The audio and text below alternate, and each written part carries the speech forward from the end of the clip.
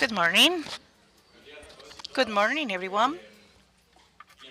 Welcome to the Symposium of Restoration, Monitoring and Conservation Ecological in Javeriana, Cali in the framework of COP16. We are very honored to have together all the experts and professionals that are in charge of the conservation and preservation of our ecosystems. We are going to explore the most advanced frameworks in the struggle against the climate change and the promotion of environmental sustainability.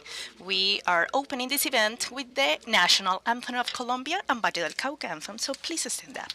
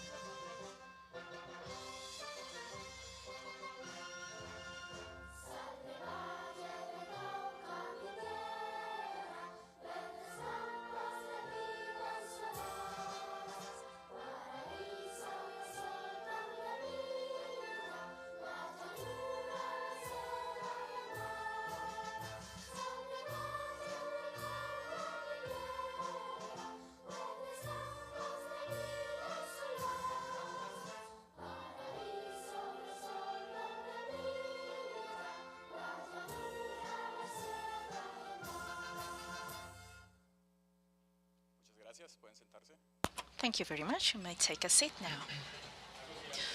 Now, following with the program, we are presenting and introducing Dr. Ingrid Schubert Garcia, the Vice Rector of the University Javeriana Cali, that will offer some welcome remarks.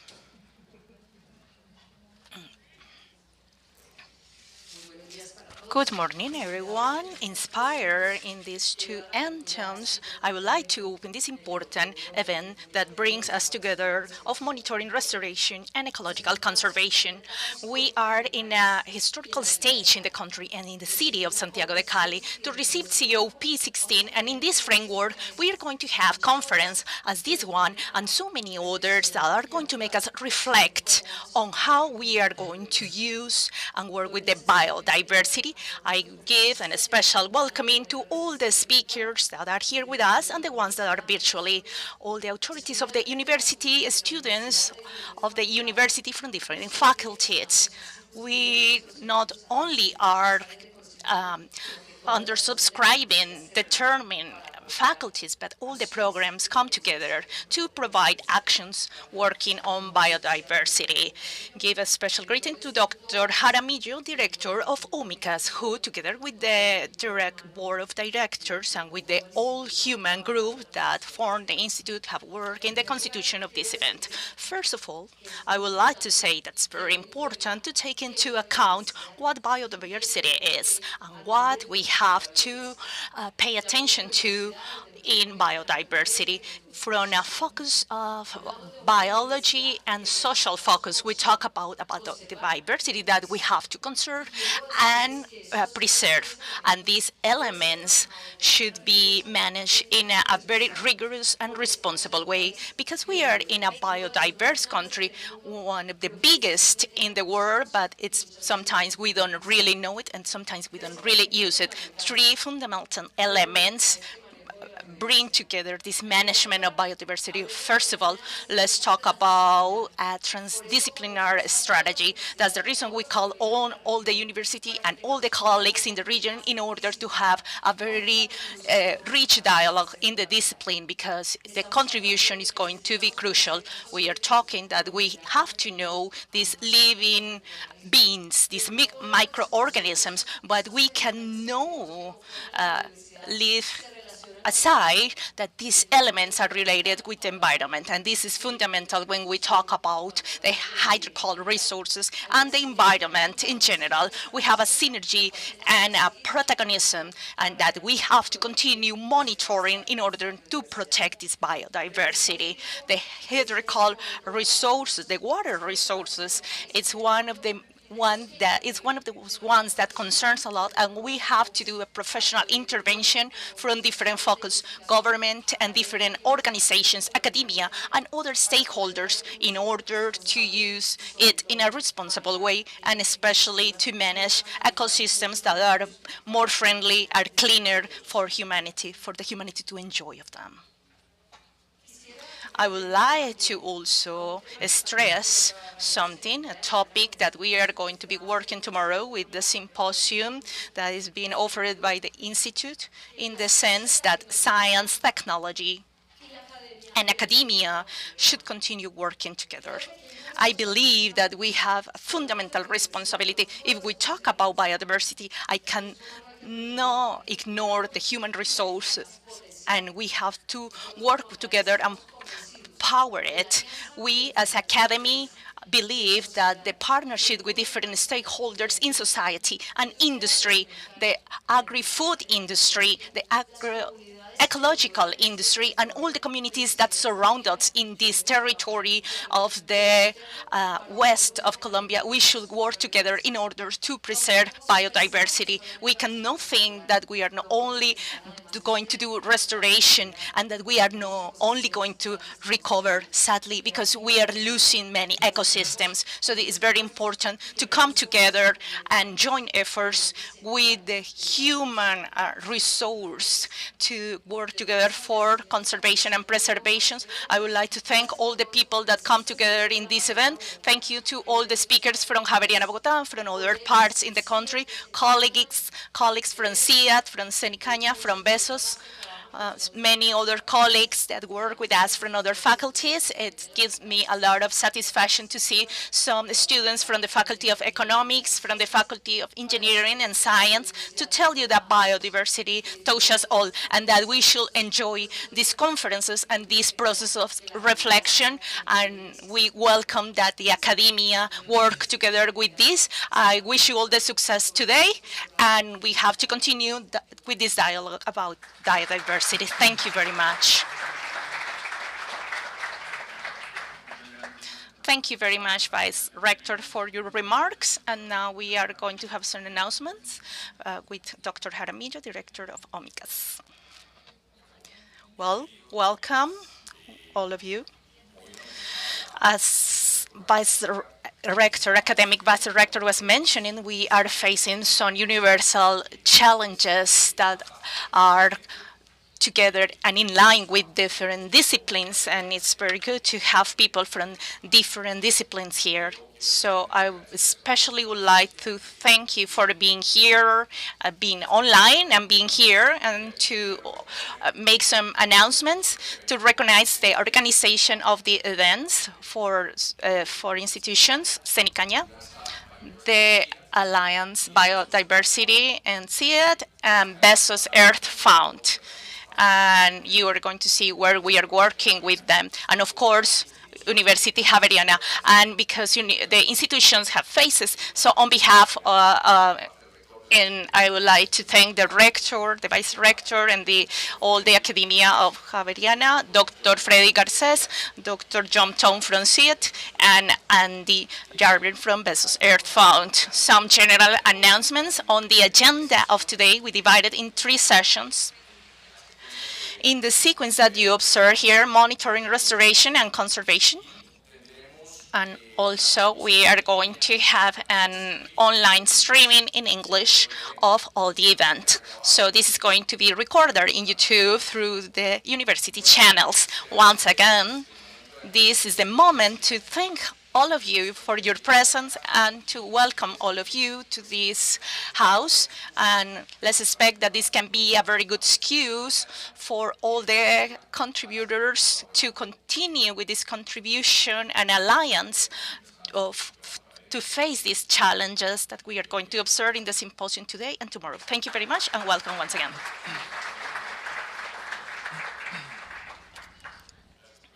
Thank you, Professor, for your remarks and the announcements. So now we are going to continue on going with the first talk of the day, the conservation of biodiversity and the climate impacts. This presentation is on behalf of Daniel de Volk. He is a Belgian genetist, expert in biodiversity and leguminous.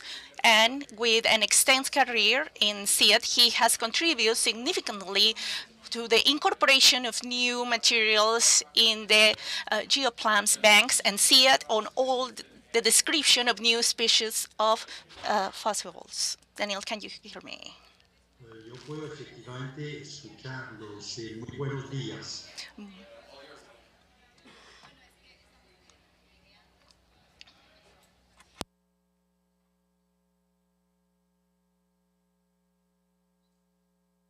Muy buenos días a todas y todos. Primero yo quisiera extender un especial agradecimiento a la Universidad Javeriana, así como al profesor Jaramillo, por la cordial invitación a compartir con ustedes algunas reflexiones alrededor de nuestra tarea adelante de conservar, conocer la biodiversidad. ¿Por qué me parece importante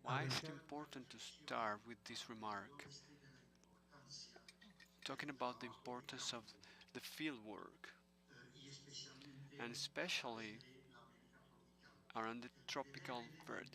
That is the first element that calls our attention is an imbalance, a very deep imbalance between the number of specialists and the number of species of plants, which, as we know, is the base the viability of ecosistemas. so many Mi ecosystems. mensaje principal, y de My cierto main modo ya message hizo reflexión a esta around la this is that vicerectora de este is what the vice rector said, evento en la mañana de who hoy, started in es this morning, lo que no is conocemos what we don't know probablemente y muy probablemente very no likely va a ser is not going to preservado, no be va a ser preserved, salvado, is not going to be no saved, va a ser utilizado. nor is it going to be utilized. Y allí yo quisiera compartir con And I would like ustedes to una share with reflexión you a que remark. teníamos en preparación We were a preparing finales del año 90 y 91 in back in varios 19, talleres 1990 and actividades 1991 several workshops, camino a regional la workshops reunión ahead of de the gobiernos government de Río de meeting Janeiro in Rio de en junio Janeiro de in June 1992 1992. y en un taller regional de América And in Central a en Costa regional Rica, workshop in Costa el Rica, ministro nos hizo esta the minister reflexión said this, que broke decía up que this y remark. por razones, yo voy a decir, casi For, que obvias e for obvious inmediatas, reasons and immediate había reasons, conservación de áreas there is costeras, conservation of sobre coastal todo en areas, lo que en el interés mainly del turismo, what has to que do estuvimos en with muchas tourism. ocasiones desde el You know, primer renglón maybe económico that's the first line in y economics, las tourism, zonas que son and pequeñas those y que son in distintas these en high Colombia mountains, y because en varias partes de Colombia, there are son several los parts in pueblos Colombia. alrededor, las fabricas de agua para las That's where poblaciones the urbanas y para factory la of vida waters pública. are Y for the este urban ministro muy regions. And sabio this nos minister, hizo this esta very reflexión wise minister que desde said el punto de vista that de la from the esfera standpoint of biológica biological hay una diversity, gran parte, unos pisos there is altitudinales there muy are some importantes entre estas floors playas, between las those costeras beaches y in the otras coastal zonas areas and the high donde la mountains, verdad él nos dijo, mire, and where truly, he tenemos un said, oh, tremendo déficit we have a en cuestión huge de conservación, deficit regarding pero conservation, necesitamos de parte de but we ustedes, need los from you, from científicos, the de scientists, darnos una to serie de give us elementos de some conocimiento, elements las from knowledge herramientas elements, para the volver tools a la sociedad to a come decir, back to mira, the hay society and estos say, sitios, in this and hay that en place, esta there franja is, intermedia, in this middle zonas de gran interés de stripe, that conservación there are donde some very necesitamos important places hacer un where we esfuerzo need to do adicional. some preservation and we need to make an Y additional la verdad, effort. si ustedes ven aquí And if you algunas see cifras muy here importantes, por ejemplo, en some tierra, numbers, en el this is a Instituto very Antioqueño, important project que led by son, así como decir, for los, that sí, los institution, conteos que se and we hicieron have de the plantas count of características species de and las plants provincias de for las each one of the Américas, countries of the y Americas. entonces verse And estos totales from these total versus lo que numbers son los endemismos. versus Y también the yo centerisms, pongo un elemento I get an adicional que es additional muy importante en el momento de element on tomar the table, acciones, which is very en important when we have to decidir take su actions, when we implementación have to en decide parques how to nacionales, implement, por ejemplo, for en ese example, nivel de national parks, and that concentración, is the level of de concentration. manera que no va a ser sorprendente So it's not going to que en be muchas zonas surprising del that in Caribe many hagan places in the fenómenos Caribbean muy are altos going de to have endemismos. a high Es level of algo muy this conocido a phenomenon, niveles which is very internacionales a known, través del mundo. especially in the islands all Si around the ustedes globe. comparan de América If you del Norte compare in North versus los America países versus centroamericanos, que es donde the ustedes Middle han America observado countries, que which hay where you más start to see that there are especies more de species, plantas more versus plant lo que species suscitó el bloque continental versus the de América continental del Norte. bloc of North Brasil, America. como era de esperar, Brazil, as you might siempre sigue expect, teniendo los niveles más has altos the high en cuestión de levels presencia de plantas of y plant seguramente species. ustedes me van a For sure, decir you're going to que tell las me that the cifras de numbers repente en algunas in publicaciones some son inclusive más papers are agresivas. maybe higher than these Hay ones. siempre, ustedes lo There saben, es un is trabajo muy always, importante this is a de very important identificación work. a realmente que las There especies are nuevas implicadas some new son species efectivas are y esto which are significa published. también We have to make sure that they are proceso effective, de and publicación es válido. there is Pero que no va a we ser have to perpetuo validate en the tanto. process of Y eso es un publication. trabajo But interesante this is a very publicado por mis important colegas en Science work that en was published in Science 2017, back in que año tras 2017, año se sigue and we have seen that descubriendo year after year we are nuevas discovering and describing especies new para el species sector sudamericano. for the American tropical Y esto zones. va al elemento fundamental And que this es el goes to siguiente. the Cuando se paramount compara element, which is the next. varias When you países del compare mundo different versus el zones of the talento world versus humano the que human se talent, the desarrolla. human resources, Yo soy the specialized human resources. I'm original from Belgium. We found 1,000 species of plants in Belgium. We can say that amongst teachers, academics, researchers, and amateurs, we can find 200 people. What does it mean? That there is one person who who has a high level of familiarity with plants. If you do the same exercise in Colombia, the question is that we have 200 people. We hope that it be 200 people between teachers, researchers, amateurs, and specialists who know the plants. And as we saw in the last slide, we are around 30,000 species, different species of plants. So the problem that we have is that in this COP16, which is upon us, we are going to find we're going to be able to find new mechanisms of cooperation to correct this imbalance that we find here. It doesn't matter if it's in the in the tropic or in the mountains. There are some complete genres where we don't have not even a person because the specialist maybe died not long ago. Now I want to, with a couple of examples, insist with the importance of the field work. And this is, for example, the Arsalinas in Frigol Común. There are two works which are very well known, in which we can discover the Frigol Común, the common bean in Central America. And we can see in this sector, which you can see here, in the limit between Jalisco and Michoacán, there is a group of wild beans who have a slightly different protein between globulins, which are most of the proteins of storing within the beans, and the lectins called arsalines. And there are several variants of these. Maybe it's about 9 of them. And as you can see, there are 3 that make some insects that are stored by farmers that have antibiosis, so the larvae of those insects cannot develop themselves. There are others of these proteins which cannot create, cannot do this phenomenon. And something interesting, back in 77, I was talking with an entomologist, and he said, when we were having lunch, I'm going to abandon this research program, the research line, because we have tried 11,000 traditional variants and we have not found any resistance. And I said, see that I was identified yesterday in the collection of the bank some wild beans. Why don't you include that? Why don't you put these grains in contact with insects?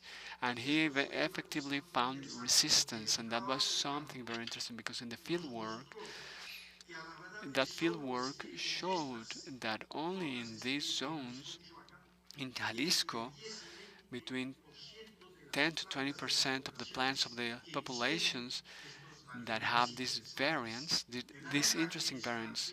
So it's also part of the natural variation. There was no a selective pressure from the insects to develop this resistance. And as in the case of the small beans, domestication happened somewhere else, not in Jalisco, maybe up in the north, on the northwest part.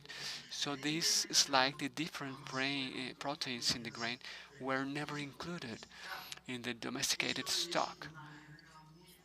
That is a very elegant way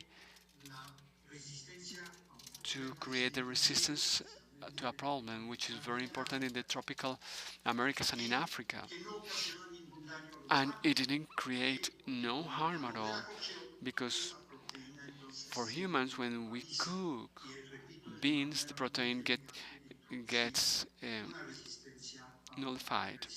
And that is a very interesting way to get the resistance to a very troublesome insect. And why is the field work so important when we want to find new species? Several of my colleagues through the years, and starting with the pioneer work by Peter Jones, have developed models to create new materials of wild species, and they take into account these parameters. What you find here is that to create these models, these computer models, this works through an average. This is very useful to find populations when the knowledge about them is limited. But I'm going to highlight that when a hemoplasma bank has some variation, it is important to have the edges which are away from the average. And there is also a very important phenomenon, which is that to create a mathematical model, you need obviously to have some previous records, at least 12 data, a set of data of 12. If you don't have that, or if you have never found the species, so it's going to be very hard to have a computer model that tells you where to go because you're not going to find the material. That happened with some colleagues from Costa Rica University. From Costa Rican University, I had the responsibility to find between two ways. I found this one which no one uses because I am from Belgium. And in this moment, I talked with a colleague, and this was the first species that we had never found in a rainforest with only a few weeks of dry season throughout the year.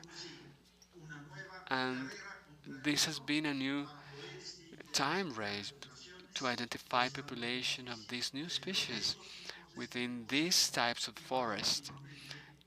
For at last prepare a work for the National Union of Conservation of Nature to say this is we have found this because of all what we found regarding deforestation.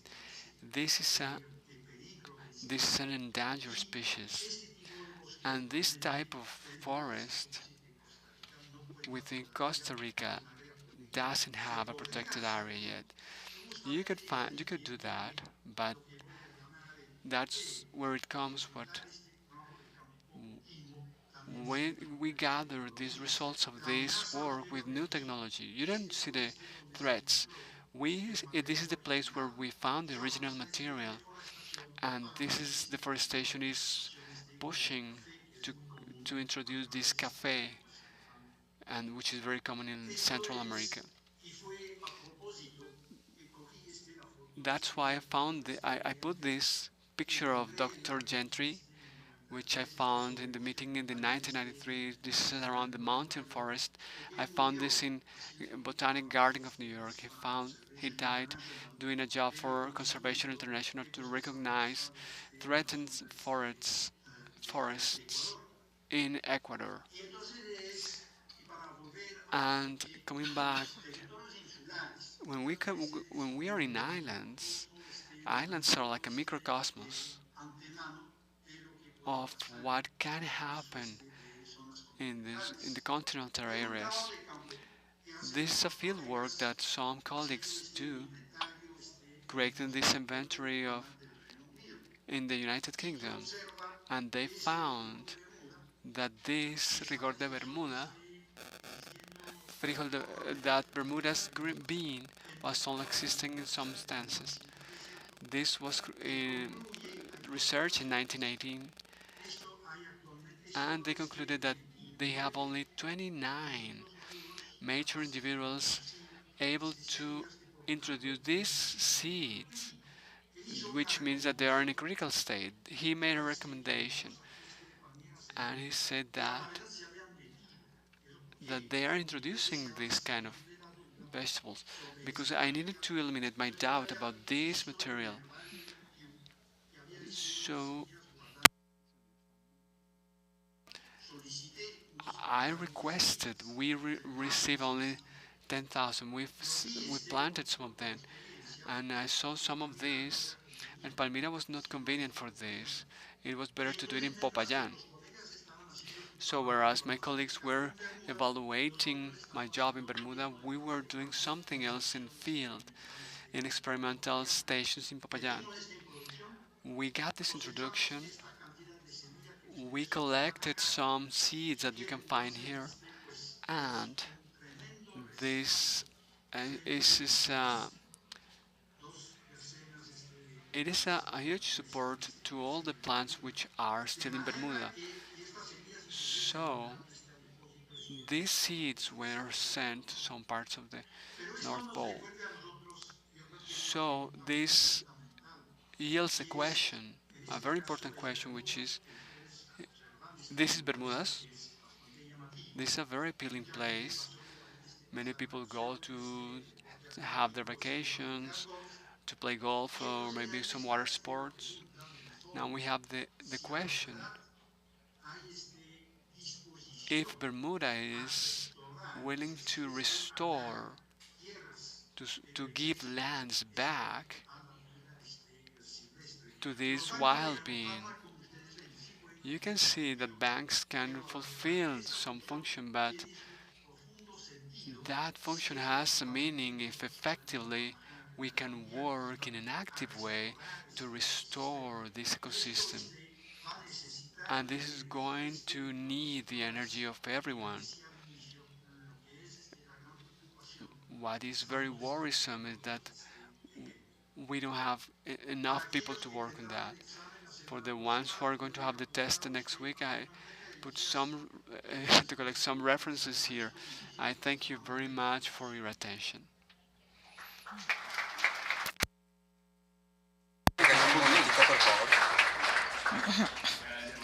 Thank you very much, Dr. DeBolt, for your presentation and the talk. We are going to start with the Q&A. We have microphones around the auditorium, so if you have any question, we can give you the microphone so doctor can answer.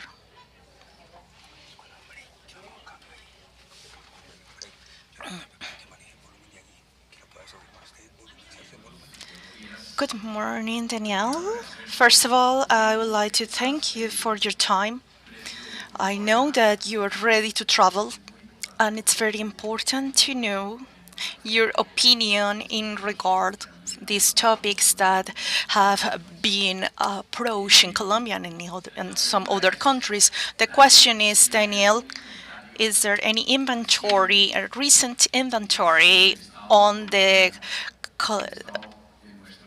Colombian state and our ecological perimeters, including the Amazon and the Pacific region and the Andean region, and if the gradients of those regions are decreasing or are improving?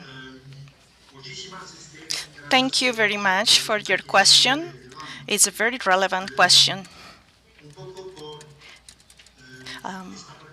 Because of this concern that we have this wild cultivation, and early in time have been very interested in the high forest from Mexico to Chile and Argentina. And why is this so? Because the high forest have been very close to areas where people from the pre-Columbian times have preferred to live. Of course, we know that we know populations and cultures that were able to develop systems of societies in the Amazons and also the Maya world, whereas also in lower zones, but in a certain way they have this interest with this interest above 1,200 meters. So regarding the recent inventories, so we have been done this in some parts, and there is where we have deep concern, and something that I have been insisting on are the perimeters of urban areas that continue growing.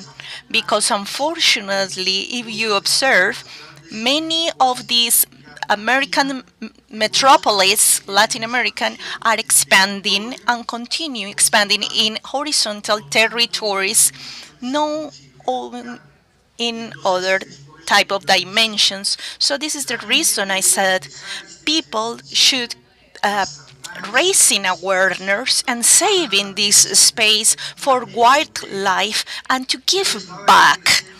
Recently, I was in another conference insisting about sustainability because this is something that we have to try to build, and especially because the human societies do not continue in the pattern that we have been having in these last 200 years.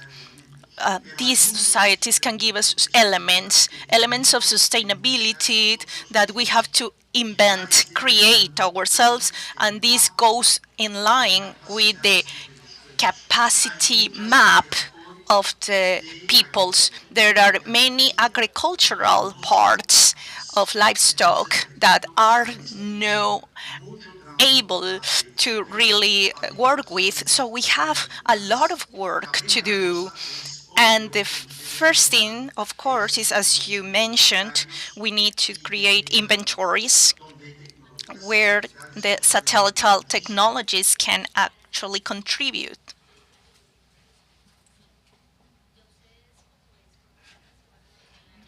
Thank you very much, Doctor, for your answer. Any other person would like to ask a question? Well, I have one, Daniel. If I have a bean species that is not resistant to a plague, you presented that some of them were very resistant. So how will you develop in the future if one of these species that is not resistant can become resistant? Well, this is a work with Dr. Cardona, and in a certain way, it was a pioneer work, not only from the point of view of resistance, but also from the point of view of improvement. And why is this so? Because I believe that it was the first example that was applied of the selection by marking. And why is it so? Because you can, as you observed, let me see here very quickly. Maybe you can see, you can, with a little piece of the bean, of the grain, you can do electrophoresis of the protein, a protein, and to have the answer in less than 24 hours. And to know if there is what is the gradient, and this same seed from which you have extracted the protyledon, you can actually plant and to continue in the improvement process. So from my perception, that was a very fancy way to do it. So because in that way, we didn't have the need to include all the grains in the experiment with the insects, but only to see if there was this variant and to rule out the ones that were not able, that we didn't use.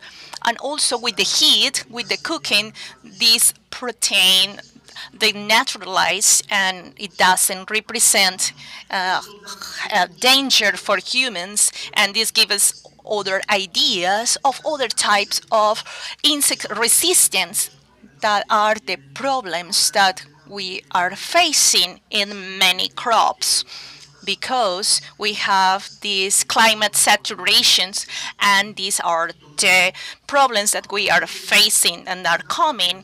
And from a technology such as this, with molecular markers, we can progress in a fast way and within the selection. Thank you very much, Doctor.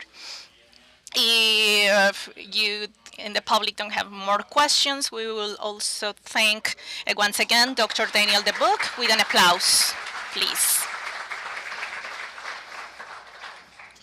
Thank you very much. Now we are going to have our second presentation, the hydrological monitoring for regional water security, with Marcela Trejos, a senior researcher with a big experience integrated with hydrological resources.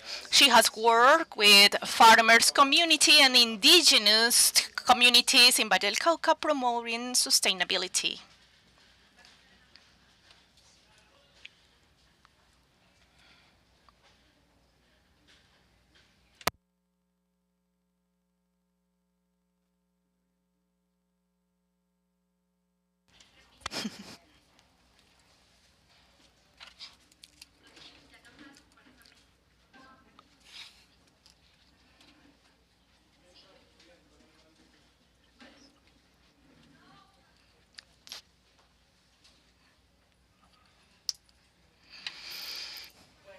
Good morning, everyone.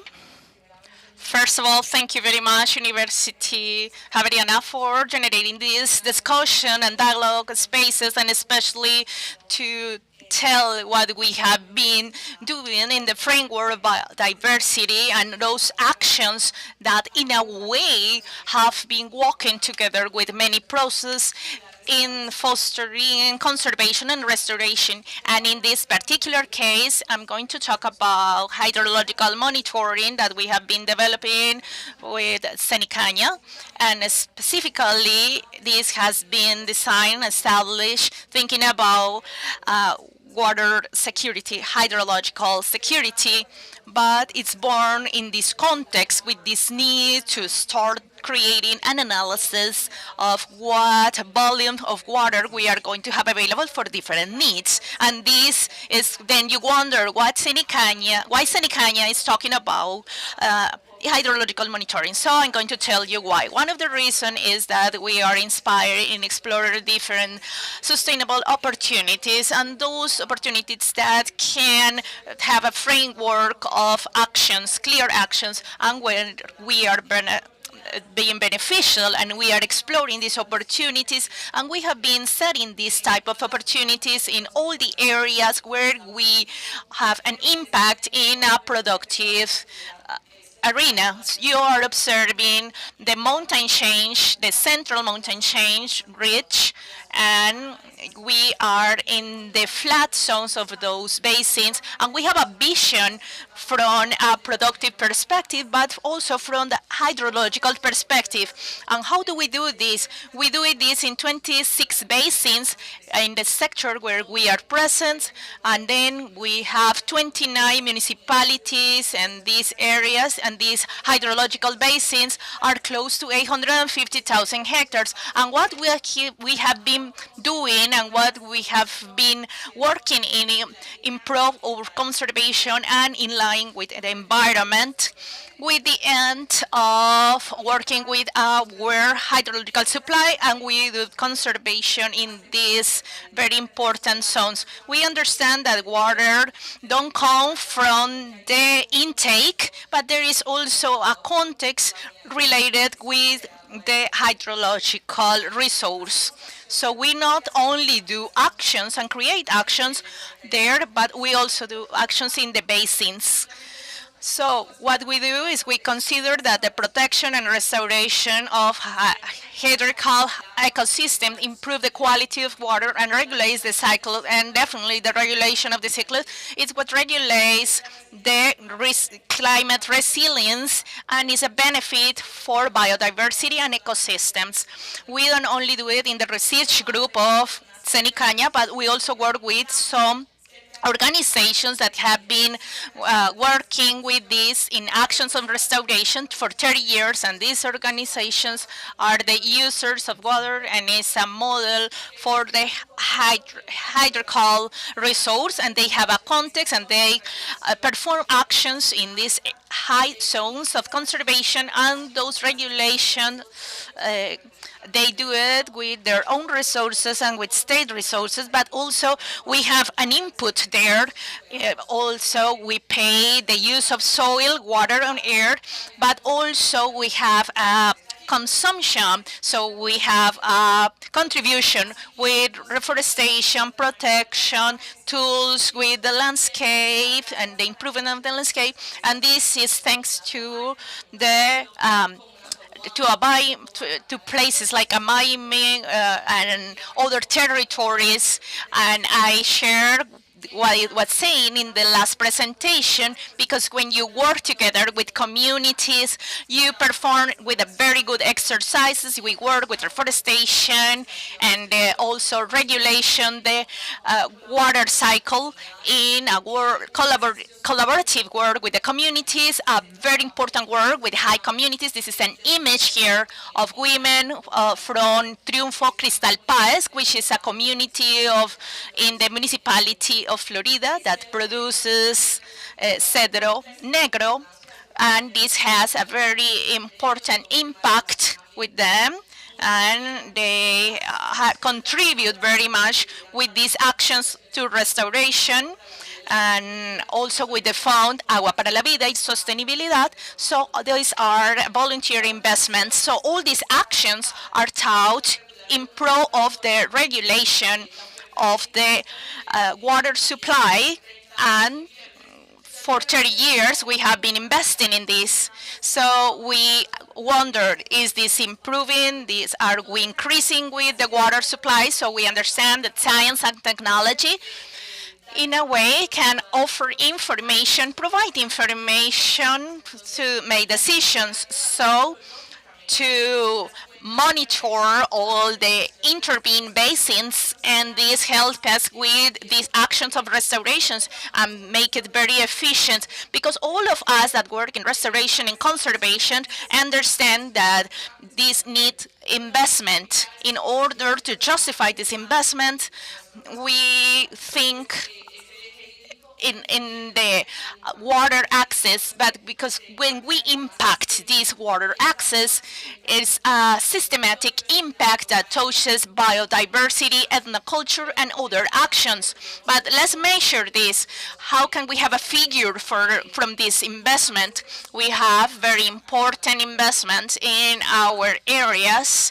So then hydrological monitoring is born to measure and evaluate this impact and these actions, not only our actions, but also the actions of the communities. There are high communities that are very committed with the actions and with investments, and they have been applying some actions. And how do we measure this? If these actions are working in pro of managed water in a very organized way. So the variables that we have, one is rainfall, flow, dissolved solids as an indicator of soil. If the soil is having an attachment, physical-chemical attachment, and also a transmission network through process that we have been waiving, and we have an embedment as a research center, and we have LoRa1 is a continuous transmission in different zones where they have a replica of the signal. So to have access to this information help us to have in real-time information and make decisions, and also to monitor water in the high zones, and we can understand if this volume of water can help us to solve problems and to give supply with the user. So this has been a very interesting process. We have been monitoring paramount zones. We been accompanied by the communities. That has been a very harmonized process in order to have these antennas to have impact with this process, and all this information make us build a very important team to make decisions, and we have different methods to measure, and also we have to different ways to measure this, and this process started in 2013 and is consolidated. And this is a very important project of Senicana, and let's start measuring this and measure the impact. So in that sense, from those 26 basins, we have been monitoring many. We have 16 stations that allow us to observe the impact, the positive impact, pluviometers in strategical zones where we have more humidity, and this has allowed us to have transfer from Gotas. Gotas is an application that you can download in your cell phone and to follow the rainfall in the basins of Rio Cauca, not only in the flat zones but also in hot zones. So if you have an action of restoration, then you can download Gotas, and where we can observe in a real time to this connection if we are having rainfall or not. And this also has helped us to have some training and some techniques in the hydrological resource that has allowed us to have baselines, and we have rainfall regimes intensity, and this is very important. We have 85% of deficit of rainfall in the month of September, but these tell us that we can identify when it rains, but how much it rains and the time. So this intensity, in order to see if the response of regulation of this restored soil is working. Maximal peaks and minimal peaks are very determinant, because are the moments where definitely the water can reach everybody. Sedimentation and hydrological monitoring is very important, and in particular, as an case of study, Agua Clara, we have different methodologies of assessment, and one of these is a case, paired case, and we have different methodologies, three methodologies, but today we would like to tell you about this specific methodology that has a very important one. This is the basin of Bolo River, and we have municipalities like Pradera, Candelaria, and a little bit of Palmira, and this basin, through this pair analysis, offers this. Okay, we just found some sub-basin, which is Agua Clara Basin, and we established a basin which has the process of conservation and restoration, and the other one who is not under that process. So that's where we can compare the behavior one area against the other. One of them is 88 hectares and the other one is 82, and we can start analyzing the rainfall regimes, and that creates a very interesting analysis. In that basin, the variables is rainfall, water flow, dissolve solids, and we do it to the spillway, which is a civil work which can allow us to control through sensors the behavior of the flow. Rainfall, we have some counterweight tools to measure the rainfall. I'm going to tell you how we have measured this with this technology. We do it we do it in a real time for rainfall through IoT and Luraban, which you can reach through your cell phone. You can see how Gotas is working there, how we have this device in that particular point, and water flow and solids it's through other technologies. We have participated, many people here, we have done these measurements throughout 6 years. We have done it with the work with communities, and because we have a person right there to guarantee this continuity. What have we found so far? Here we have the chart. You can see it here in white. We have the preserved basin against the non-preserved basin, and what the difference here in the rainfall levels. They are very close. They are in the selection of that point, and we have to congratulate the persons who showed this point. They had a very controlled regimes which is not easy to find at the level of hydric monitoring.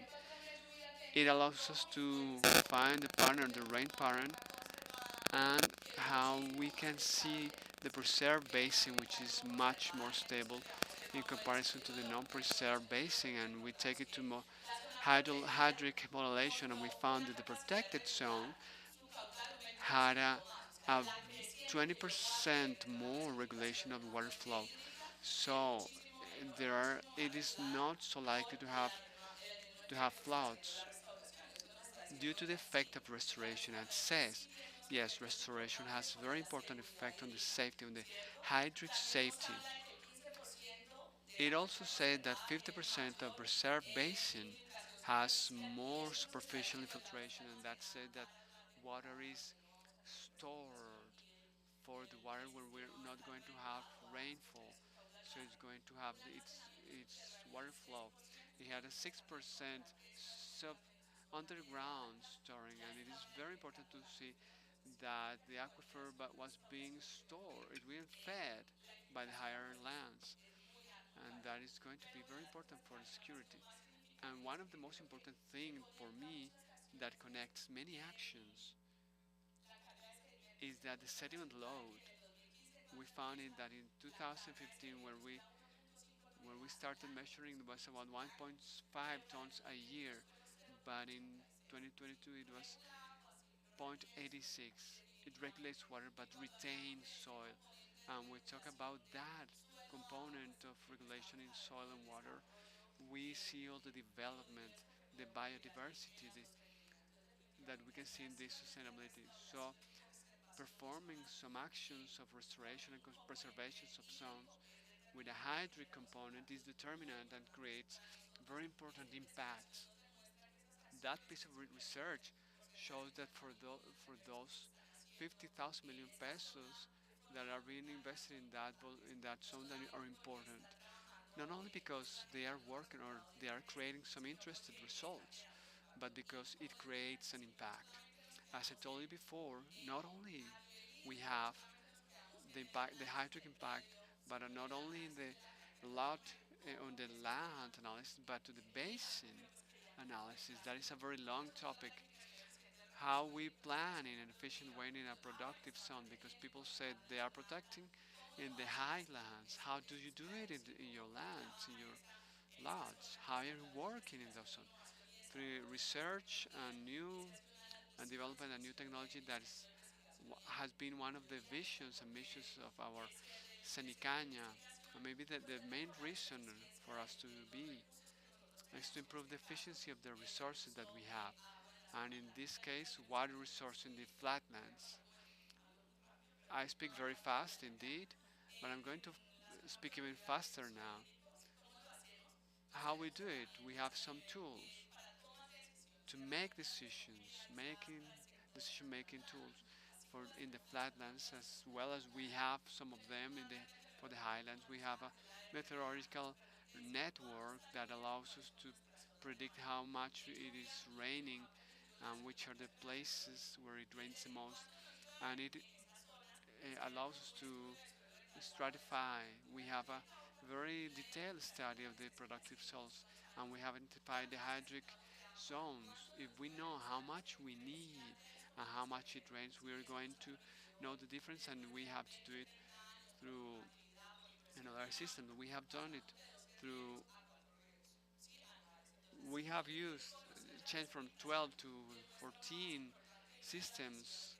Uh, One of the missions that the COP16 has is to define climatically intelligent communities, and that's where we have to work towards, because it shows what we do. If we know how much it rains, we can plan. We also have some land management methods, and we compare the information that we got with our analysis and define what is the hydric balance. We have some sensors and water drops systems, and which are some systems that we have developed in the Senicania administrative control of the water drops use, and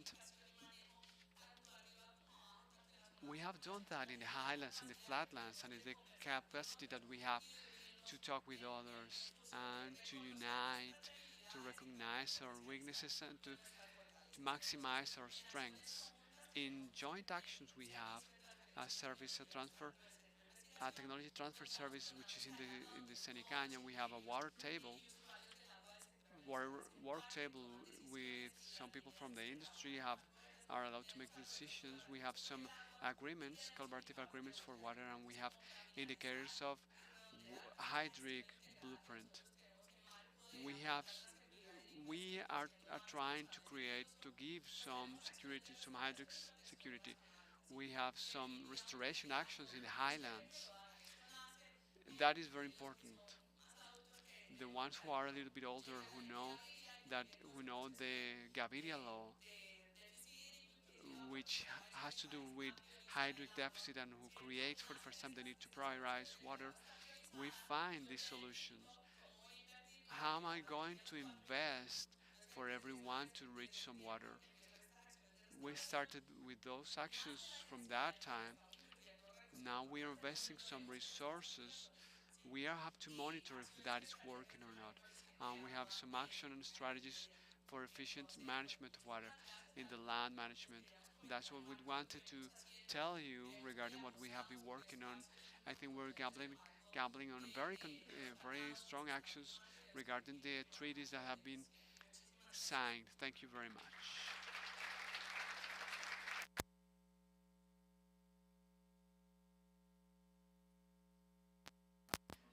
Thank you very much. We start with some question and answers.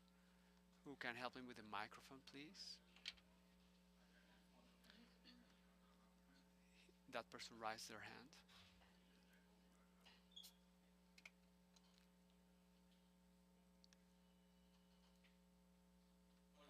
Hi.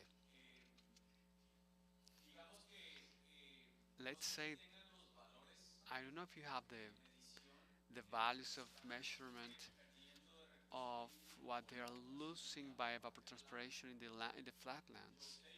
I know that everyone knows that regarding sugarcane yield profit are given by square meter, and I know that that is a very strong fight.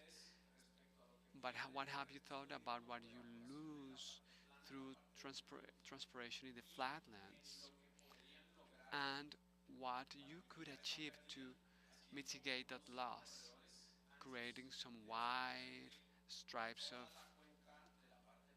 for all the basing of the flatlands, which would empower that biodiversity and could help with biological control. Let's now discuss the legal aspect, but I'm talking about 35 to 50 meters stripes at each side of the courses of hydric streams that we have in the flatlands. Thank you very much. Transpiration is part of one of the variables of the RMA, and that is within the hydric balance. That is an indicator of water loss, and that is very important for us because, as everybody knows, all the beings breathe. We have been working on very precise methods that can allow to predict the range of evapotranspiration. The second part, which you connect very well, yes, of course, we have been working in topics of widening, and we are going to talk about that with Carolina, how we have been working. You can see that in 2015 we started creating the plan. We have been strengthening this. We have been growing. Now we have 12 monitors present this week. We are adding 3 more. It has been a learning process, and we continue to learn and giving more to sustainability. I'm going to tell you a bit about the restoration actions and the biological corridors that we have in the framework of the productive zone. They are going to explain a little bit more about that, but that is a necessity, and we have been working on that. We're going to tell you about that later. Thank you very much. Hi, good morning. Thank you for the presentation. I have a doubt regarding the information that you give of diminishing the irrigation systems. it changed from 12 to 4. What is the increase of the surface of the cultivated surface? You lower the irrigation systems, but do you increase the surface that you are reaching with the irrigation in terms of cubic meters? Is that relation between surface, between uh, water flow, is not only is about lowering the amount of irrigation system, but also the how it relates to the increase in surface. Yes, what we have here is thanks to the RMA, which allows us to know the climate, is that we have some zones which have higher hydric need necessities. For example, the north of Cauca and the south of the valley are very humid. The central zone is drier, and that allows us to know in which zones I do not need irrigation and some saving, some emergency irrigation system.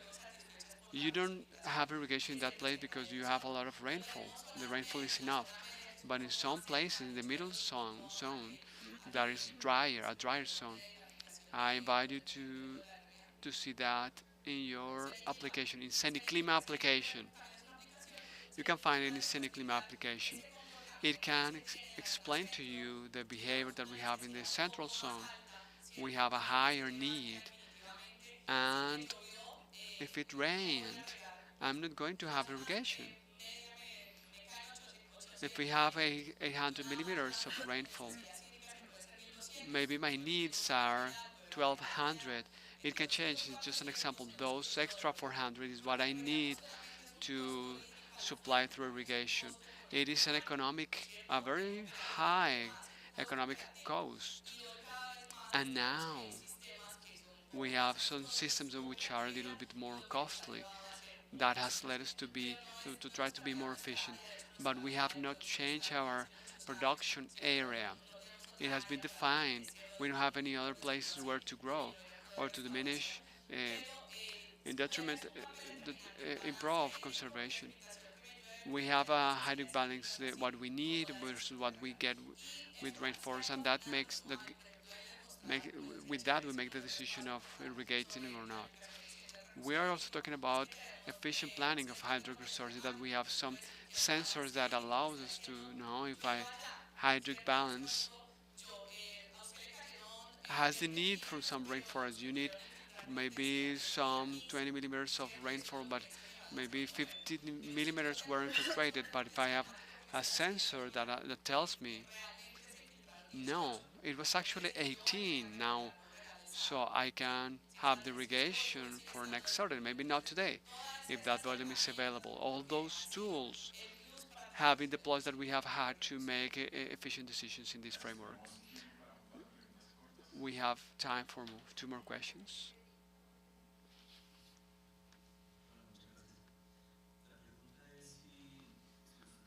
The question if in the Valley of Cauca, the monitor, beside monitor, we have a monitoring of the quality of water to detect phenomena like mining, which are affecting the water, and to check if the result of the water after the cultivation, uh, what is it about with fertilizers or pesticides. So in the first case, when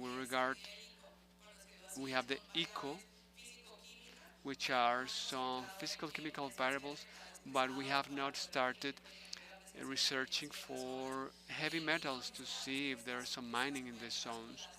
And what we do is that in these 12 basins which are being monitored, there is some mining, but there are some identified losses. So we don't have as a mission to measure that in our monitoring system, but we have the infrastructure if someday we want to increase the amount of variables to measure. And the second question, which I forgot, was the second one is after the process of use of water in the plantations, if we measure fertilizers, pesticides, herbicides. Nowadays we have the identification of the hydric footprint. We have some gray blue footprints. S when we have improved a lot in fertilizing, and we but with the other topic, fertilizers, in about five of the plantation we have fertilizing creation by compost that strengthen the productive zones and that has decreased the use of fertilizers, but impact on water sources. All of the leftovers that come from the lands, the leftovers are fewer and less every time. That leftover goes to another lot. It's like a train of use of water because we have each time we have fewer water flow to use. Thank you very much. We thank we thank Maricela with a round of applause, please. We are going to ask a question to her on the breaks. Now we continue with the symposium with the drone integration and sensors in the phenomic in the agricultural phenotypic by Dr. Julián Colorado, professor from Pontificia Universidad Javeriana in Bogotá and coordinator of the phenotypic coordinator in the EOMICS Institute. His research is centered on the advanced research system for autonomous systems with a strong focus in the robotics impulsed by AI with the objective of creating and implementing efficient robotic systems in the field.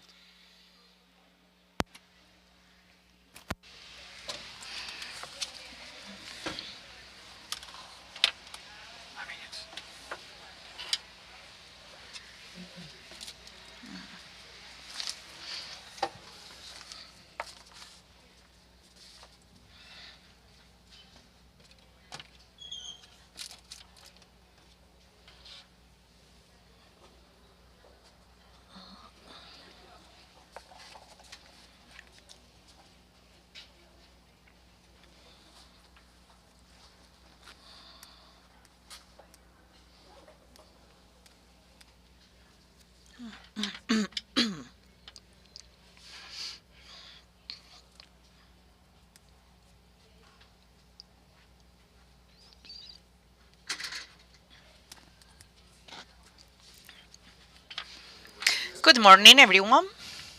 Thank you very much for this invitation, and it's a great privilege to be here sharing with you the advances from the Institute and with the university, our interdisciplinary team. Andres was mentioning in the Institute, the idea is to work with challenges, universal challenges, and of course the disciplines take relevance in the framework of a universal area.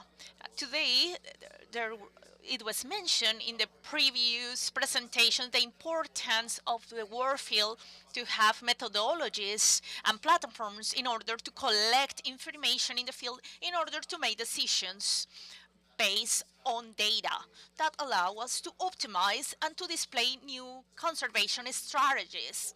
So in this focus, my intention with this presentation is to show all the applications that we have developed in phenotyping and what applications and platforms we are developing and what we are bringing to the field in order to have autonomous system with certain intelligence uh, to capture information and how this information that we collect in field and the crops and in other systems, we are also working in agri-forest systems and how we can use this information, and in the omic science we can develop new varieties and new cultivars in order to have more resistance capacity to plagues, to climate change, and to biotic and abiotic environments. And this is also the expression of the traits of the phenome. Our focus is phenotyping in the agricultural context. And down there you can observe some icons of disciplines that have a very important relevance, like robotic, drones, artificial intelligence, new scale intelligence and how we can develop methodologies that are integrated and compresses this paradigm.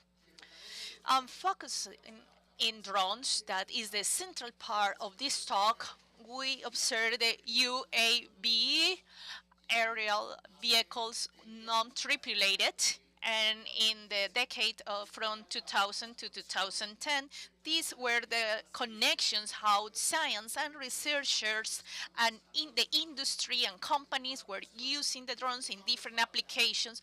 And there we have the art state. 15 years ago, we observed that we have some important connectors with agriculture, of precision agriculture, as you can observe here on the right hand side, and we start connecting with autonomous systems. Let's say with intelligent agriculture and other types of words that nowadays we observe in a large framework that is in food security, for instance, and now we have a new panorama, and then we have other connections with the UAV drones, and of course we maintain these that we those ones that we had before, but are coming out other words and other subclusters like remote sensing that is very important, that to have in the field the monitoring and in distance to have different phenotyping cultivars and varieties. And then we have other technologies, very little here. I mentioned it before, our researcher in the first talk was mentioning how we can use satellite images to do the monitoring of big scale territories and multi-spectrum images, and with the radar to do a topographic analysis and to observe what is happening with different crops or with different hydrological basins and with forests as well.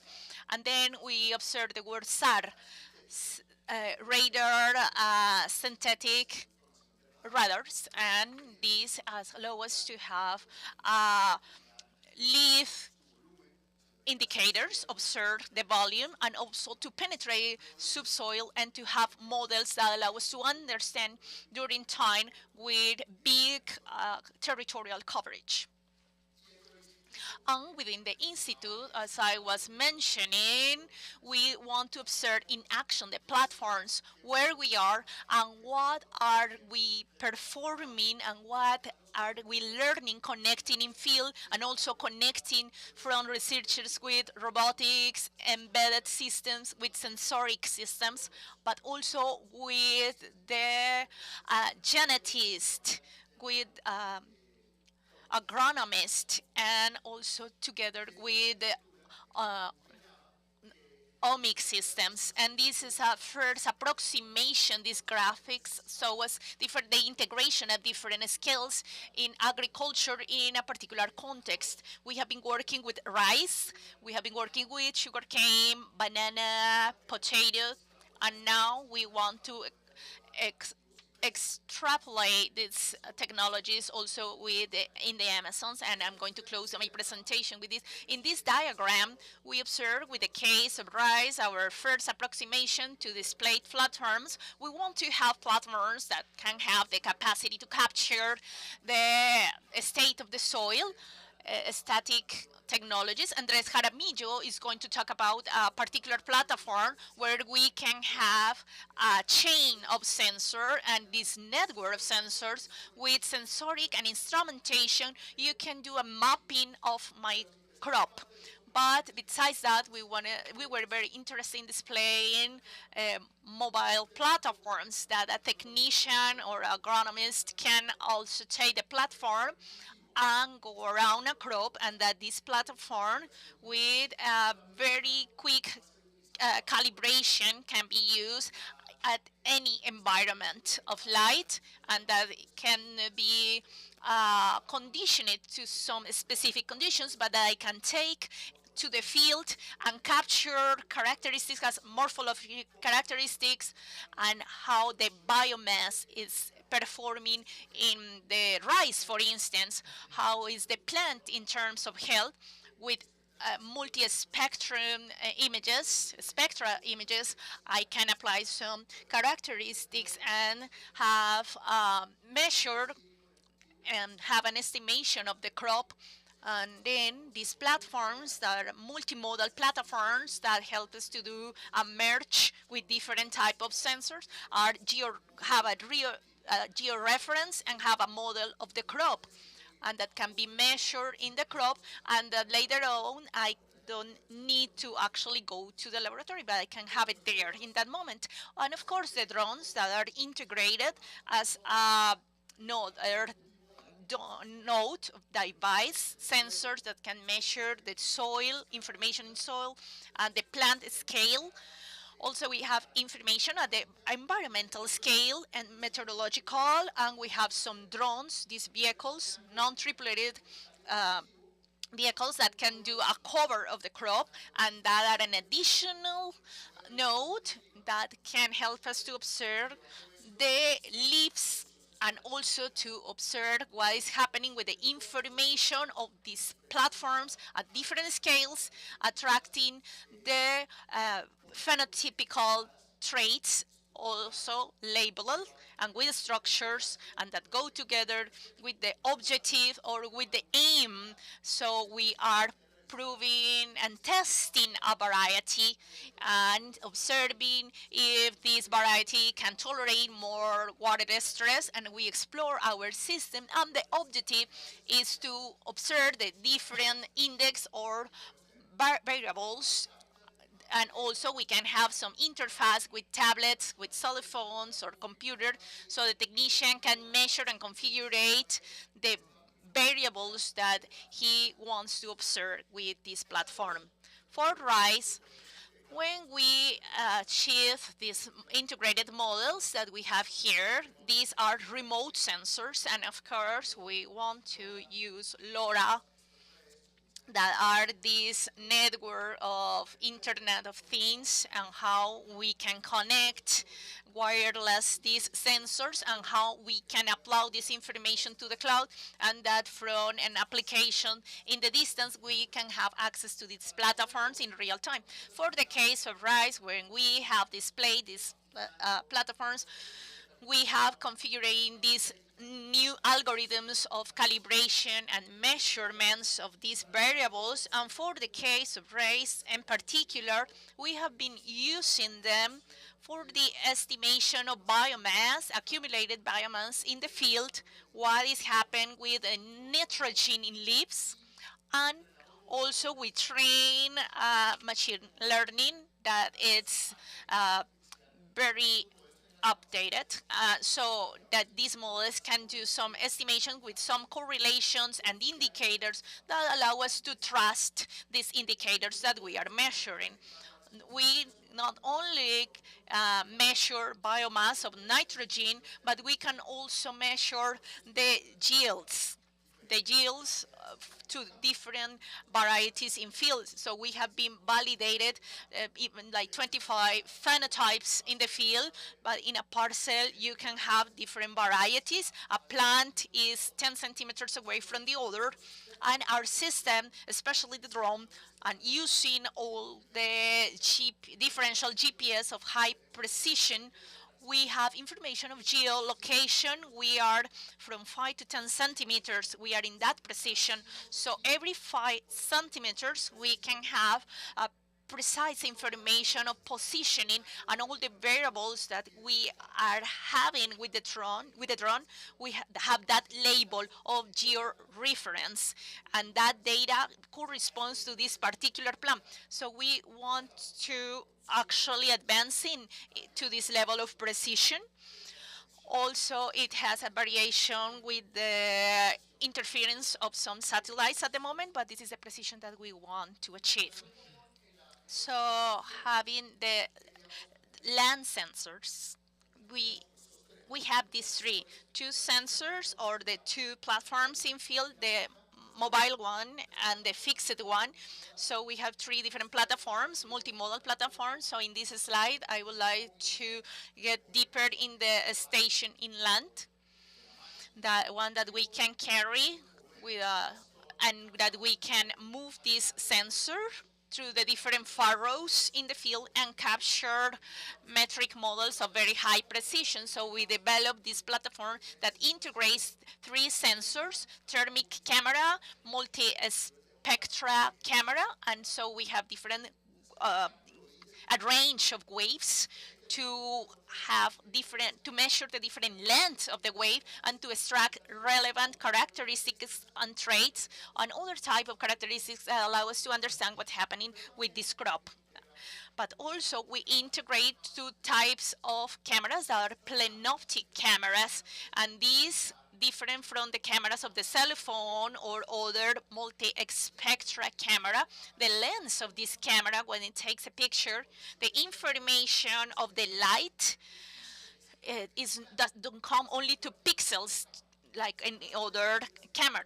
But the plenoptic camera can capture light vectors, so we don't talk about megapixels, but mega rays, light vectors that come to hundreds of sensors in the device.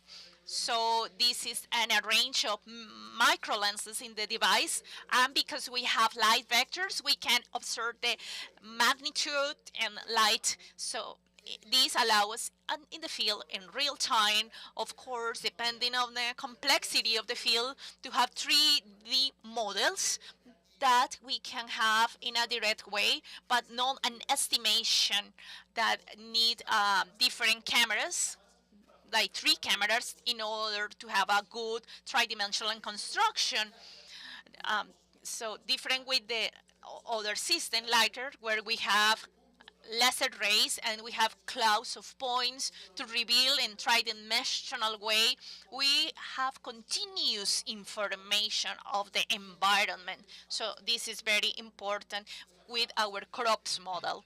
So here, a video I'm showing here how a technician in the field half an hour of work takes this system, as you can observe here in the picture. Here we have the systems, and from the froze you are walking in the parcels and in the to have different models, 3D models from the furrows in 3D and are of very high precision. So when I zoom this image and I get and observe the precision and the resolution of the system, we can observe what is happening with each leaf in particular.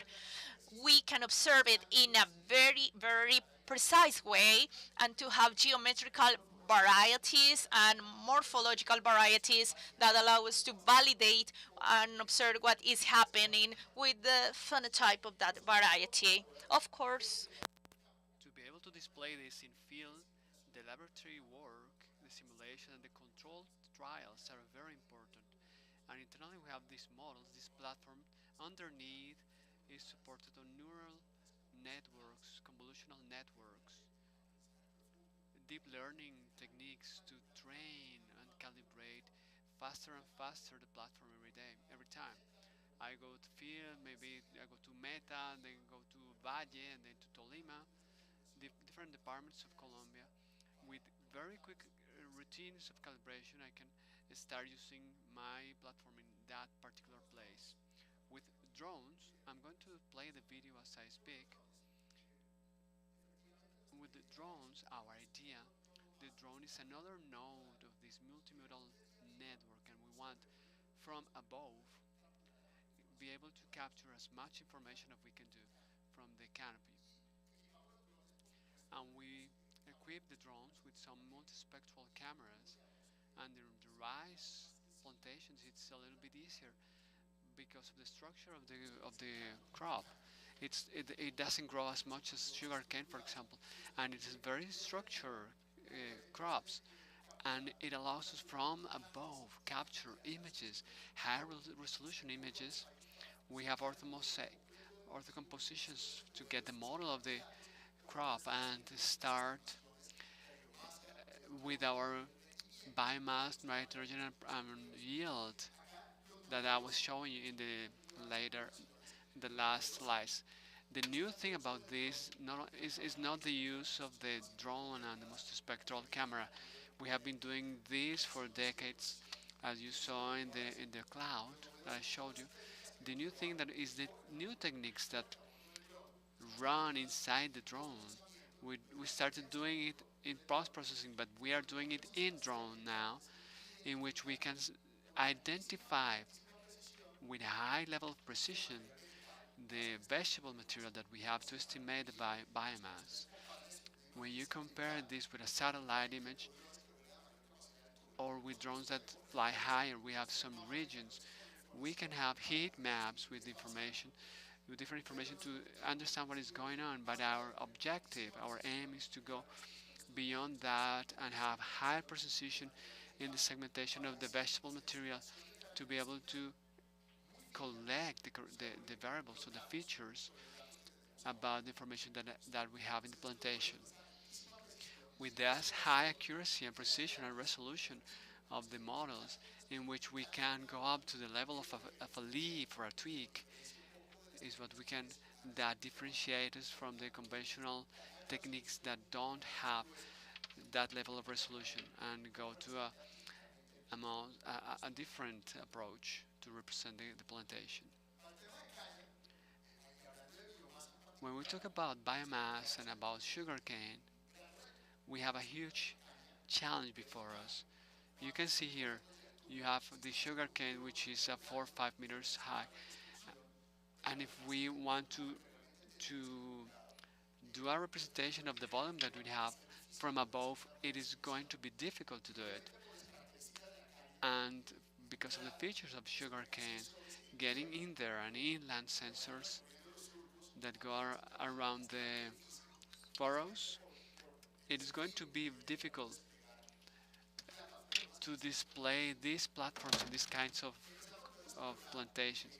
So we start exploring how we can use this system, the SAR, synthetic aperture radar, SAR systems, to which we can access with some money. How can we have a smith, a tailor-made system?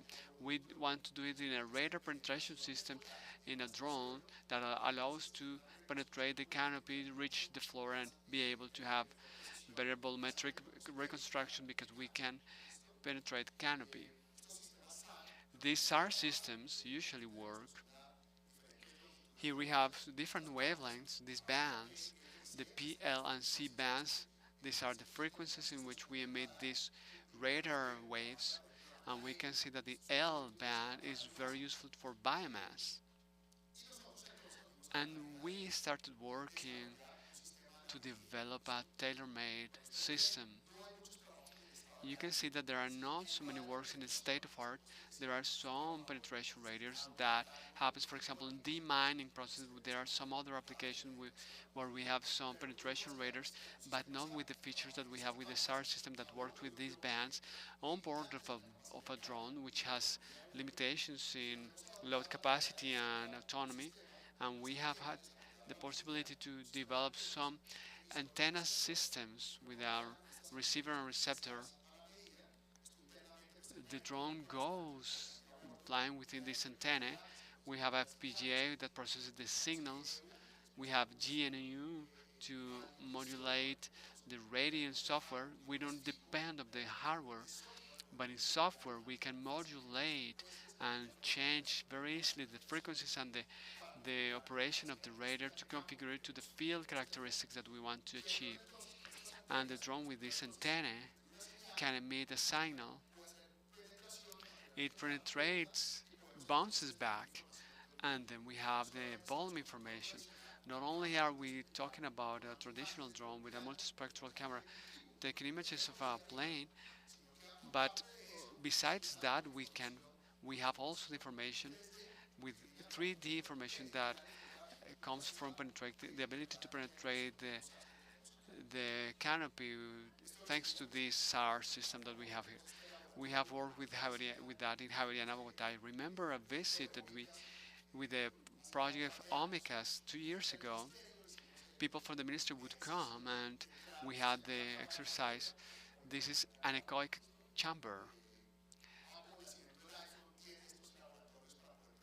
we have this, for example, we have an isolation place where we can check the radiation patterns to check the signals. And in this kind of laboratories where we design this antenna, you get in this antenna, you close the door, you enter there, close the door, and after 5 minutes or 6 minutes, if you start yelling, you don't hear you don't hear your voice because signal is absorbed by the system, and you start getting with some balancing problems. After 10 minutes, you get sick.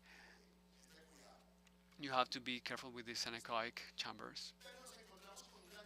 But we have a huge, or before a huge challenge, which is we need to work with the stability of drone.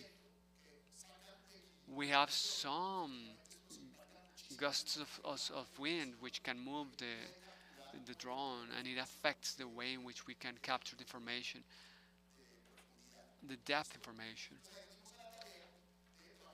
So we started working. I'm not going to talk about the equation, but all drones, when you buy a DJI, a very famous brand of drone, they have an autopilot, and the control algorithms allow the drone to be autonomous and fly from A to B in an autonomous way. That autopilot uses very simplistic way, payday techniques or any other very simple flight techniques. I'm going to play the video now. We changed the autopilot. With some colleagues in the Netherlands, we started talking about some much more sophisticated ways of which simulate gusts of wind. When there is a gust of wind, it goes against balance. We can counter the stability of that much better than any other system. For example, we are seeing here, this is the classical autopilot system that we have in the drones, and this is our strategy of control. When we have the oscillations of the graphs of the charts, is where we can attenuate when we have a much more stable drone against the same gust of wind that happens in the field. That allows us to have more stability to improve our capacity to capture with this radar penetration. I have only 2 minutes left. We want to extrapolate that. I want to explain this to agroforestry systems, and we're working with the Sinchi Institute, with the Omicas and some more allies. We have worked with some doctorship thesis, and it's to display these phenomics systems in the Amazon to be able to see a particular palm, Moriche, Canangucha. Morichales, which are the trees, are very famous.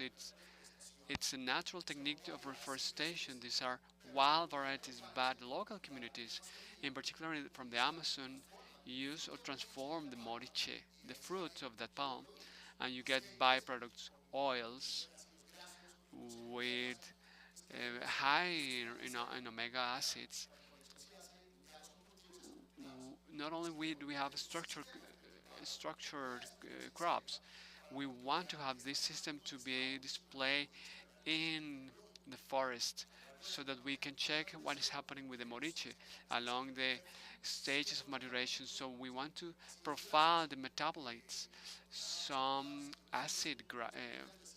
fatty acids that allows us to know what is happening, what is going on with the accumulation with those fatty acids according to the maturation state, and we can find some collection optimal points according to that profile, and of course give more added value to the byproducts that come out of those crops. We are using those penetration radiation. We are now in dense forest. We're talking about 30 or 40 meters tall palm trees. A satellite image is information, but it's not enough. It is a plain information. We want 3D information, and to have models of these environments and to be able to identify, as you can see in this image, and which ones to be able to tell which palms are moriche and which ones are not, and be very accurate in this, and from that segmentation be able to display other platforms to monitor the fruit, to be able to know or determine the optimal point of collecting. Of course, I wanted to show you and to end my presentation with this. We also want to have this. These are the morichales, the palm trees. This is a picture taken by us. That's how the display is done in field. This is how we plan the mission. Now we want not only from above with a penetration radar to be able to capture information, to collect information, but we also want to get in the forest. We want to be in there. So in the video from above, we see two options. The first one, we can use drone as a hive. This state-of-the-art system, but those environments are not that dense as the Amazon. The drones can evade some obstacles, but we are not in such a complicated place like the Amazon. But and here we're with some colleague Matthias. He was in the postdoc program in that firm, and with Zurich in Intel, they put a camera to a hawk, and they are training a system, a deep learning system of how this animal can maneuver in the forest.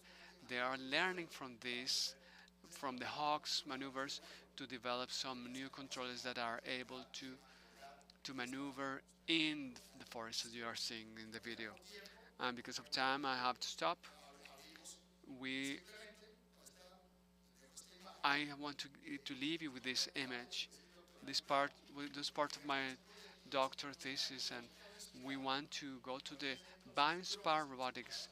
We want to have drones inspiring bats, which have a huge maneuvering capacity. We want to have drones like them. We have learned on how bats fly, and we want to have sensors on board that allows to have this mapping and to be able to have this kind of reconstructions. Thank you very much.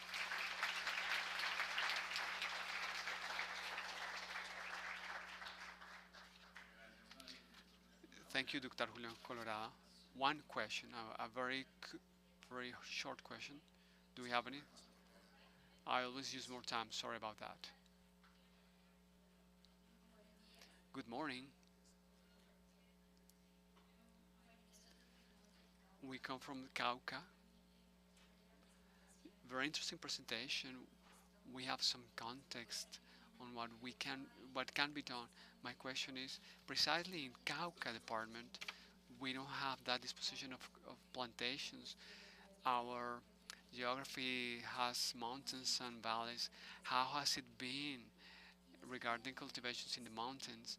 And part of my doctoral thesis was about drone hives, and I want to know if from the institute that you are working or have you worked, because I know that there's a lot of research. There's a lot of planning to do, and how can you what can you do to achieve that precise information? Yes, for crop we have been working in flatlands. We have working in coffee and potato where we have some slopes, some very important slopes. Sensors. So the land sensors are very important. We display some sensors, and there are some techniques, the Kriging algorithms, where we can interpolate. We have some sensors which have the instrumentation on board, and we can have some interpolation to have a better modeling of what is going on in those portions of crops where there are no sensors, with some estimation algorithms. It works pretty well. So we do some study. We know what are the optimal points to display the sensors, maybe in a slope or an inclined terrain. We identify the best points to display the sensors, and we train. We train the model to be able to do the interpolations, have some coverage, some complete coverage, with estimation, with interpolations. There are some real places where we measure, but we have some very good correlations, and we have done that in coffee and potato, and we have had some doctor thesis works in these types of places.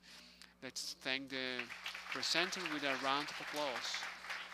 Thank you very much. With that, we finish the first session, and we are going to have up to 15-minute break, and then we continue with our presentations. Thank you very much.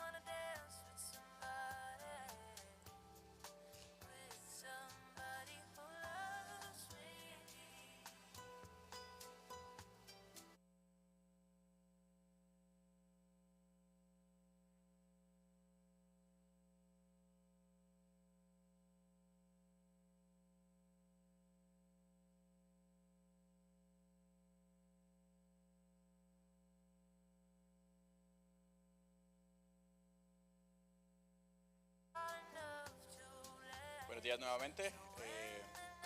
Good morning, everyone. We would like you to please take a seat.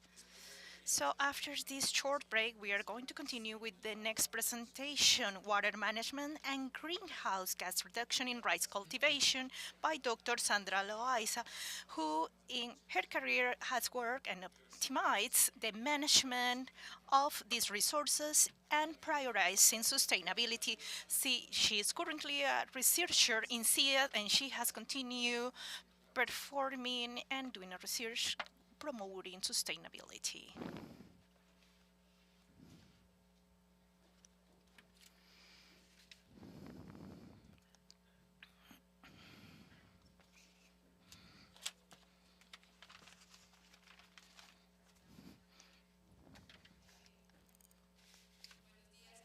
Good morning, everyone. Thank you very much for being here today, and thanks to the University Javeriana Cali and to the program OMICAS and Professor Andres Jaramillo for this invitation. It is very important for us within this biodiversity symposium and also with SEAD and also create partnerships with universities and other organizations. My presentation today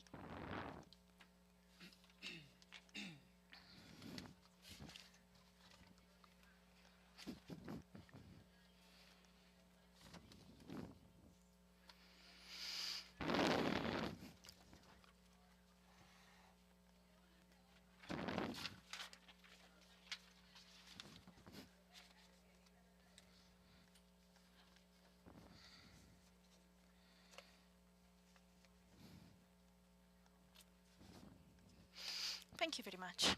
So today we would like to share with you the results that we have found in two research projects, as I was mentioning before, developed in SEAD and with strategical alliances in the rice cultivation.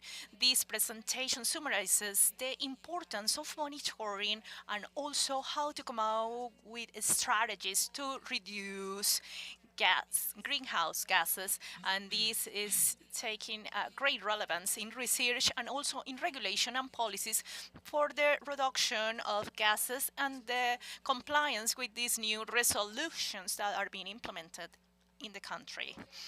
Why the rice crop is an strategical crop, is considered an agro system because many areas in the country currently have different crops of rice.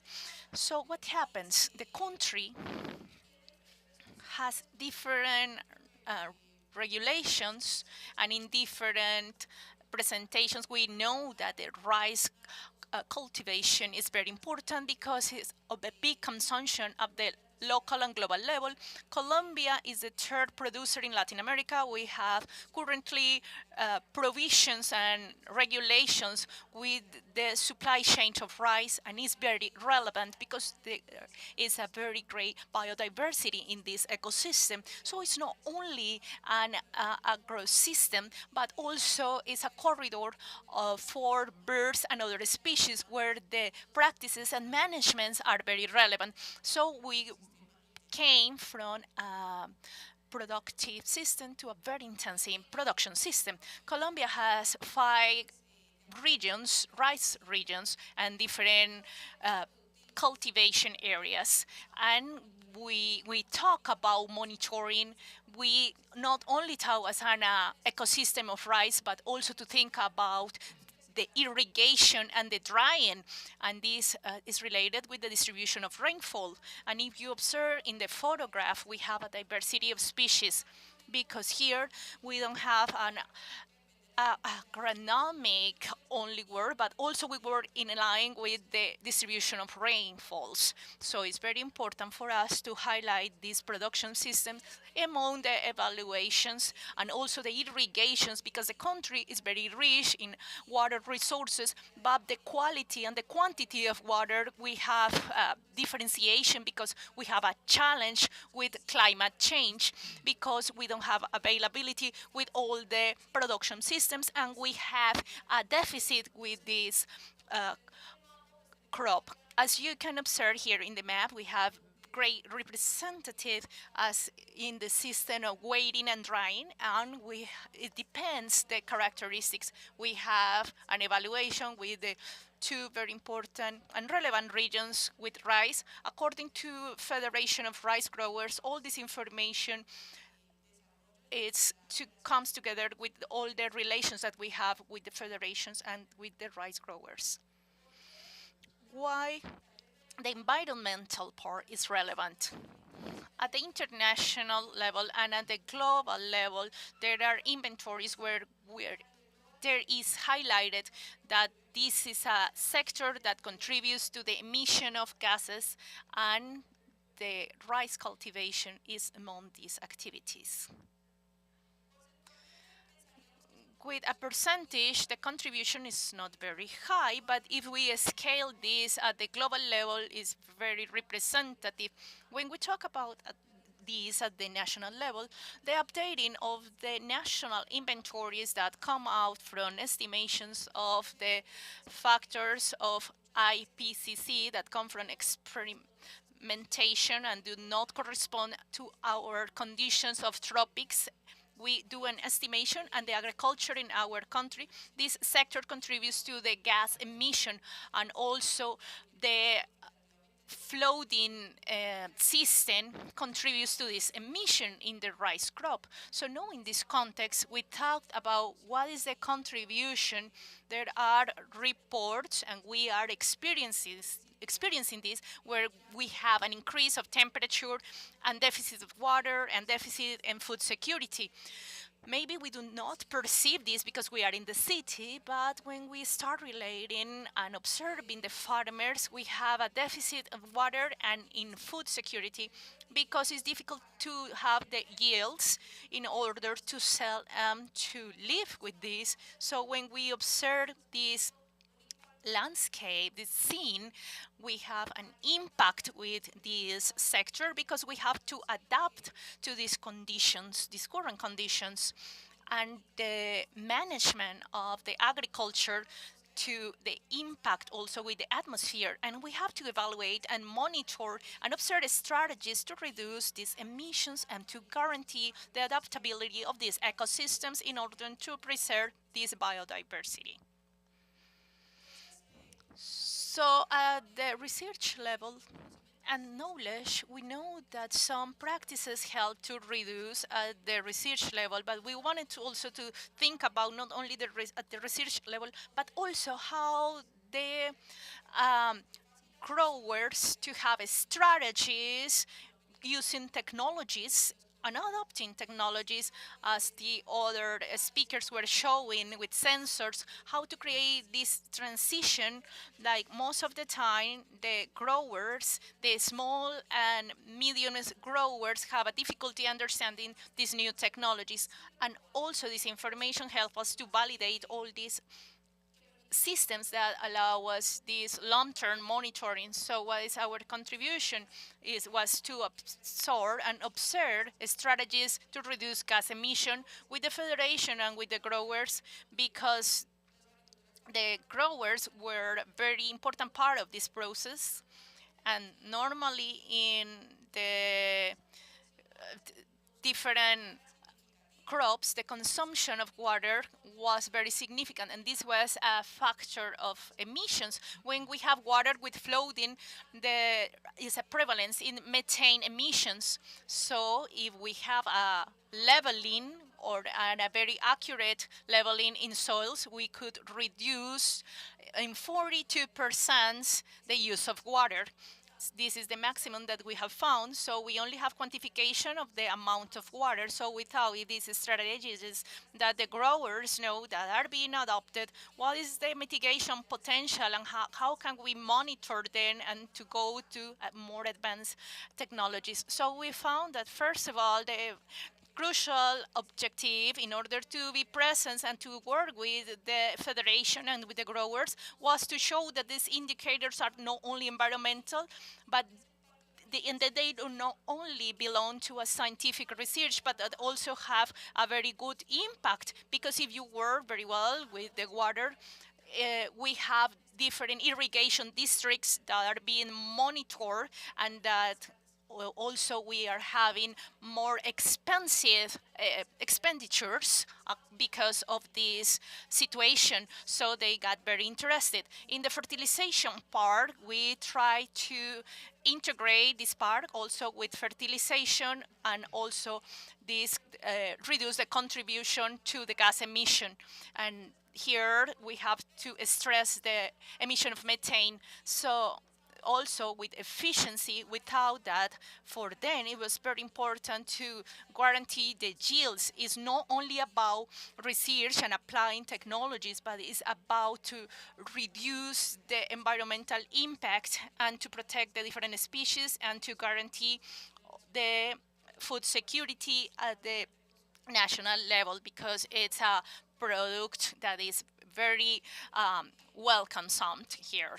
So we observe different projects and different institutions where we have partnership in order to adapt and evaluate the greenhouse gases. And we have two projects that we work in.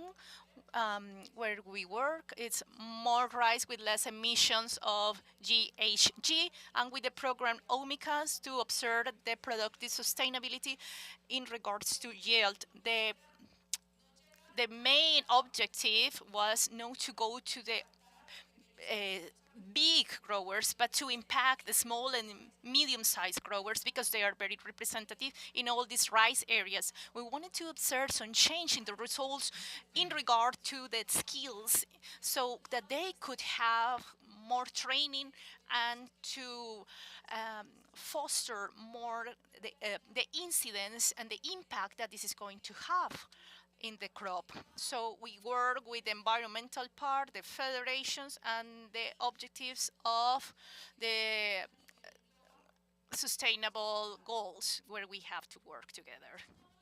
How did we do this? The main challenge was to adapt these technologies, to our context. The methodology is the close camera methodology. At the global level, we have more sophisticated uses and technologies, but the idea was to adapt those technologies to our context without losing the quality of research. David's University was here, Javeriana, the Alliance CF Biodiversity, Fede Arroz, and guaranteeing all this process. This slide represents what we did in the field in conditions of traditional management and the strategical proposals in a context where we could evaluate the real conditions in regards to the climate. When we recognize this, we are going to share the results. How did we start? We adapt a technology that was very well known at the global level. So we found AWD, that is a technology that wets and dries the soil with the productive cycle of rice, and the results shows that it reduces the methane, but also we have more emissions of nitro oxide. So when we were reducing something, we were impacting a different in other gases. So we have to evaluate this and how to adapt these technologies. We talk with the growers and we observe different exercises and pilot exercises that we did. They have a proposal with a reduction of the water in soils, and we start observing that a balance so that the grower can move with that layer of water. We use a PVC devices, and we wanted to see what happened. But when we observed the emissions of nitrous oxide, the recommendation was that we decide to play with the humidity of the soil to observe what happened. So we observe a significant results when we observe the methane reduction of oxidation, and if the grower increment this could mitigate emissions of methane. When we observed nitrous oxide, that was our relevant point, we found that we had also a reduction of the nitrous oxide, only playing with the conditions of optimum humidity of the soil, and that the grower could found this easily to adapt with this simple innovation, an innovation that the grower knows. We observed a significant reduction of the emission of nitrous oxide, but the drying cycles, it was more difficult to control. So we have a significant data in AWD, but in 2 periods of evaluation, this monitoring allows us to observe that this simple adaptation of technology could help us to reduce the emissions. Also, we observe that we have estimations of IPCC, but our results show that the IPCC represents a factor emission of 1.3 kilograms of methane, and also having a flooding condition, our reference were very different. So a point here is that it's important to advance towards our own emission factors and our own local and national information, because when we compare with an international figure, this has a different result. If we did a comparison, we observe that we are under or below this factor at the international level, and we will be validated. But actually, we are contributing to the methane emissions at a different scale. So when we observe here, the yields were very important. That was our sustainability indicator for the grower and for the ecosystem, and it worked very well. We don't have a difference, and we have a significant reduction of water. So this indicates that this monitoring allow us to reduce the use of water and the reduce of emissions, and these practices that are very easily to adapt work. They are not with a very advanced technology, but it's a step for the grower to know that they can mitigate. This is the implementation that we have at the commercial level, but it was not only to do it at the commercial level. And we observed that we don't have a great difference, and we have a very important reduction of water and a reduction of the gases, methane and nitrous oxide. So it was easily to adapt and to apply with the growers. We observe here in the map that if we have a flooded system, the contribution of methane, we have this value. But when we adapt this and when we scale it to this area of the crop, the reduction is very significant. And if we support and if we assess the different rice areas, we could mitigate the emissions of methane, that is the most representative gas, or where the rice sector contributes the most. Then when we wanted to adapt technologies that didn't have so much monitoring, we found that an important point was to propose alternatives, and let's don't take the plant to a lot of stress, because the grower was concerned about this, about the plant being in such a dry or wet conditions. But let's control this, let's control the water layer in the field and the saturation. And we found 2 regions, that was Tolima and Casanare, where we had a reduction of methane and also a nitrous oxide, in a significant amount. So which not necessarily means that having this layer of water had an incidence, but we showed the grower that with a very good humidity of soils, it was very good also for the crop and not having an impact in the yields. So here we observe that definitely the research and the monitoring allow us to have values that with those strategies we reduce both gases and this environmental indicator PCG, that the global level is the indicator that we use, and we conclude that in Tolima, that have an irrigation system important, we reduced these emissions. In Casanare, we have 2 systems to dry, only dependent on the distribution of rainfall. So we observed that it was very difficult to control the water layer, but we drain it in a natural way, and we try to replicate this so the lot of nitrous oxide didn't and nitrogen didn't go to the aquifers. So with this practice, allowing this saturation or oversaturation, we were able to reduce the gases. And also with irrigation, we try to apply this same formula, and we reduce the emissions of methane and nitrous oxide. Something simple that the grower could adopt, and this had an impact with the emissions of methane almost close to 100%.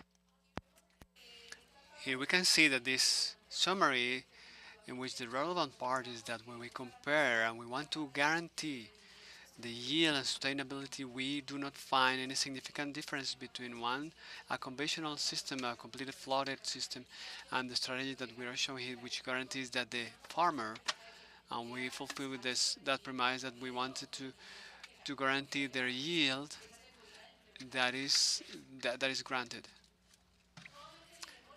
Again, if we see the scale of values that we have here with plantation area against the proposal that we find some negative factors versus a 100% flooded system in some systems, which shows the impact that we have only in this gas.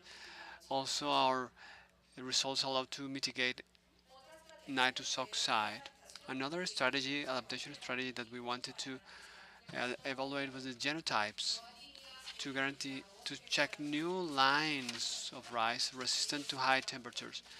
We found that one of the strategies of monitoring versus a 100% flooded system against our intermittent alternate wetting and drying is that if we use these strategies and the farmer refuses to use these strategies, we can show him that in a flooded system, in the maturing part, not only in this phase, controlling the water table can be similar to this proposal that we had with intermittent irrigation, and this is the point where the emissions were increased. We found a strategy which was that direct plantation allowed for the maturity stage can approach values that if we apply this strategy to the complete productive cycle. We see that genotypes are part of all these dynamics because there is a direct relationship with the parenchyma. As long as you play with the number of parenchymas in climatic conditions, in dry or wet, we find that if we have flooded these genotypes with these modifications, allow to reduce the emissions of methane in both systems. The nitrous oxide, we continue with the same proposal as we show you in the last slides. We found that we wanted to equalize these emissions to the flooded systems or reduce them. We found that the emissions of these gases are not related with the phenotype or genotype, but with the table. At last, it's about the humidity. The yields were low in this strategy evaluating genotypes. However, when we talk about features of the grain, they were very similar, and that potential was there, and that was for the use as food. When we evaluated all these strategies, we found that there is innovation in the managing of water, reduction of gases, adaptation to the climate. We have to adapt. We cannot go back. This is what I wanted to present to you today very quickly. And there were a lot of evaluations and work. This is the summary of what I wanted to present to you. Thank you very much.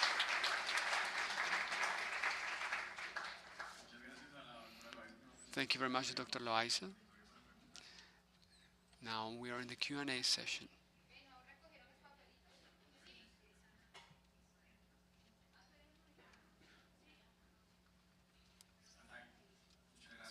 Thank you very much. My question is, again, against the material of measurement that we have at a national level. And you're giving an example which is concrete in one of the crops. Maybe it's not the most significant in the terms of the reduction of gases. greenhouse effect gases, but how are we before that the precision of that inventory? Because my concern is that these kinds of instrumentation, as you know, has a lot of complications against the collecting of the data. Thank you. Okay, when we established the monitoring, we guaranteed that it was going to be accurate in the gathering information because it's gases. So they are variable, and when we monitor gases in field with these kinds of technologies, there is an implicit error. What we are trying to do is to validate these approaches and to reduce the uncertainty.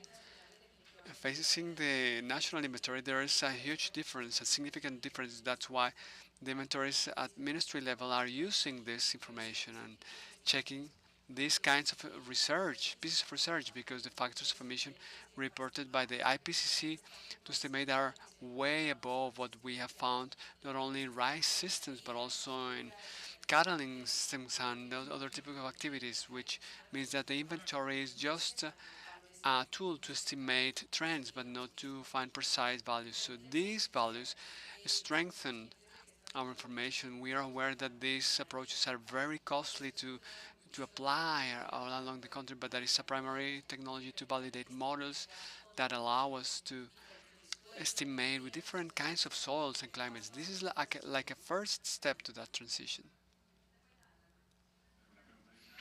Any further questions?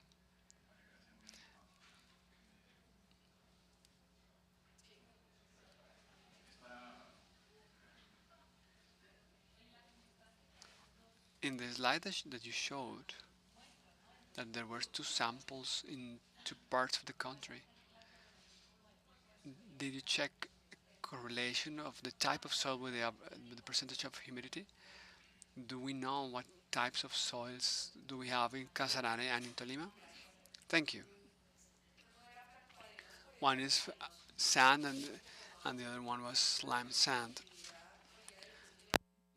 It was really hard to evaluate that in all the departments, so we found the national inventories, which regions were the ones that were contributing more to the rice systems. So we found Tolima, Saldaña was the right place to do it because it represents the complete department. We did it in the Casanare, but the criteria in the Casanare was different. It was about plantations of rice because most of the soil is used in cattle when we study the gas emissions. So we don't they cannot be compared. We just describe the varieties and the emissions. Thank you very much. Thank you very much. A round of applause, please.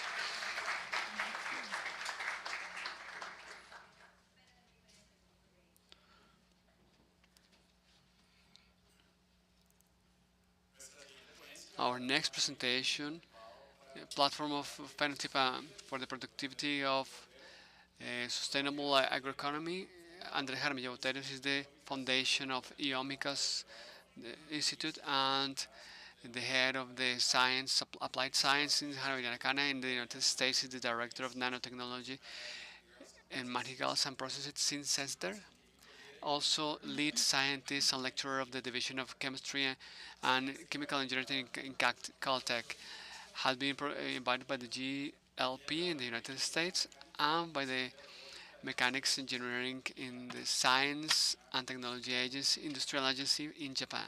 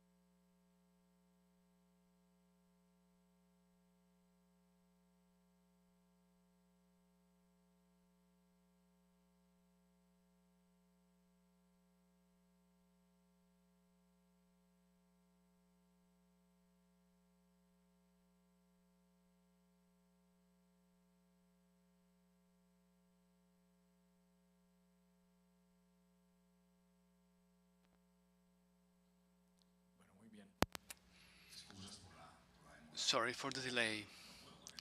I cannot with that microphone because I move a lot. So first thing I want to introduce Diego. Please stand up, Diego. He has been our master of ceremony. He's a doctor in the Institute of Omicas Institute in fluid mechanics. We want to thank you for donating his time for this process. The message that I want to give you here today is we want to summarize what our colleagues have presented very well in a very thorough way and make you think why this symposium have a context, not only in the academy but outside it. Why restoration? Why monitoring? Why conservation?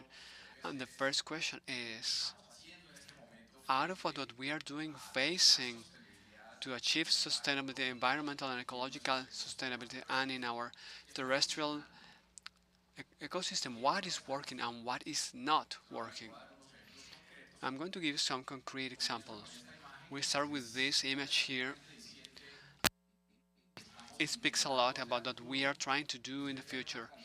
And you can see a lot of stuff there because we have some animal agriculture, some vegetable agriculture, man, of course, with their buildings, and a completely interconnected world with invisible signals and with signals that are not against our ecosystem. We can validate that with science.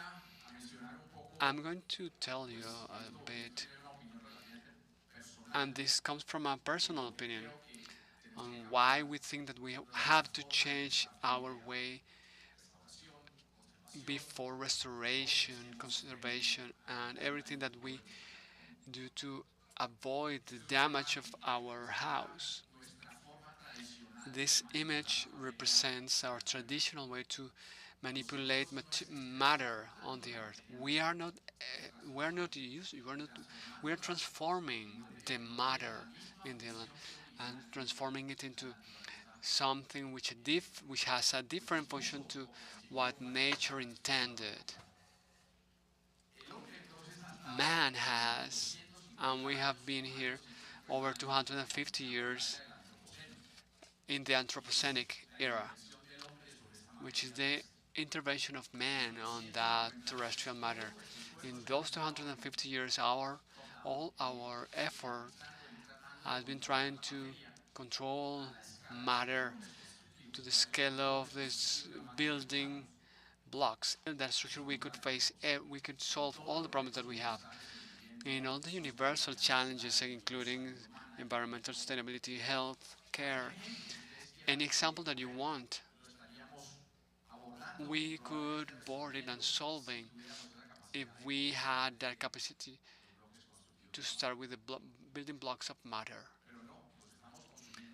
But no, we are just transforming the matter of the earth, just using thermal hammers, mechanical hammers, very cores that don't have the resolution that we need.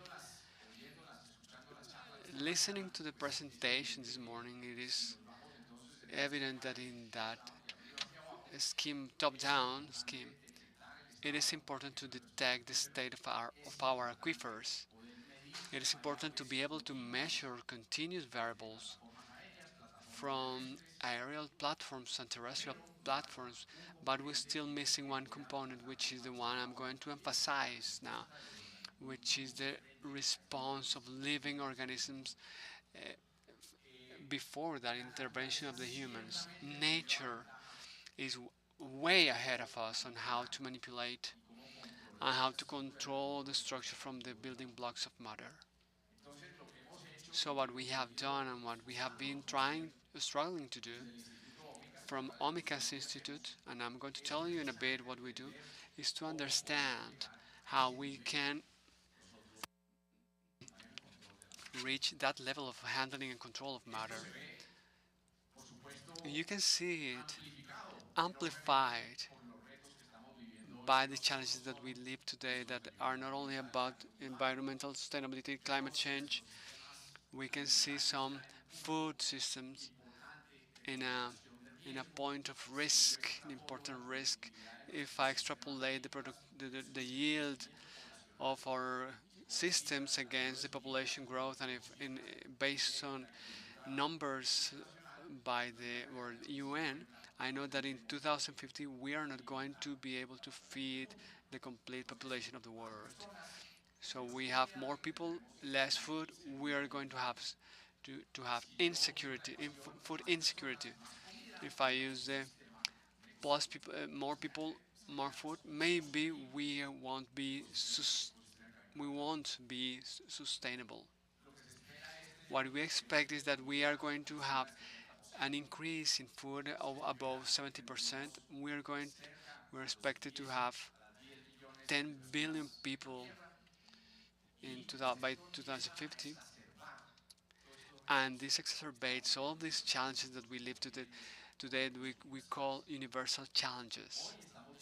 Today we are talking about risks associated to climate change, environment, sustainability, ecosystemic and environmental sustainability. When I talk about ecosystemic sustainability, an ecosystem involves the living organisms, not only humans but all the rest, plants, animals, and everything else. Environment is what surrounds us, not necessarily the organic part. The international efforts, at least in restoration, are failing, right? Uh, this is a recent publication in Nature that shows the result of an attempt that is called the Bonn Challenge, which started in 2011, where 43 countries committed, especially tropical countries and subtropical countries, to start restoring or to commit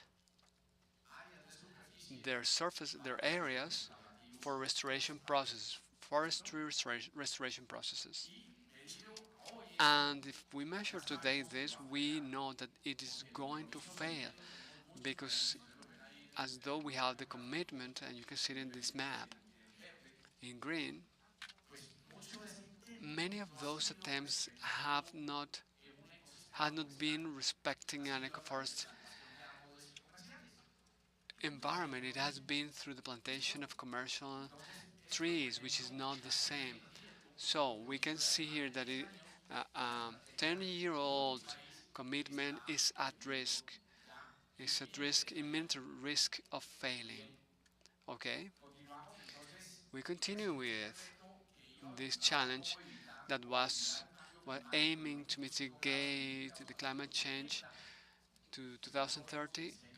We see that it is at risk. 1.5 degrees Fahrenheit, degrees Celsius. Have you felt the heat lately these days in Cali? We are reaching some extremes which are in record zone. Last week it was reported in Colombia the record of 38.8 degrees Celsius. Okay? What are we doing at Omika's Institute? This is an aerial photography of the institute. If you want to visit, please register outside with our staff. And I want to tell you a bit on, of what we do in our Omika's Institute, and how we are taking a little bit what into account what these living organisms feel about that. What are the omics sciences? What is that? Are the sciences that explains how organisms are born, grow, and self-regulates in different environments. You have heard of genomics or genetics, transcriptomics, metabolomics, phenomics. Julian was talking about that.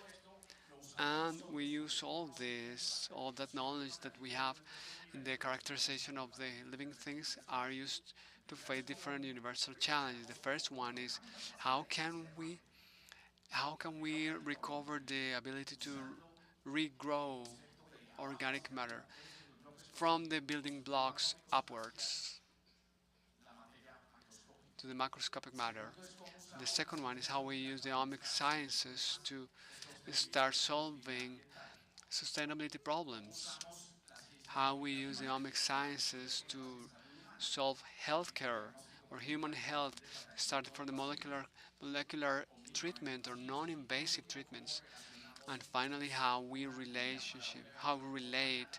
and this is some advertising for another symposium that we have tomorrow about food biodiversity, how we use this omic information to understand food systems, basically the composition of food and how that incites in the health of the organisms consuming them. So I'm going to talk about the first part, the, the measuring systems. This is not coming back. I want to come back a little bit.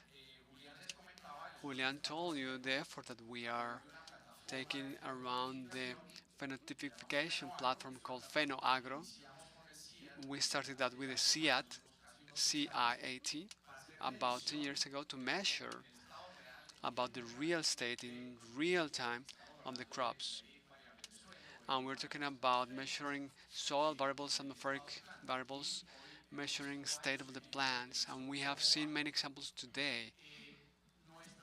Our application is of course for the farmer, how we can achieve, how we can help them with the improving of the production, reduction of costs, fertilizers, etc. and so on. We also want that the improvers of plants can use information about the response of a living organism in a variable of a variety of conditions that allow them to relate the answer to the genotype and start doing some responsible genetic addition about how to optimize the vegetal matter. When we started this, we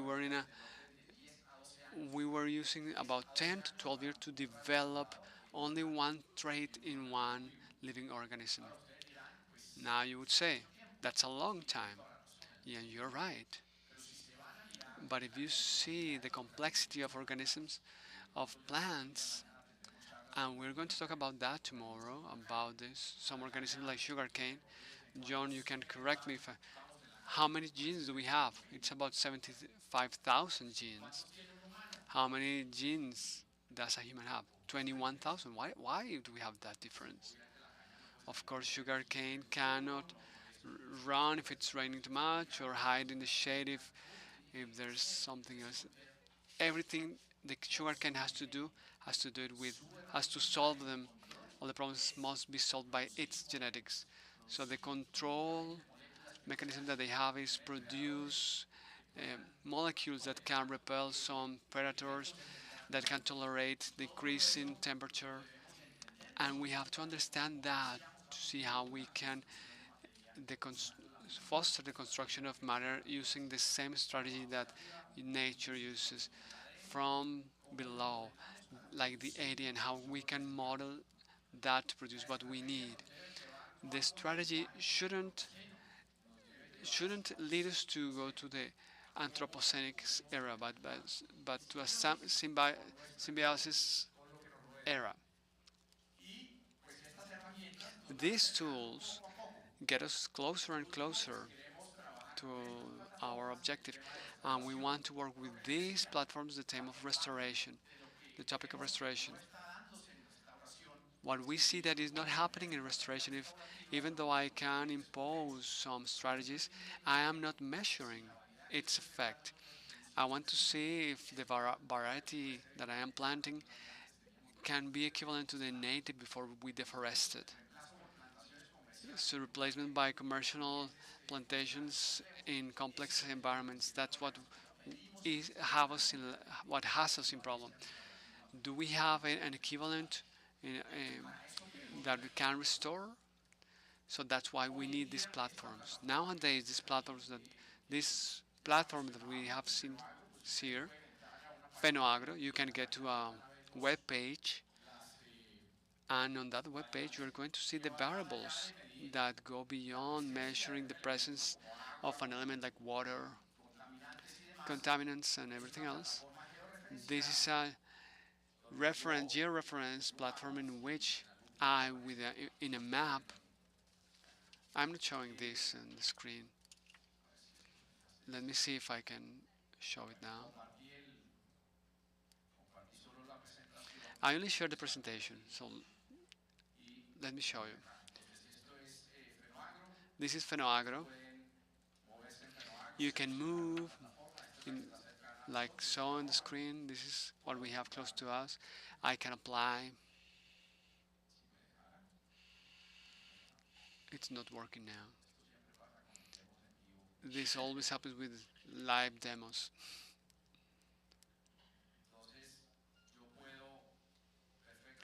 So I can, with this platform, measure in real time soil variables, atmosphere variables, plant variables, and see the states in a dashboard on the phone. Eventually, we're going to connect this to an automatic irrigation system or a fertilizer automatic system. We can do it in real time. Now, how can we possibly see the response of the living organism? And that is the reason of my talk today. If I compare the platforms, the monitoring platforms that we see in the market compared to Fenoagro, we are different from them.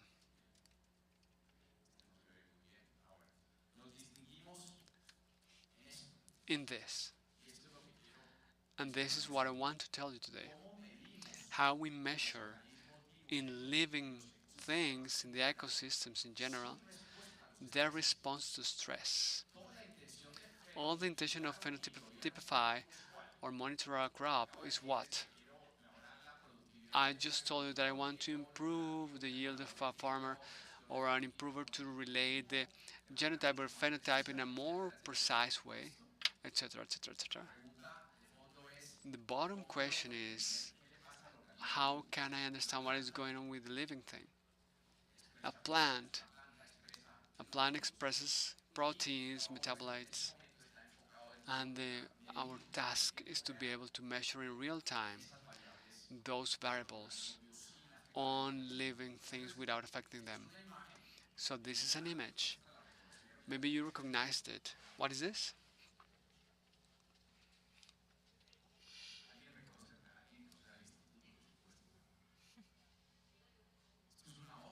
This is a leaf. This is the stem of a leaf. And this is the trichomes. And this is the stones. These are the pores of the leaf. The trichomes are some elements that allow the plant the guttation. The plant doesn't sweat like a human to secrete metabolites to respond to predators.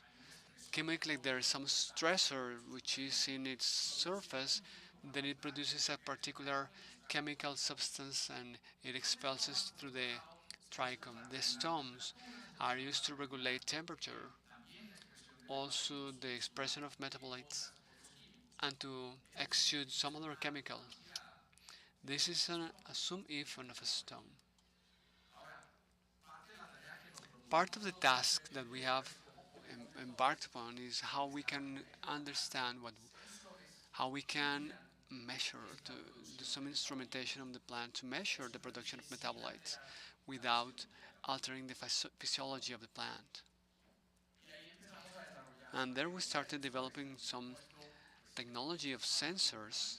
This is an electrochemical sensor. It's made of a extra porous material. You can see it from a lateral view and above view.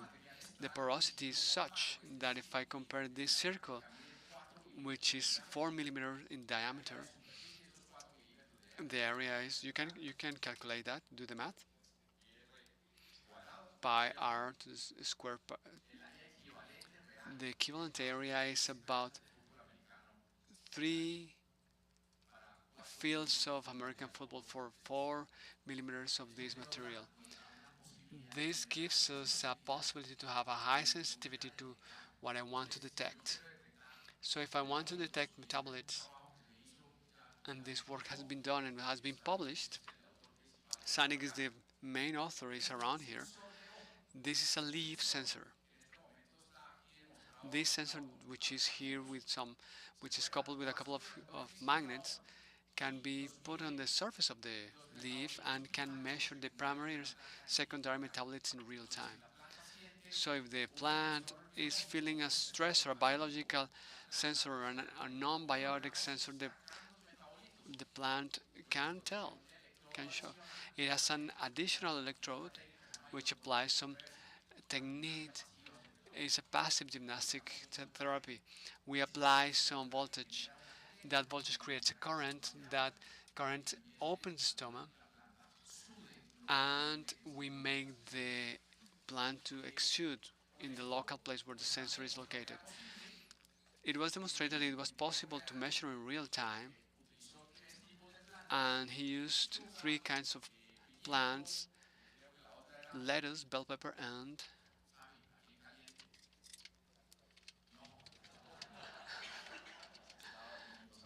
he was falling asleep. Gerbera, lettuce, and bell pepper. And Sammy demonstrated, they showed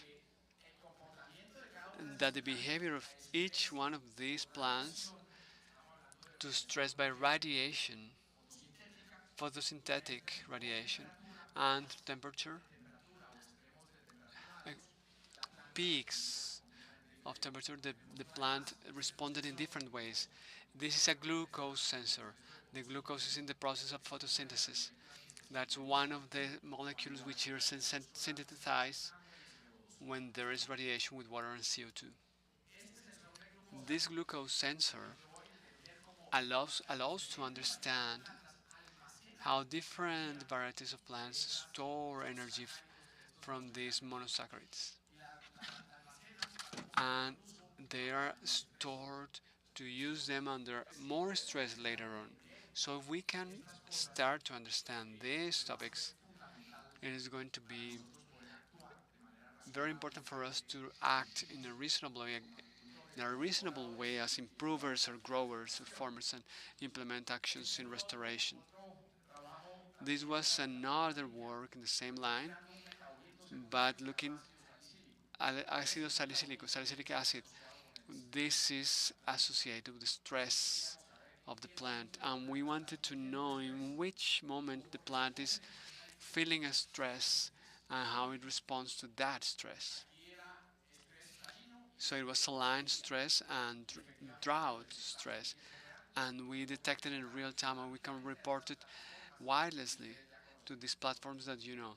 We have 2 minutes, and I'm just starting.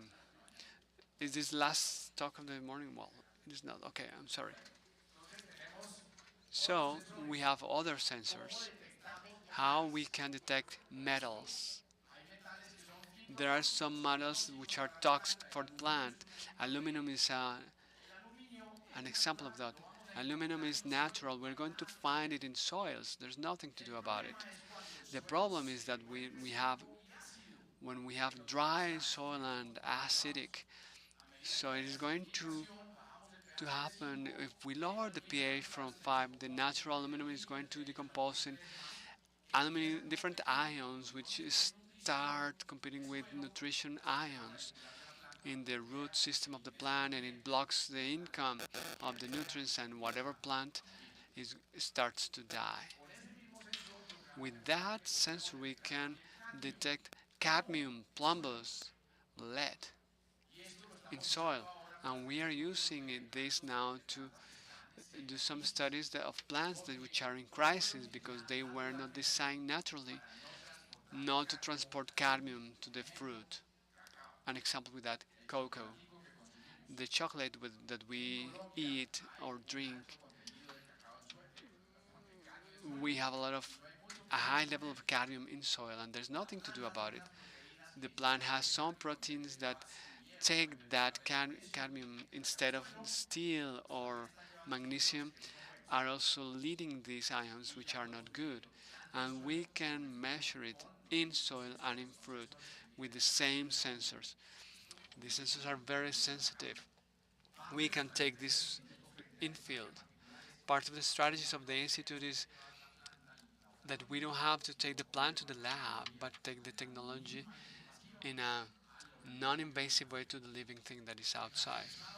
Heavy metals, not only are we able to detect those metals, but to remediate. We can do a little bit of passive gym or passive exercises to create a cramp, and we can retain that metal in the electrode. We can take it. We are doing in this case in water. The consumption water has these things. Drinking water has these toxins, these molecular toxins, and has other others which are a little bit worrisome. These are emergent contaminants. What are these contaminants? We all use drugs.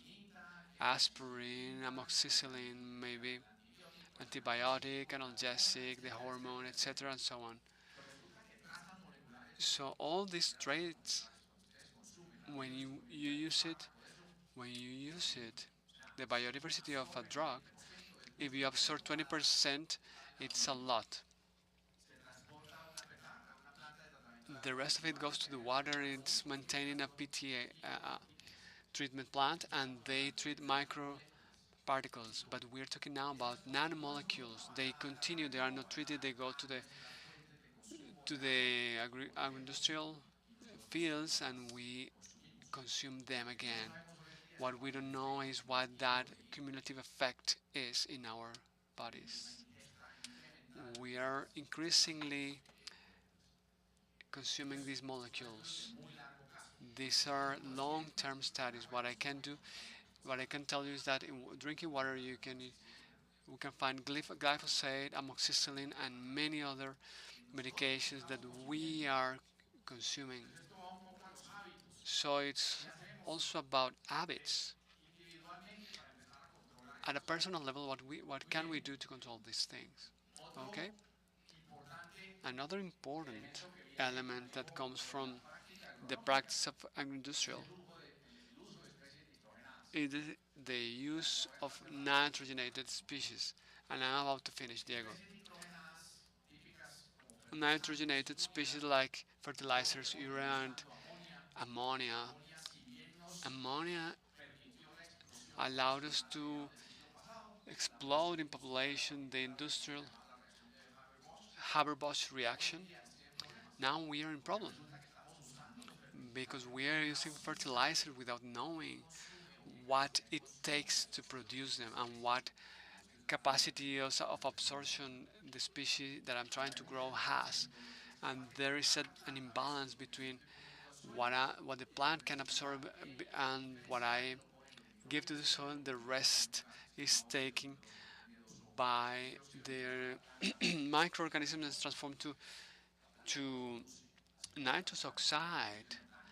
It is not produced by plant, it's just transported by the plant. This gas, NO2, is 300 times more efficient as a greenhouse effect gas than CO2. It's way higher. The methane is also. You're going to see a last slide about methane, which is more powerful by a 25-fold compared to CO2. We can solve this if we can measure what is absorbing the plant, if I can guarantee that the plant is going to absorb all the nitrogen that I'm putting in. And finally, I want to tell you about the program that we have here, which is seeing how to avoid a, a heating of zero point 0.5 degrees Celsius in 2030. And we're talking about our friends, the cows, our cattle, our ruminants. To produce more meat, more cheese, more milk, we are also producing more cattle. A third part of the methane produced worldwide comes from these barn animals, and it's our cows. What people don't know is that 95% of that methane is not emitted like gases, but by their mouth. We have developed a technology from those sensors that I just showed you that replaces the state of the art, which conditions the animal to a breathing chamber to be able to measure with a particular kind of food how much is emitted by their mouths. We have formed a team, a multidisciplinary team, to solve that with a usable device by the animal. We have it in their nose right now. We are in the prototype stage. So you can see in the center frame, this is a sensor. It's an electrochemical sensor to detect methane. Many of the scientists who are in that development are here. We have a device that integrates the sensor and all the electronics to georeference the animal, to measure its movements, to measure its mechanical measurements, its geolocation, its methane production, and so on, in a device that the animal is going to have the whole time. And there is an effort to understand how each burp of the animal, and this is a video I like a lot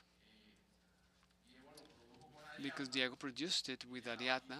You can see here the exhalation of the cow, of the animal. You just saw it, right? It's called the dragon cow. You can see clearly that all of this is coming out of their nostrils, fosas nasales, nostrils. We are here, we're using these prototypes on nose rings, and we are going to start to scale it up to take it to different continents. For year 2025, we are going to be in 10,000 heads in 3 continents, validating the technology and scaling it up to be able to mitigate, to start to mitigate. There is a complementary project which is directed by a SIAT colleague called Jacobo. Is Jacobo around? Is he in here? Yeah, here we have Jacobo. Jacobo Arongo has been working in a project funded by Bessemer Fund and Bill and Melinda Gates. For once we understand the emission of methane of each species, and we work with the understanding that it can be produced by an anaerobic reaction in the stomachs, how we can develop food that don't activate the methanogenic route in the animal. That is the work that we want to do. That is a 4 or 5 years program. Very, very difficult, very hard to do because it reaches the stage of genetic editing of the grasses. At last, I want to thank my team. Not everyone is here in the picture. Here they are explicitly. Without these people and administrative of scientists and administrative support, these programs wouldn't have nor sense or the achievements that we get. Finally, I invite you for tomorrow, and we close with that. Thank you very much.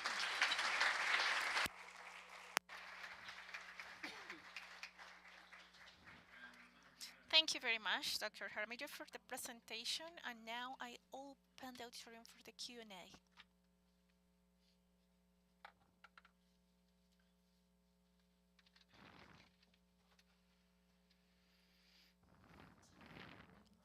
Well, in fact, Jacobo is going to have a talk about this. Thank you. My question is very short. It's very interesting, everything related with technology. I would like to know if you know about using those sensors in other organisms like fungi, which have many metabolites, and how it is possible to use this. And another question is, I'm very concerned with the emerging contaminants. Are there any type of technologies that in the water treatment plant we can use for these molecules? To the first question, yes. To the second question, no. reality is that we can work with the geometry of the sensor and miniaturize this. We cannot use it in fungi, but it could be an alternative route. Eventually, we are going to observe multiple plant species, but now we are using the ones of massive consumption. We are working with cacao, with rice. Even it's difficult with the size of the leaves. And with regard to the second questions, the treatment plants are not designed to work with those small molecules. So we are developing technologies, and we are trying to see how this technology, instead of going to the water treatment plant, I can use it at home at the final consumer, and this could be an alternative. Very good question. Thank you. Juanfer, observing the development of the sensor to capture methane or to attract this methane from the burp, are there materials that can actually capture the methane? Like we have some organic or inorganic materials that can trap those emissions. Can we have some type of filtration where we can storage these?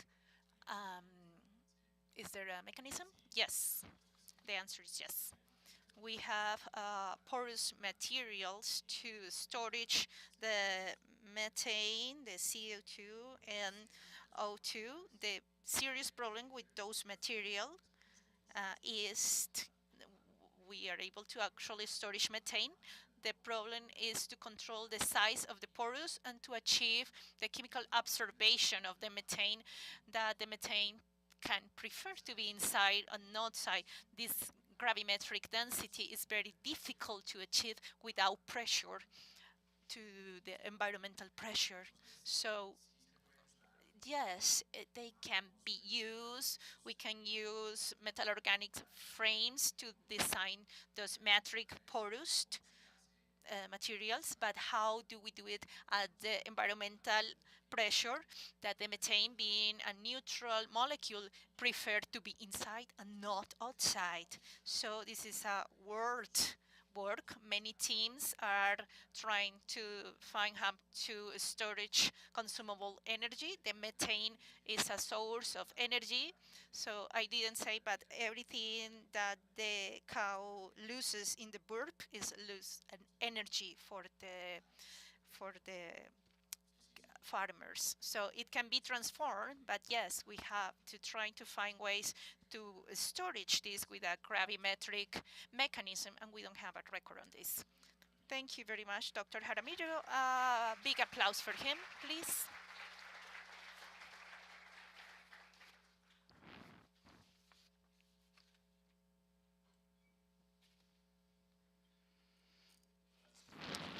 We apologize, Dr. Barrera, that has been waiting for us online. We are going to start with the second part of the program with conservation, and we are going to talk about conservation of Amazonian ecosystems with Dr. Barrera, associated to the Sinchi Institute. His work is focused on the mitigation of climate change and protection of biodiversity in Amazonian region. He has led key projects in the Institute of Research, and he has been in an outstanding work in the implementation of sustainable practice in the Amazonian region.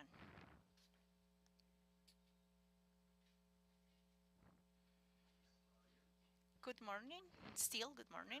First of all, thank you very much for the organization, for Javeriana University, for presenting this talk. Given the time, I'm going to be very concrete and very fast in my presentation. We have denominated this the conservation of restoration of Amazonian ecosystems, and we are presenting a vision, a different vision of this ecological process for restoration in the Amazonian ecosystems, associated to recover two important factors that we have considered are very transcendental in the ecosystemic functions and what this ecosystem offers in the Amazonian and in all the region. This is a small context for the effects of showing where we are. What you observe with the white line is the Pan-Amazonian region, where 8 countries come together. Colombia uh, has 6.8 percentage of the big Amazonian, the grain Amazonian, but also has the possibility to represent for ecological effects that the region has, to be in the transitions within the big biomes of Andes and Orinoquia. Is a country of the 8 that has this situation, and it has a particular situation with this connectivity that should be permanent in these biomes, and that we are not going to go into, but it has been very well documented and validated with the flows of water streams that have the evidence of all the water reserves in different cities in the Andean areas.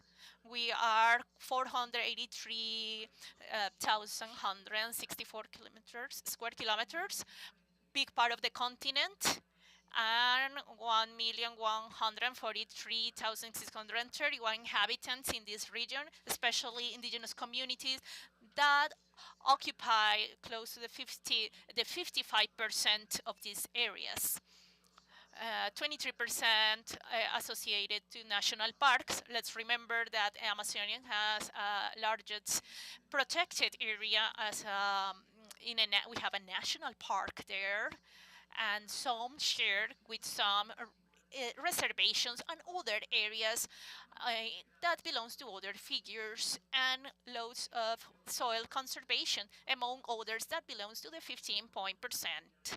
And this coverage has 81.6% of the natural forest in a good conservation status.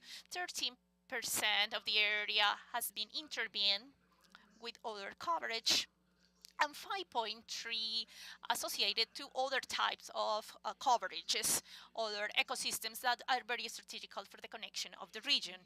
This graphic shows what is happening in the Colombian Amazonian region due to deforestation. As you can probably hear, we lost many hectares and a big reduction of forest in this Amazonian region. However, these loss continue increasing in these territories that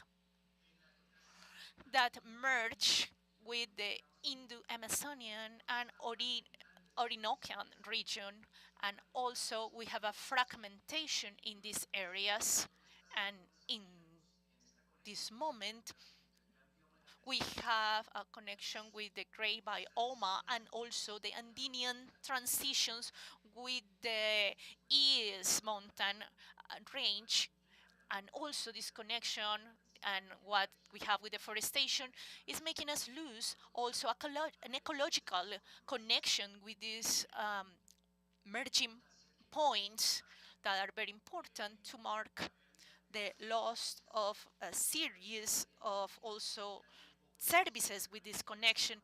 We are working with the concept with micro corridors of connectivity, so that the investment with different organisms towards this region can consider that these corridors are very important and interesting in order to have a big scene of the public policy and the growth of these type of ecosystems in our region. Obviously, we see today that the contention strategy for deforestation has a view and a focus of forest development. We have 28 nuclei that are in the Amazonian region and are very important, and we observe the deforestation in this region are these nuclei are seen as a project to stop this deforestation in other departments such as Caquetá and Putumayo, and merging with the mountain range of the east part, and also in the Guaviare department, and also the municipalities of the department of Meta and Guaviare, specifically San Jose del Guaviare. So these nuclei are surrounding these areas, and they are working with the public policy. And what are we settling in? In the cartographic system, we are working in prioritizing connectivity based on the diagnosis process of socio-ecosystems, and to implement some resources that go through different actions and different forms of restoration, from the productive, passive, assisted, all the mechanisms that can be developed with a geographical positioning in order to work with restoration and working together with the communities for the restoration of these areas, and monitoring as well. Where are we getting our focus in these macro corridors? So with this modeling of cartography, we have been doing more than 20 years of monitoring these coverages through our satellite system called CIRCOT. We have identified the possibility on some corridors of connectivity that can be managed from the government, and some cooperation from different stakeholders and for other uh, political entities. With this methodological process, with these methodologies, analysis, and platforms like IGs that allow us to have this type of information and collect this information with the cartography, we have identified these important environmental corridors in the territory that cover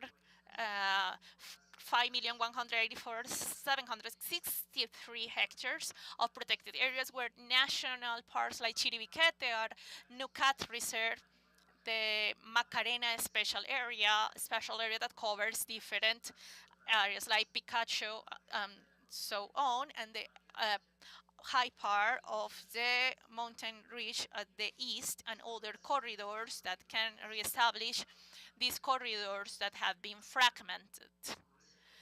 And also these hectares, it's very difficult to do restoration, and we should focus on the process of restoration to recover the connection with these biomes for the biological and biome recovery in the Amazonian and in other regions. Because of time, I'm going to show you how we have managed these corridors and the importance of the Guaviare region, a corridor that we have denominated Chiribiquete-Nucac, and is this corridor that is located here in between Chiribiquete and Nucat, both located in the department of Guaviare, and have particularities that make it a neurological point in order to work with restoration processes.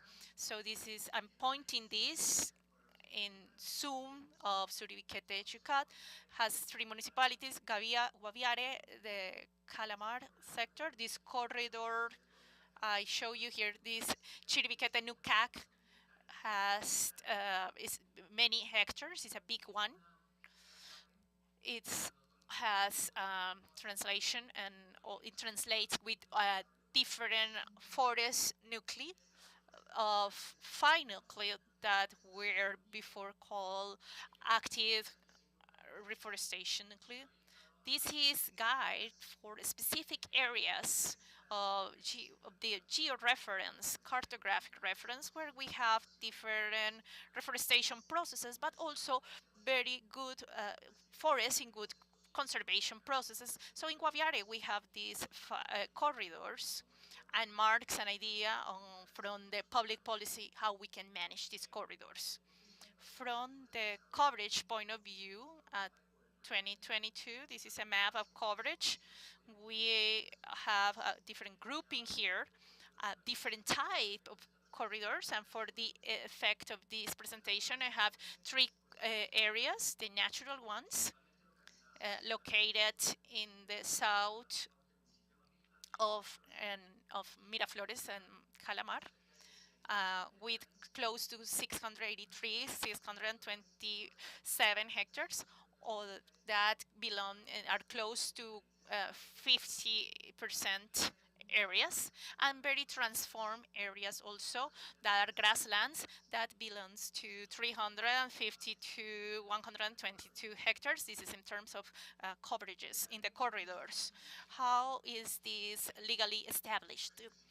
Well, mainly is a son of a forest reserve denominated Type A with 704, 793 hectares. Most of the forests are in this Type A or also Type B, and also we have subtracted area that belongs to the farmers reserves in the area of Guaviare, and also juxtaposed with other regions, and covers areas that help us to support this special area of Macarena. Macarena has different districts, Macarena North, Macarena South, and the area of Guayabero that is part of this corridor, and so other forest reserves that are the ones that are protecting areas. So this is the legal framework. What landscapes do we find there? We have Lomerius, Lomerius, close to 976 hectares. Also, we have natural savannas, close to 30,000 hectares. Macizo, close to 90,000 hectares, and some others of valley that has many rivers and is close to 97,000 hectares. What we have working in the management of this corridor, well, inside this corridor that connects two protected areas, Chiribiquete and the Nucac Reserve, and also connects with the north part with the Macarena sector. Inside this corridor that has a very important intervention in the grasslands, how we can develop a connecting model, so with a methodology associated to the nodes to determine the friction surfaces, and also associated for spreading with different species of difficult mobility. We have developed some mobility of this corridor to connect these big areas. I'm showing to you this here, these corridors associated with the most intervened areas, and in these micro corridors we have identified to the detail scale with rapid 8 images. We have started to do the process at the interior of these areas where we have a priority to restore in order to have those connections, and that the corridor can start to have an integrated management with this restorative potential in areas that have been transformed from forests to grasslands. With a very high priority, we have found that are 46, close to 46,000 hectares with high priority, and this has allowed us to focalize the efforts of restoration with the resources management and with the public policy and with the social help of the communities from bottom to top, where we build the characterization of the land. These are areas that don't have an official land distribution, so we have to start building those boundaries and establishing a characterization with all the land distribution and regulation, and these associated with the regulations and with all the families that live there. Also some conservation agreements where some incentives get to that region, and some other elements for productive commerce, management of secondary forest, management of water, and also the monitoring system that are called MOSCOL, that is a line model, an online model of open access, and has information for all the public, of course, respecting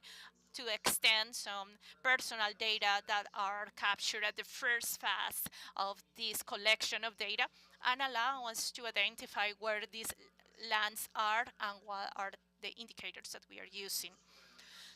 Here we observe all these corridors associated to those lands, characterize it, and where we are continuously working orientated in order to manage these processes and working in these areas where we have more community involved in this process. Some images of the results of the characterization of identifying the lands and how we identify the lands with the community with great participation of the community.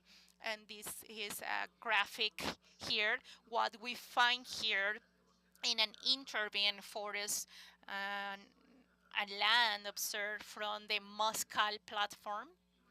And well, what we are building with people is this perspective of the land and how we can include more trees in this reforestation process and how we can modify the ecosystem and how these corridors are observed in this global view, an integrated view of the corridor. This is the south of a land where the corridor cuts in the middle and how we organize this, and the people get states in a document, in a map, and from there we start managing resources in order to intervene the points of these lands with different actions.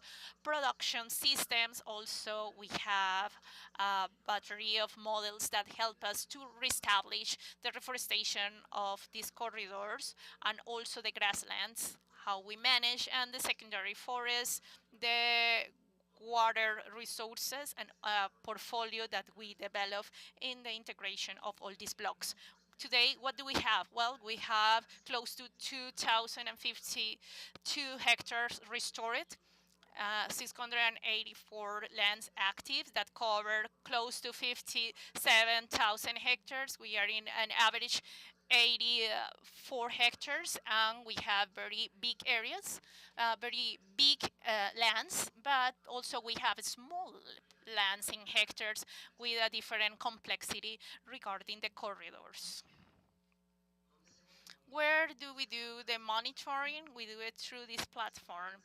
This land that we have in those conditions of present coverage, we use the platform Moscal to do the monitoring, where through the skeletal model with the evaluation of every 6 months, we do a report and then we send it to the community directors, and they observe this and they compare and evaluate this with the emphasis on connectivity and productivity, so people determine if they are being affected by their own community or for a third party that do not belong to these programs and do not participate in these exercises, and they continue with the process and they can continue receiving incentives with all the public regulation.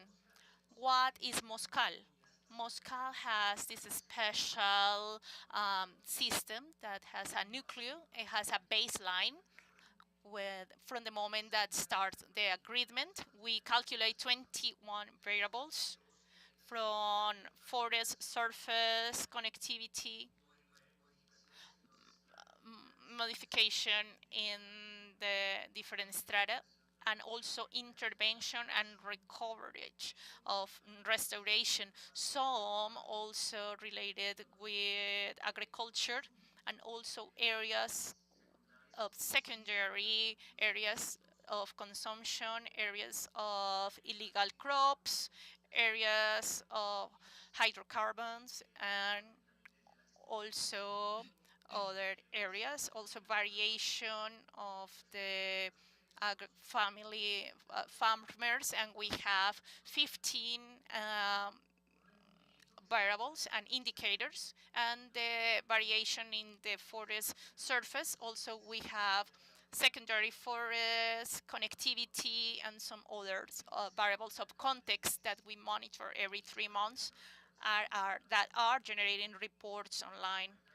that you can actually get to Moscal and you can have access to the reports, you can download it, you can filter municipalities, small settlements, and perform different actions. To end with, these are different data. We have 34 associations of farmers, close to 1,621 hectares, some agreements for conservation, and an index of conservation that started in 2017, complying with all the procedures. And this is very important because from these, we developed the exercise of the development plan with the social agreements, and it shows us that this scheme is very efficient and is very important to perform monitoring in the territory. Almost 300 hectares using this model. With this, I finish with my presentation. I know that was very fast due to the time and to the conditions of the moment, but I hope that I was able to illustrate many points. We have close to 12 corridors where we are also working with different analysis, with different scenarios, and also with the communities involved. And I thought that this was very interesting to share this model of Guaviare, and also to show what the management in the territory can be related with the corridors and with the public policy and regulations for the development of these restoration models in ecosystems such as the Amazonian and also Orinoquia and Andes. Thank you very much.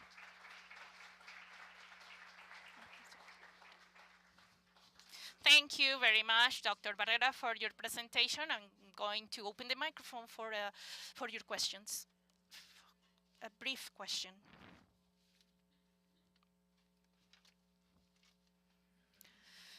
Thank you very much, Jaime Alberto Andres Jaramillo. How are you? Nice to meet you. Jaime, a question that it's probably different, but I was observing the news of the FARC dissidents invading Chiribiquete. Chiribiquete?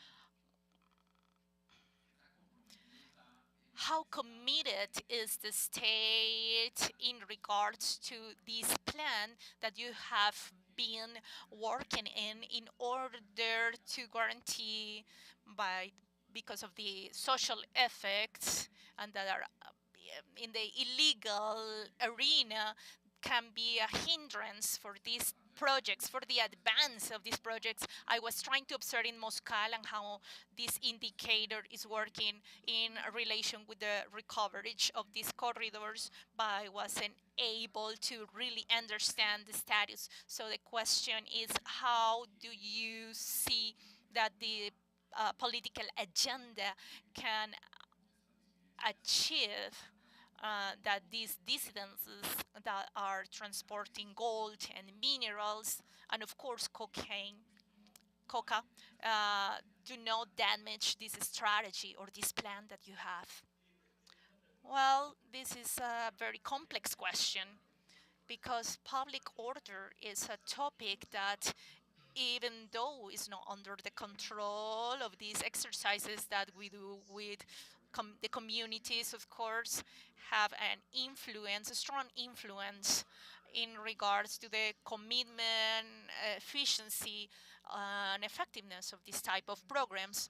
Of course, this effect and of course it performs an influence where make these processes slow and avoids that the community get involved with greater commitment towards the scenarios where we are using many resources. The Amazonian region has many resources now through the public policy in the framework of the development plan, but also the many eyes are observing this region because of the transcendence that this area has in this point of no return and the implication of this the Amazonian can have with the because of the deterioration of this ecosystem.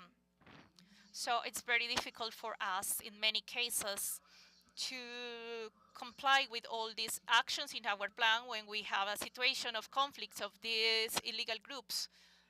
However, we have been working in the territory for more than 30 years, and we have been able to work and manage with the communities the possibility to continue working and developing these projects.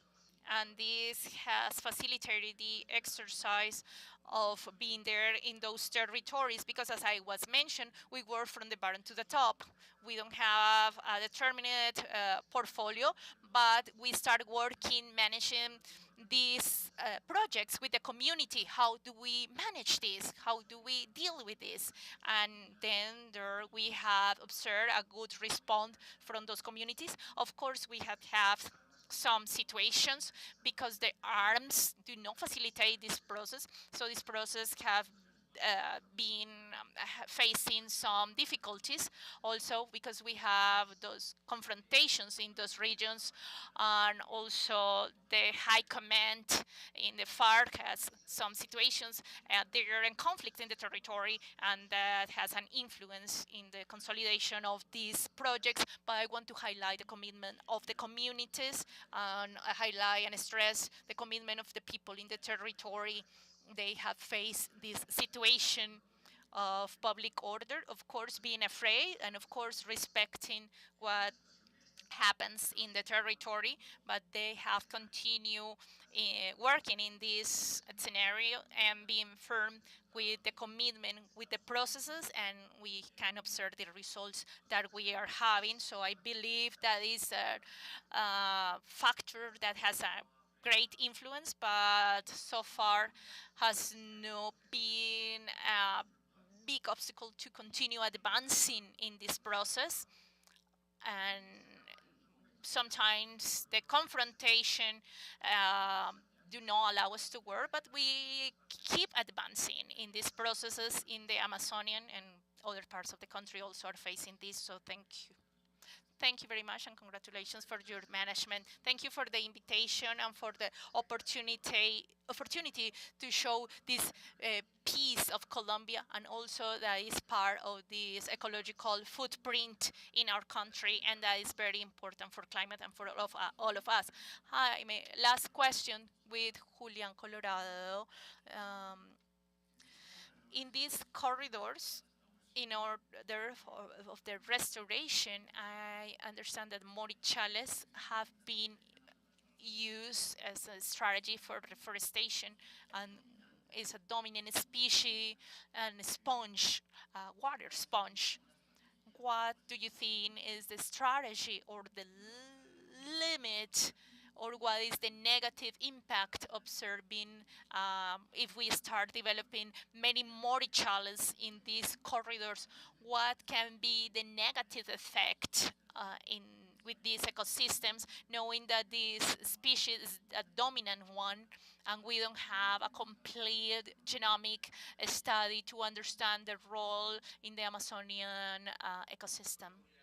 Well, in Colombia, we haven't had this phenomenon because we have worked more with, unfortunately, with the degradation of the ecosystems, and no working really with these species, dominant species like morichales. But in the Amazonian, we have other species that is part of these humid ecosystems that act as regulators, water regulators of the drainage on the Amazonian, and are associated uh, with the species, with different species. In Brazil, we have identified that due to the demand in the international market, the productive processes have not been focused in multi-diverse systems, agri-forest systems, but more towards mono-cultivation and monocrops. And we have scientific evidence that these species continues dominating other areas different that the area where it was developed, and some actually extinguish some part of the composition of the forest. This has been identified in Brazil, and this is due to the demand of some of the crops, and this is also an alternative to recover the areas, but this phenomenon happens, is a risk. It should be regulated.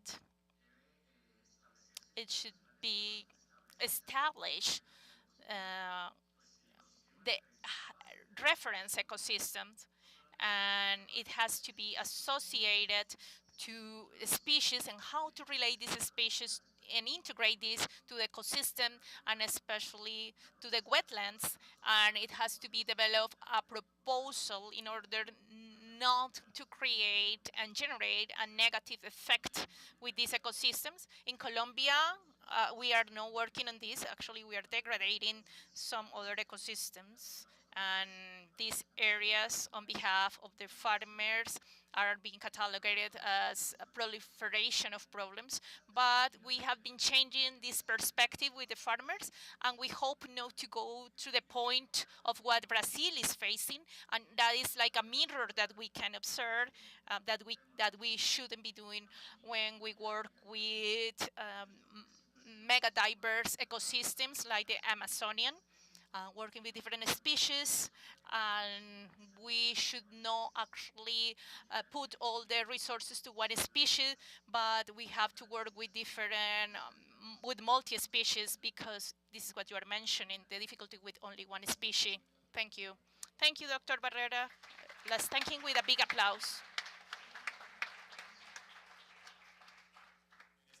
In this moment, we are going to have a lunch break. We are going to be back at 2 p.m.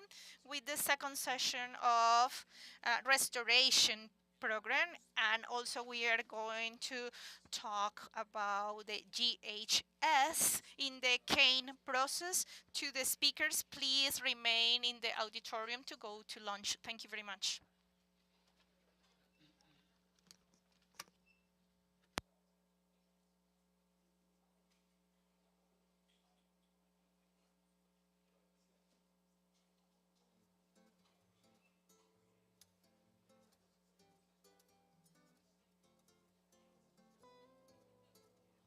You and me,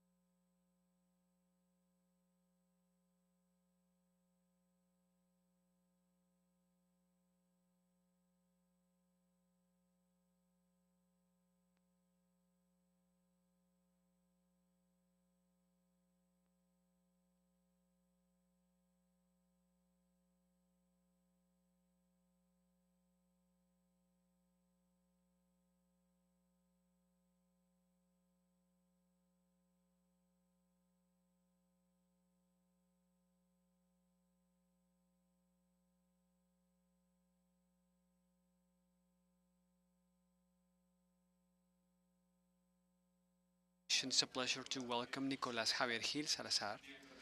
He's the Director of Process of the Fábrica en Cenicaña, who has been working and researching for over 33 years in the industrial sector of sugarcane. He's going to present GH inventory on the agro-industry of cane and the pathway to decarbonization.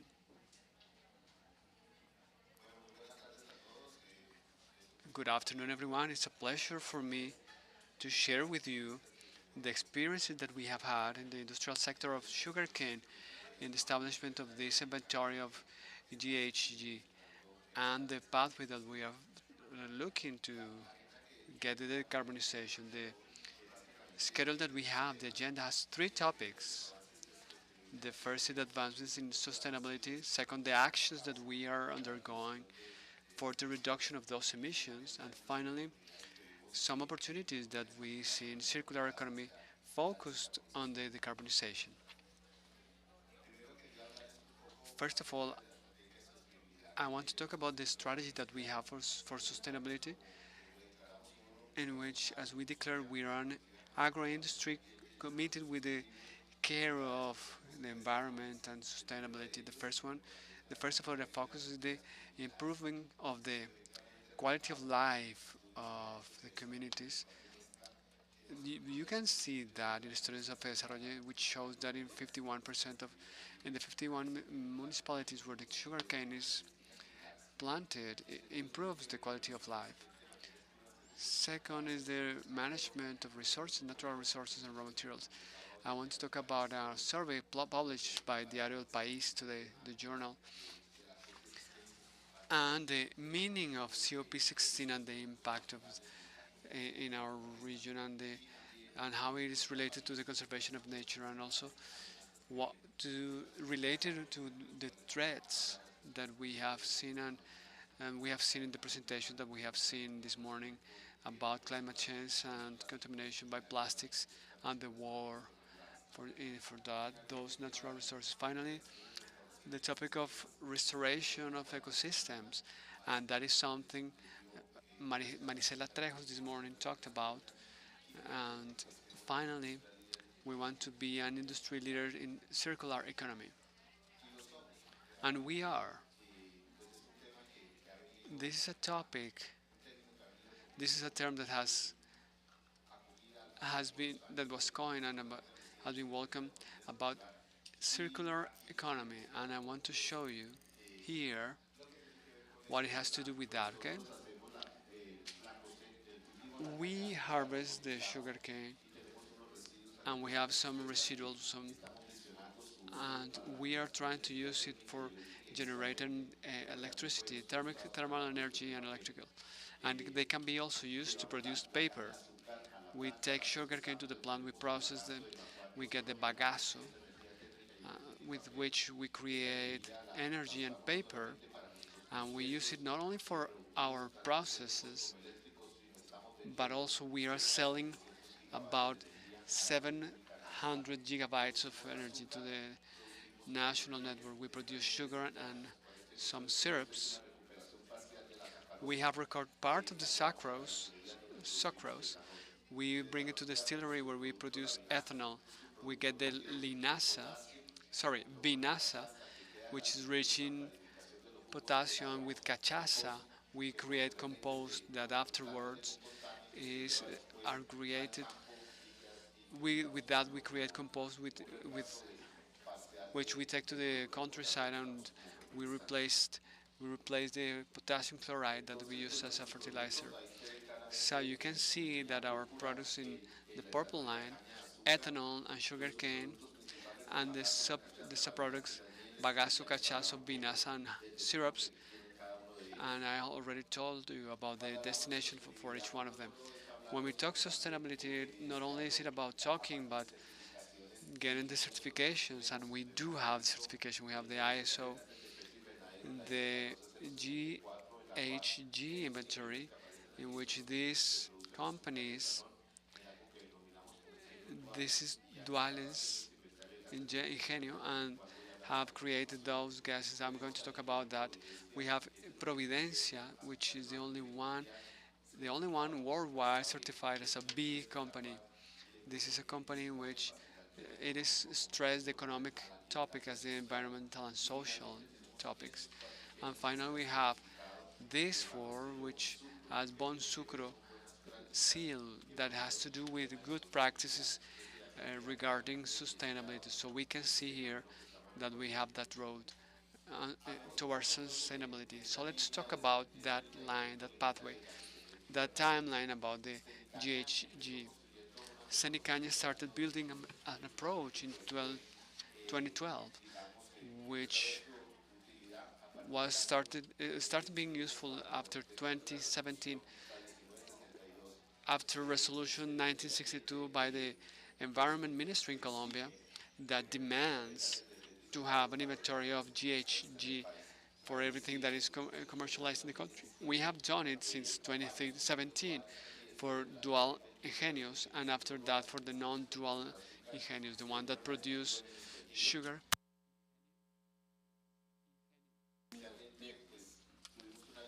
We had a timeline with a descent in that value of that footprint of that maximum value of the carbon footprint, and we had that limit of CO2 gas per cubic meter.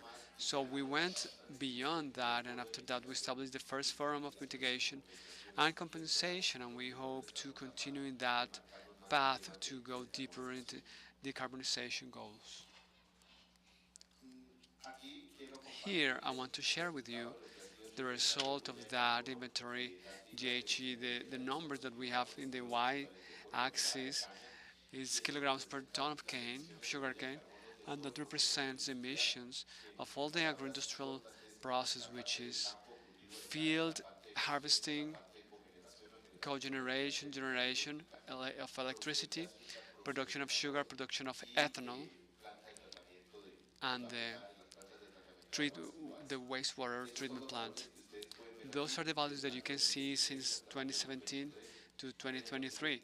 In 2023, you can see there, I have in green that we increase that footprint, and that is associated to the descent that we have in our productivity. Remember that that footprint is expressed by tons of sugarcane or hectare, and our productivity was reduced in 9%. So we use the same fertilizers, we used more fossil fuels to go to a field and harvest.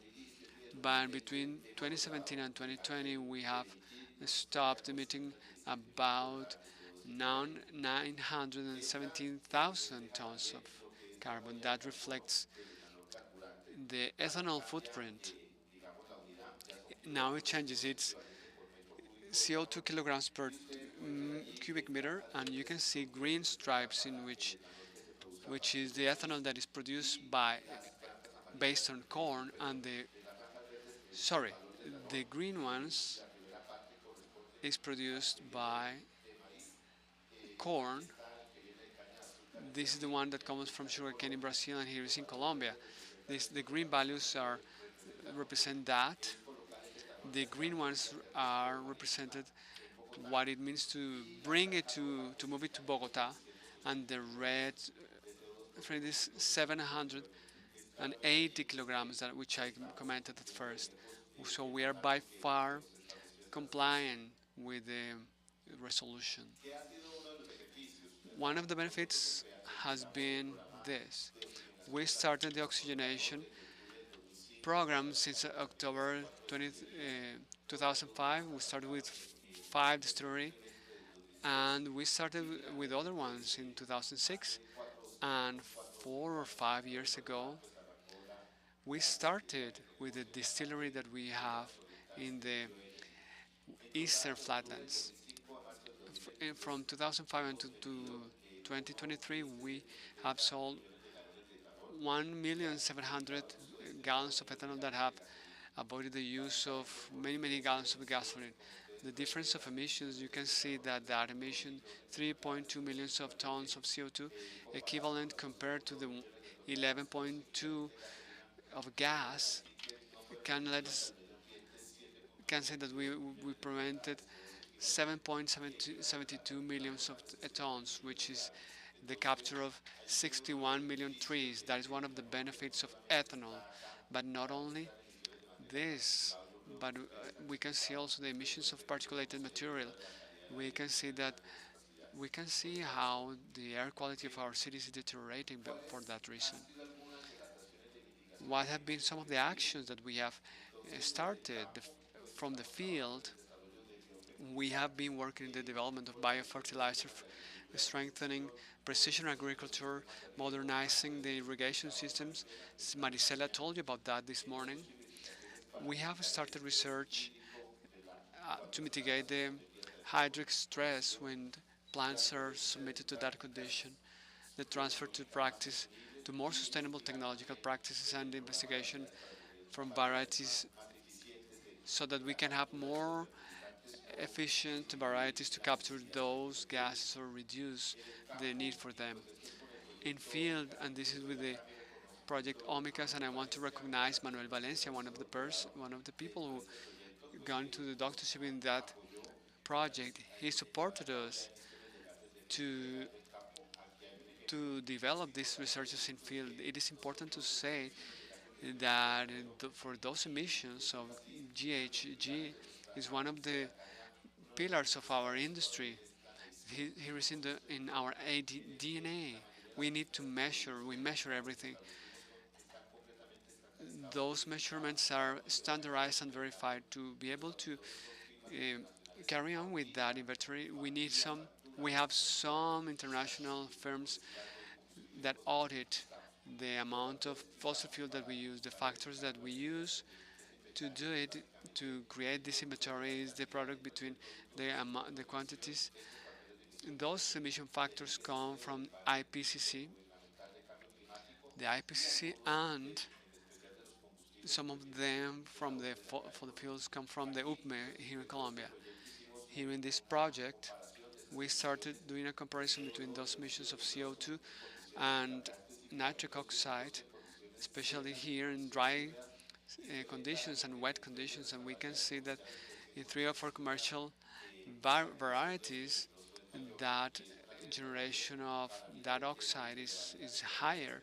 So we have to reevaluate those emissions in fertilization practices. Senicaña created a program, and we have 5 soil laboratories at the level of agroindustry in which the growers can, before applying their fertilizers, know what is the right dose, and that system tells them for 1 hectare in that condition, in this with this soil, that is the right dose that you have to apply.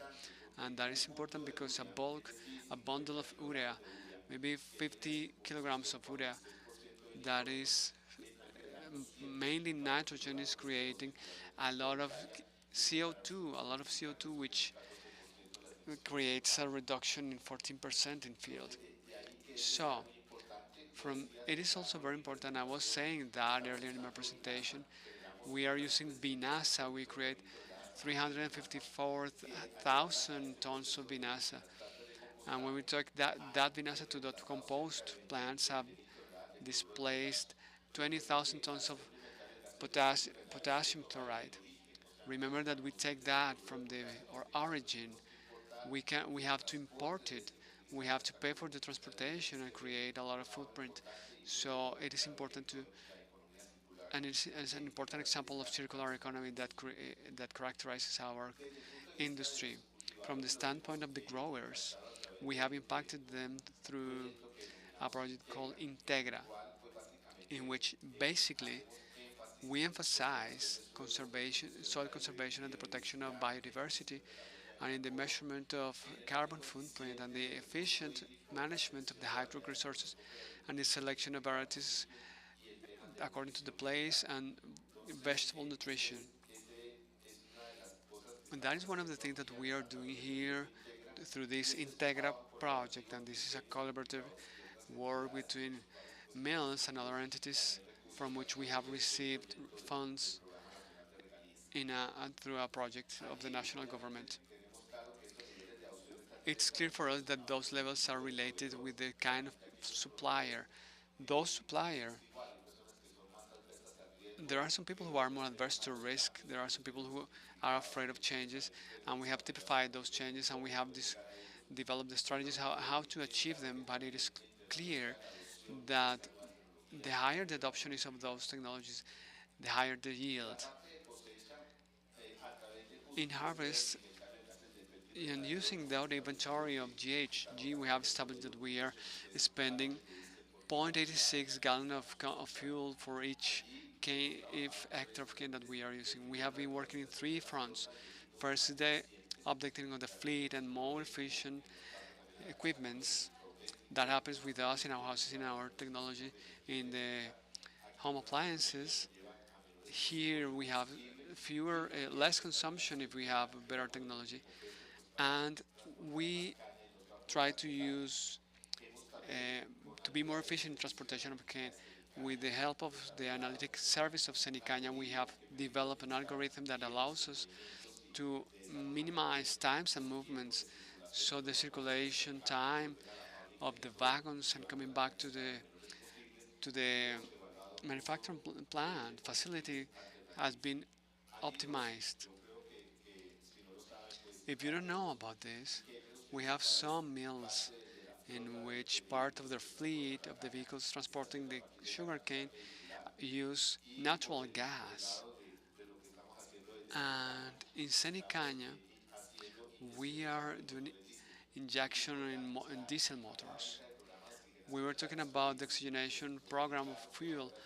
It is okay, but we are also doing it with diesel, and we produce biodiesel starting from palm trees.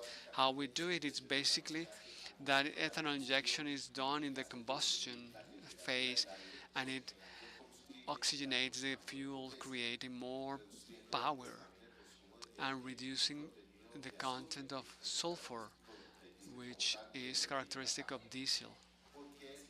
Why is this important? I think that this slide or this chart illustrates what we have seen. This is the factors of emission of the fossil fuels as diesel and gas. Take a look at the biomethanol or biodiesel or natural gas. It reduces about 20% in respect with diesel. And I'm going to talk about a little bit later about that. But I want to show you the emission factor. That is a very important alternative. The emission factor is practically zero. And when you gamble on biogas, you are gambling also on decarbonization. I was telling you about these vehicles which are using natural gas and that get a reduction from 22 to 30%, and the injection kit of ethanol that I was telling you about, which is a strategy by Sanicanya, we have achieved reduction from 6 to 12% in fuel use and up to 11% in the reduction of GHG. This is one of the vehicles that Sinicanya has, and we call it Car Lab, a laboratory in that car. And we do it because that is the gamble that we want to do towards a better future, a cleaner future. And we think that this is what happening. These mills are using that injection kit in their trucks and in the harvesting machines. We uh, we are we have done it in over 20 pieces of equipment, and we want to go further. We want to go beyond in massive fleets. With occasion of the COP16, we are talking with some transportation companies to use this kit, and this is going to be branded with all that ethanol injection kit, and you're going to see it circulating in the streets of our city. Some mitigation actions in the manufacturing facility, in which is the place where I work. It has to do with the modernization of combustion systems, the efficiency of use of energy and alternative fuels. From the resolution by the CREG Regulation Commission, some policies were defined and allowed the mills to see a possibility of creating thermal and electric energy for their own consumption, but the possibility to sell the surplus. So we moved from having a capacity of 90 megawatts to get to 336, and we are about to get 350 megawatts of electrical energy. And we are introducing some of this to their network. That has helped us to do some reconversion. We have changing some engines of the mills that used to work with vapor turbines. They are electrical engines that achieve and allow for more optimization and more control to be controlled in a more efficient way. They are more efficient to get more sucrose and has led to a fewer consumption of energy in the facilities. And that's what we are right now. I'm going to go a little bit faster now. I think you have noticed the transition that we have achieved from the manual harvesting to the mechanized, automatized harvesting. We are about to get in 80% in green, and there are some residuals in field. A part of it, maybe a 50% of it, can remain in field to help the conservation of soils and everything. A part of it could be used for industrial purposes. We have estimated that we have about 2.8 residual tons of residuals of waste product. 50% of it we could use it. What for?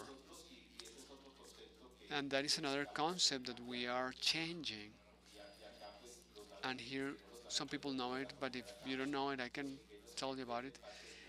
The mills sell part of their bagasse to propane to produce paper, and what is used there is what used to be used before.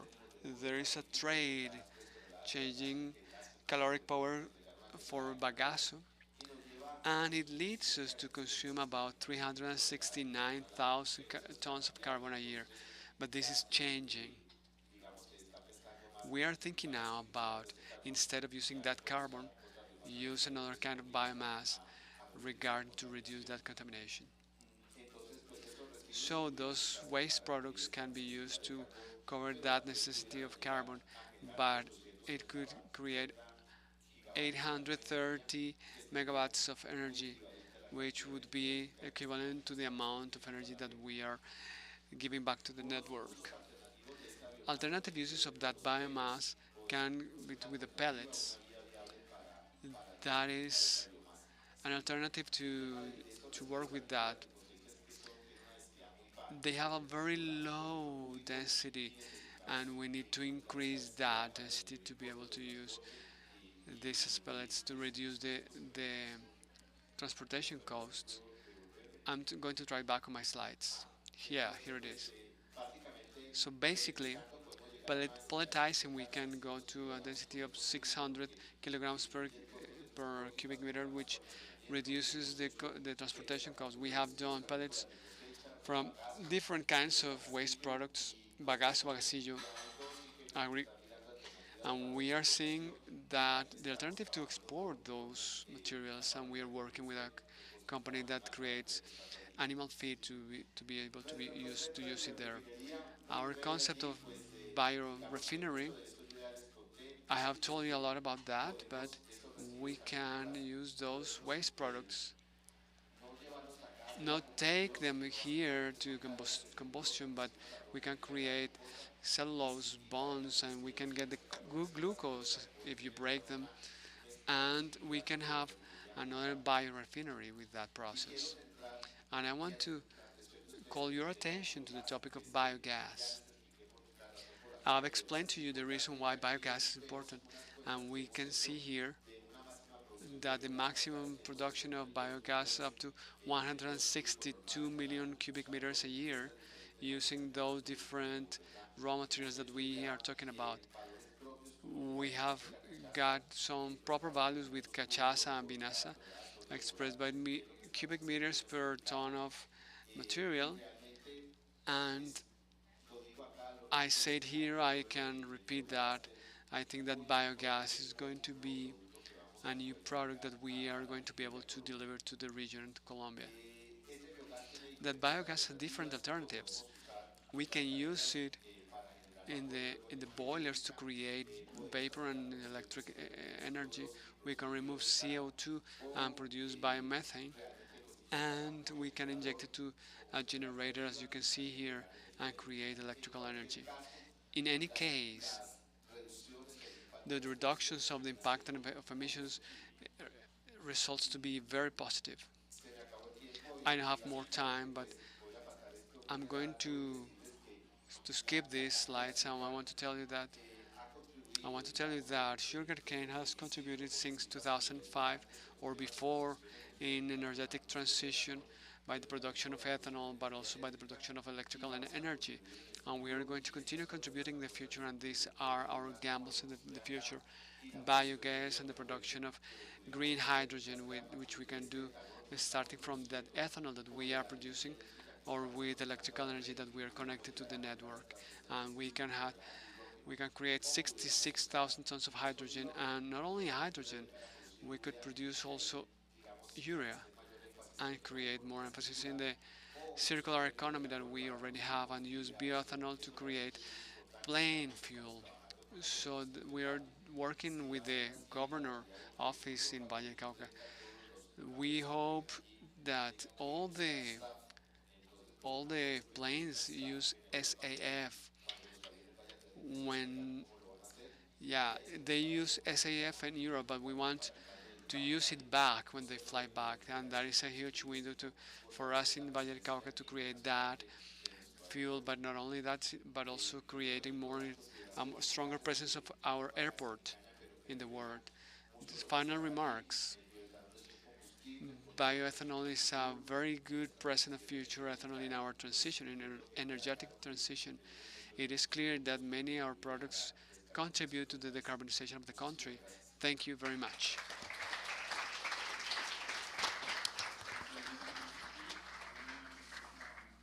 So we have time now for questions. No questions?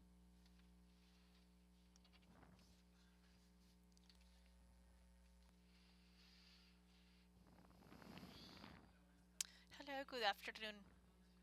You mentioned the bioethanol and biogas have many advantages in regards to contamination. I would like to know, compared to diesel or to, what's the difference that you have with the motors and the engines in the industry of the sugarcane? Well, basically ethanol, we did a study at the beginning where we observed many factors. Also, the ethanol, for having oxygen in the composition, increased the euthanaate, and we have a study, and this is what we did when we started with this study. And we don't have our the figures in my head, and more than biogas, we are using biomethane that is equal to natural gas, and the figures that we are managing in different mills like Mayagüez mill in the fleet of the harvest that they have are very positive. I don't have the values here, but they have been encouraged to use these trucks that are using natural gas. Thank you very much, Nicholas. A question in regard digesters on the biogas that you are planning to produce, and has to do with homogeneity or heterogeneity of vinasse. I understand that the industry is producing a very heterogeneous vinasse, which could be challenging to produce biogas with very homogeneous quality, and to guarantee the levels of production that will supply the internal consumption, but also the biogas to deliver to third parties. So what do you have in regards to heterogeneity opportunity of the consumption of vinasse if you are going to use digester bacteria. And thank you, Andres. And we are working on this in this moment. We establish a board of biogas with different mills, and we are approaching this topic from different viewpoints. In the technical part, with Senicania is actually, we started 3 months ago, and we have been asking the mills to elaborate some composed of vinasse and cachaça that are the raw materials that we use for biogas in a pilot mechanism, that team that we have in Senicania. We are going to find out how different these vinasse and cachas are in terms of composition, and how the indicators that are tons of volatile solids by square meter in that biogas. We are doing characterization of vinasse and cachaça specifically to use them as raw materials in the production of biogas. What we have observed that is very challenging is the sulfhydric acid. The sulfur is set by the sugarcane and on off because it's present in the fertilizers, and it has to be um, removed depending on the uses that used there.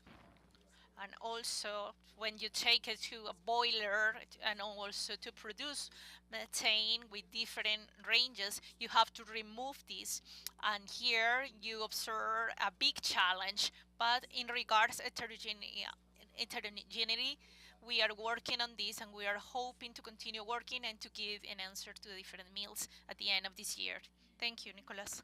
And connected to this, we have two questions. The first is connected to the last question, is what are you going to do with the vinate, and also the production of green hydrogen. Is this a project in the long term? Is an investment reality? Or is a transporter as the ammonia that you also mentioned in your presentation, that has multiple processes, not also to transport hydrogen, but also to use it as a fertilizer? Thank you. Well, the second question regarding nitrogen, we are in an exploration phase. Yesterday, I had a meeting with a representative of Hyundai, in Latin America and Caribbean, and we are not in that in a level that we are in biogas. We are in an exploration phase. The figures that I shared with you is what we have with our raw materials in order to establish this level of production, but we have not established a clear roadmap. And can you repeat the first question? Oh, okay. The vinate or biodigestate is a challenge. When we start producing the plants of ethanol, our plants were 30% more expensive than other plants because of the availability and disposition that we have with the vinasse. In countries as Brazil, was also as a salvamento, say word, and Gisela used that word too, and we have to establish the plans of composting, and in this com uh, composting vinasse and cachaça, we know that the oxygen demand should be used for the production of this biogas, and the material that should remain should be rich in minerals to create improvement in the soil and enhance the soil. After those trails, we are also recovering that the status, and after that, those results, we can come out to agreements on what we can do with that. This is used as a soil improver because it is very rich in materials, and in materials that are allow a greater absorption of the nitrogen compost. So thank you very much.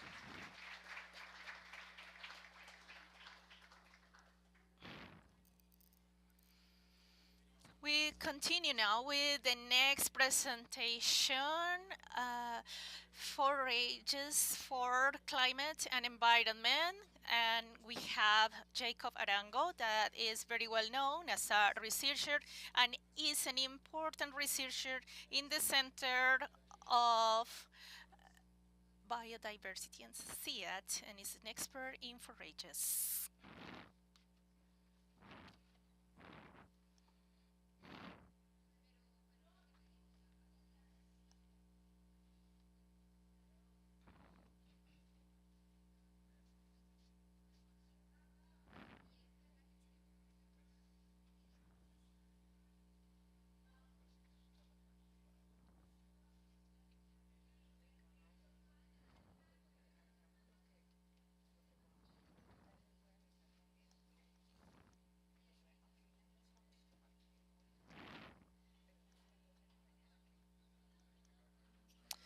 Thank you very much for being here, and thank you very much, University Javeriana, for this invitation, taking into account the topic of the symposium.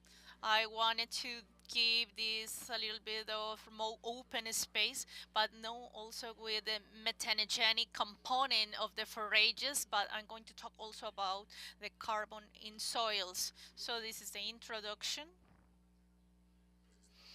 This is the agenda of my presentation. First, with an introduction, introduce myself, but maybe to save time, I'm going to omit this, and then I'm going to talk about biodiversity that is contained in the bank of genoplasma in seed, and how we use this for forage.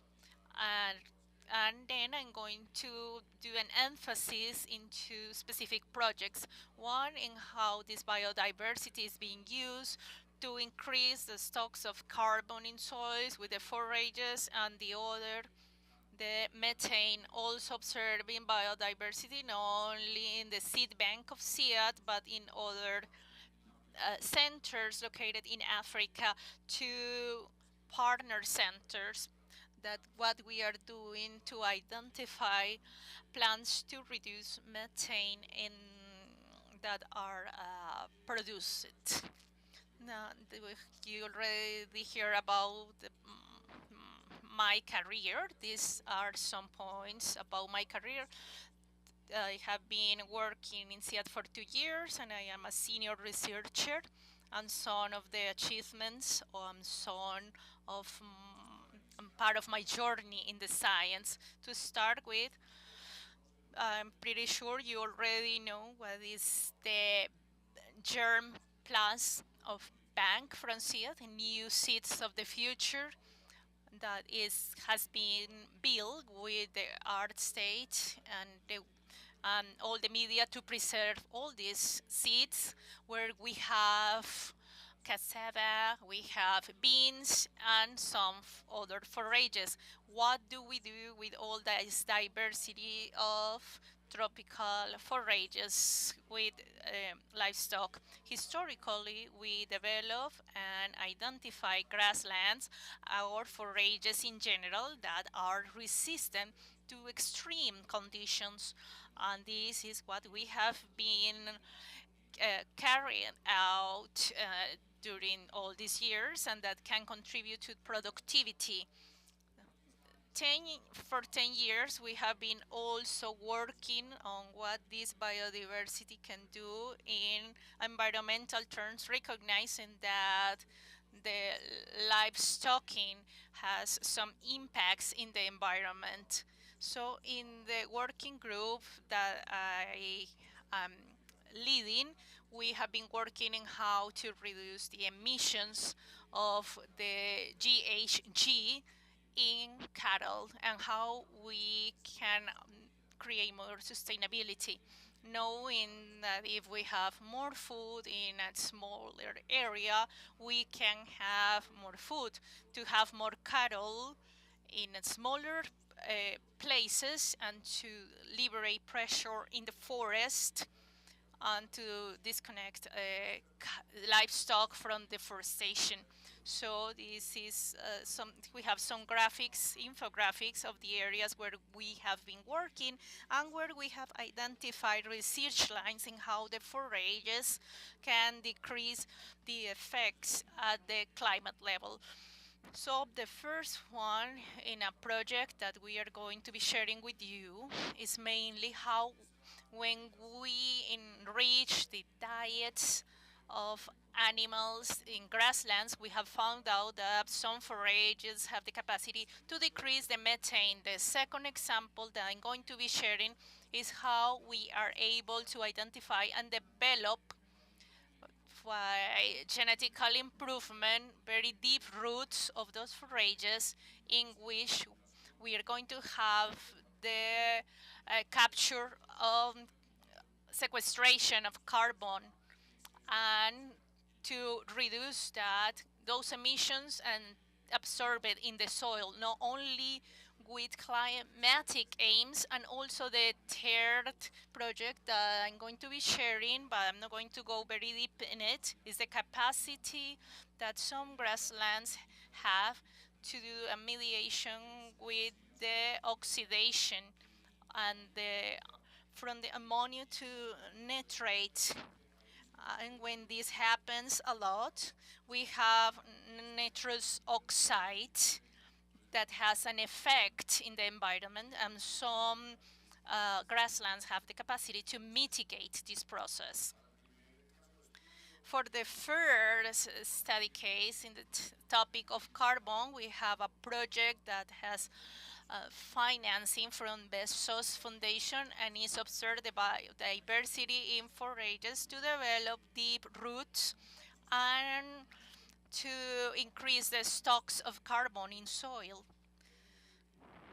So in a fast and simple way is observe how in the varieties of rice and forages we can develop varieties of deep roots compared to others not very deep, and how these increase the stocks, the carbon stocks. I don't know if you know, but for example, in agriculture, IPCC only counts the carbon that is present in the superficial layers.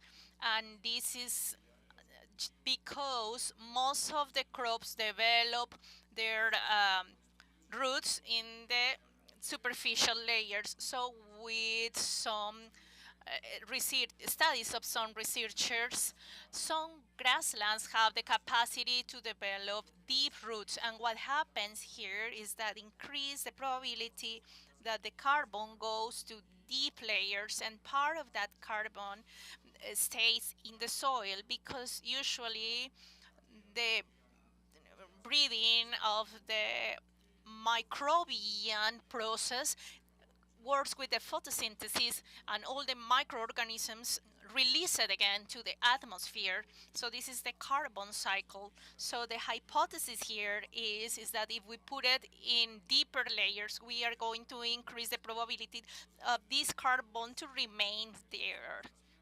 So these are the experiments that we are doing, observing this diversity with different grasslands and forages in different parts of Colombia, where of course the conditions of soil is changed and also the climate, and how these all these sessions behave in terms of the enrooting, deep enrooting, and also in terms of the composition of the chemistry of those roots. So this is what we are observing in this moment. One of those grasslands One of those grasslands is this one, we have identified that has a very special characteristics to be cultivated in the east flats, especially in Orinoquia. That is a very special region to develop this with soils of very low pH. So what we have done is to observe the benefits that has the sustainable intensification, where the average of animal per area should be 17 areas to have a head of cows. But this is in part related with the food. So this is what we identified on one head of cows by 17 hectares. And then also the mitigation of nitrification. I'm not going to go deeper here, and especially the carbon capture.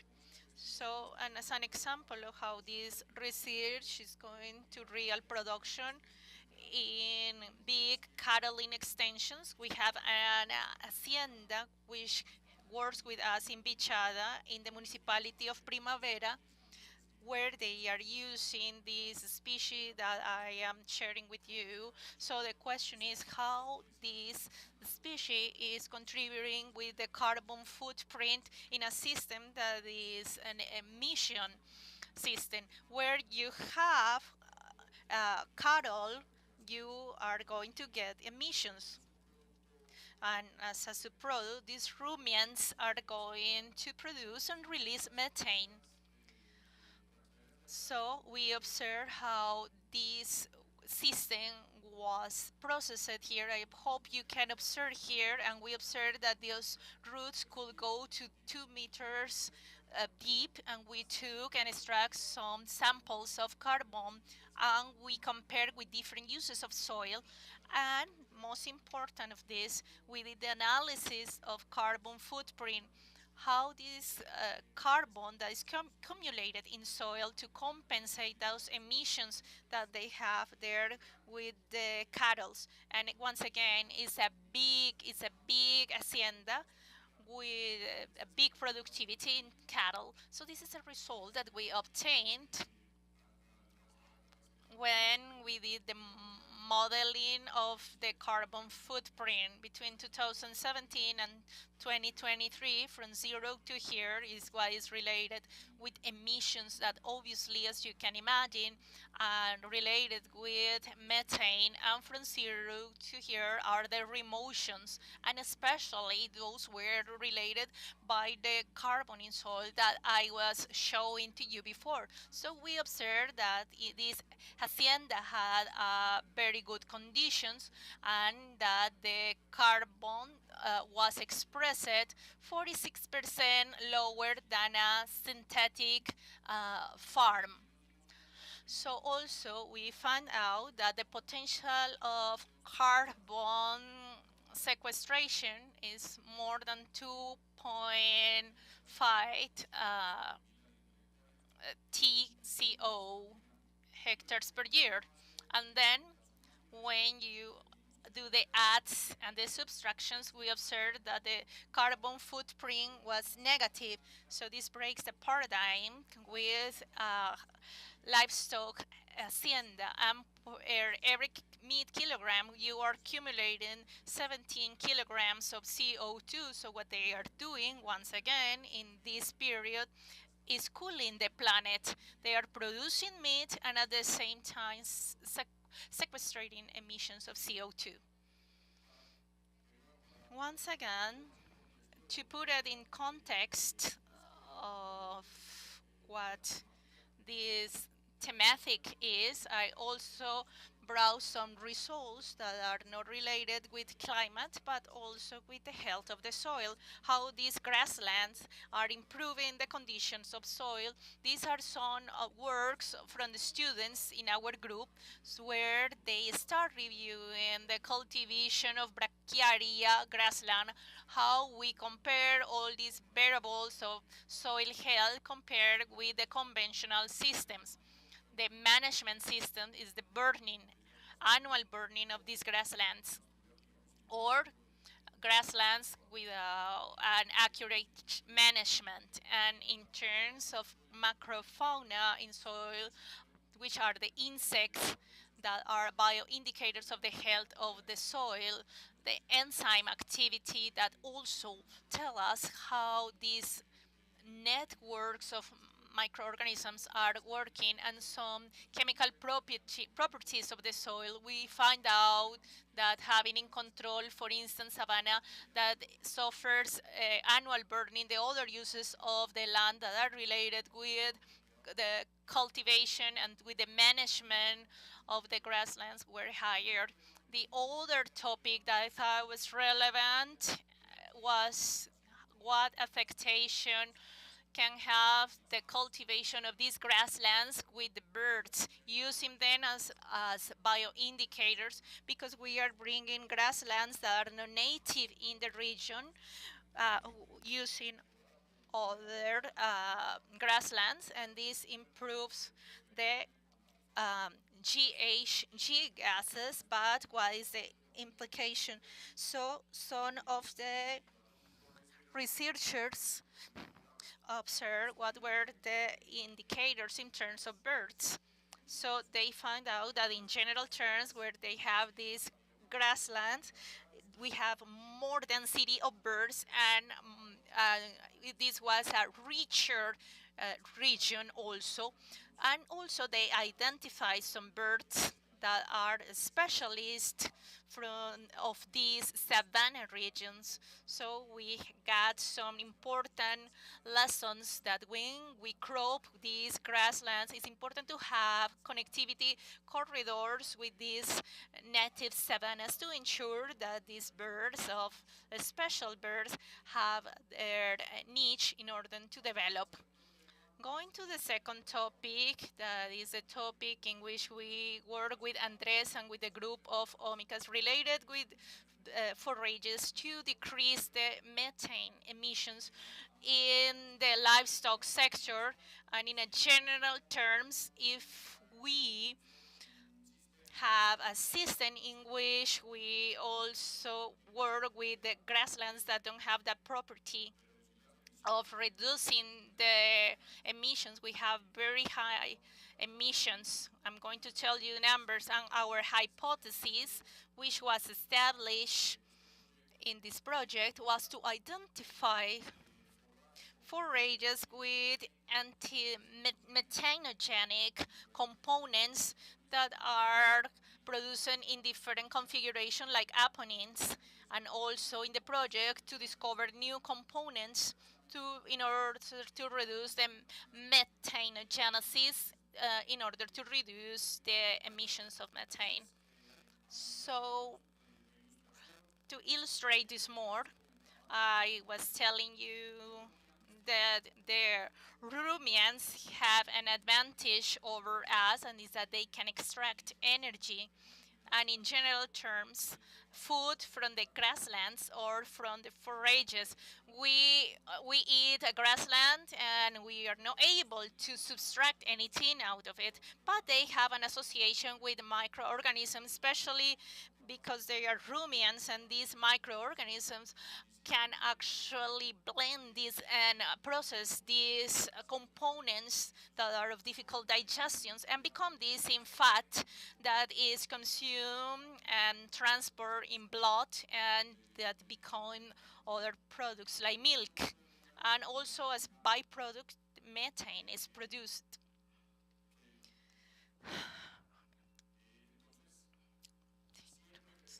So every time we have a ruminant, we are going to have this process of methane production. It's impossible, or until we know, it's impossible to have ruminants and to have zero emissions of methane, but it's possible to decrease some levels to levels that are between 5 and 50% in what we have observed, especially with forages. And this graph, it was mainly to say that an eruption is not to rule out the cattle in production because of the importance that this has in terms of nutrition and economic as an economic component. But this is also an example of the intake that is necessary to get in order to get the iron requirement in a human. So it is true that with vegetarian diets we can cover that. But for instance, eating, for instance, liver, we will have 300 grams. With spinach, we have to consume 2.4 kilograms, but we need a balance and we need knowledge in order to replace these micronutrients, these key micronutrients. So this is the reason why we have to observe and understand how we can actually do cuddling, livestock in a very responsible way. Also, we have some other commitments to reduce the emissions of methane, and the methane also has a very special characteristic, and it is that it has the property of achieve the cooling in a very fast way because it only remains in the atmosphere for 10 years, but CO2 remains for 1,000 years. So if we achieve some rapid reduction, that is what we need to reduce climate change, we could achieve some effects, very efficient effects in the aim of reducing temperature. So the project is mainly based on looking for those forages that are in the banks of these institutions of the CGIAR and the Alliance Biodiversity Seed that can reduce these methane emissions. This is not going to be zero, but we can achieve a reduction of 20, 30, or of we hope 50%. And for this, it's a project that starts some months ago. Um, we have been working for, I guess, a year, and the University Javeriana is participating also, helping us to find those molecules, chemical molecules that can interact with these ruminants and also reduce these emissions. This is an infographic on how this process that we are developing to identify those forages low in methane. So we have big diversity in total. In the banks, we have an estimation of 70,000 of forageous plants, and we are not going to be able to observe those 7,000, but we are making an effort to observe 7,000, and what we have is a great diversity, and we have selection criteria in order to select the ones that we are going to be researching and testing, and then we have an in vitro screening that can indicate which ones are the ones that have this potential to reduce methane. And then we are going to do metabolomic profiling, so that in literature those can tell us what have the capacity to reduce methane, and which ones are others that science don't know yet and that we can actually characterize, and then to do a characterization with a number of forages and also do a validation with animals in breeding chambers, and also testing them in productive systems. To measure methane, as Andres was telling you, is not something superficial, it's a challenge. So we have some mechanisms that are standardized at the world level, and we have selected this methodology that is the ventilation and respiration chambers, where the animal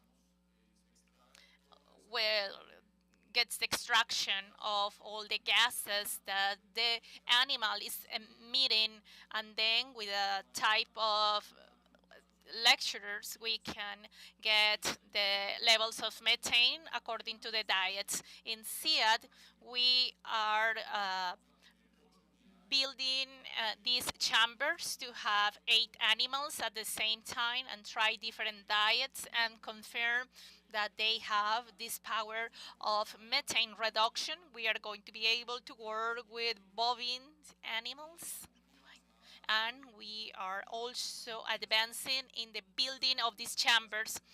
Here are some ideas that I brought to you as a summary. And the first one is biodiversity in plants has been the response in many of the challenges before climate change, resistance to droughts, resistance to pests, and this biodiversity can also be the key to face climate change.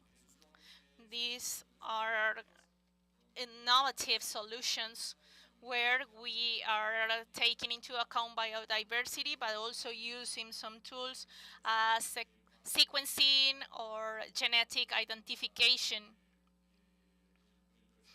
also to identify methodologies to identify and develop metabolomic profile is, and also is key to intensify an identification, a sustainable identification in cattle. In the livestock is using the soil in Colombia in big areas. Many areas are being used in livestocking, and it's we can actually put the cattle's in different areas and to take it away from pyramids on from the Amazon region, as the colleague was mentioning this morning.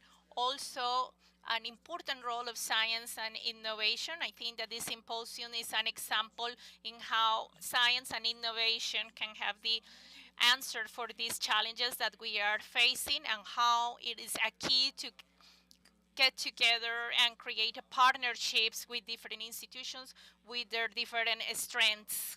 So this is what I have to share with you today. Thank you very much.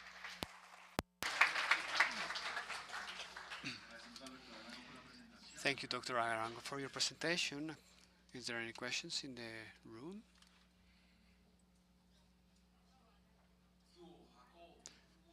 Jacob, a very interesting presentation indeed. I don't know if you are working also with the microbiome associated with the stomachs of the ruminants to get an approach in both directions, but also combine diets. We are planning on doing it. We are in conversation with an institution in the United States which is called Biome Edit, and they are experts in that topic about ruminant microorganisms, and we have a concept of joining these efforts regarding diets, but also how those microorganisms are going to receive that. Because as Andres told us, it's not only the plant or cow, it's the microorganisms, the ones that are emitting. So if we can understand how that dynamic works, that microorganism works, and we can make them work for us, that would be key to diminish the emissions, not only from the soil, but also from the animals.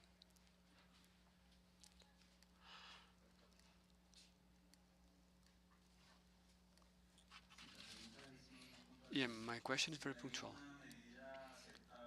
Is there an acceptable measure of how much methane is acceptable for a cow to produce? Just to check if we are achieving the goal. The global goal is called methane pledge, for example, or the commitment or the ambition to reduce is about 30% to 2030. 2030 is almost, we're almost there. Not only in the level of livestock, but in general, we have calculated that if we are able to reduce methane emissions in 30%, then would be able to achieve that increase of temperature in 1.5 degrees. Any other questions?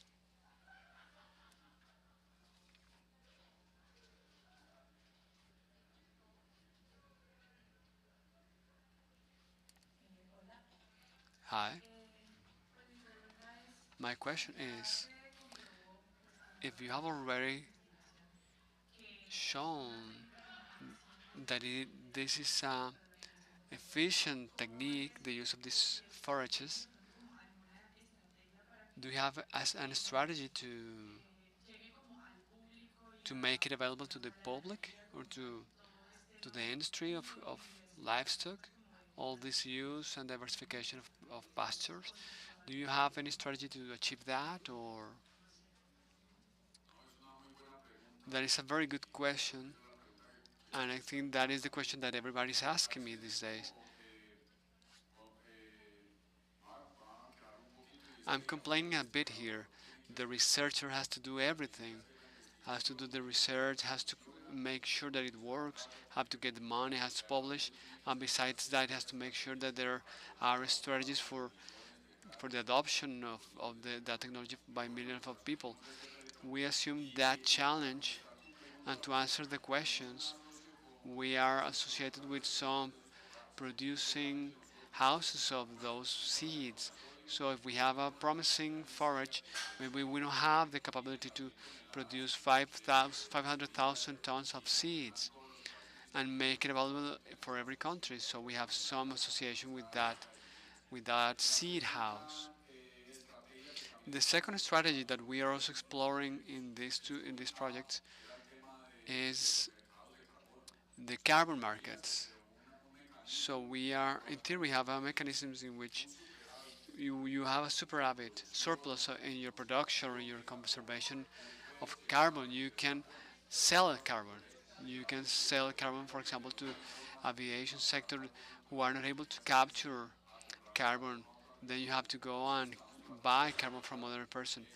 So we are trying to develop those projects that could incentivize the producers to see that there is another way to make more money, not only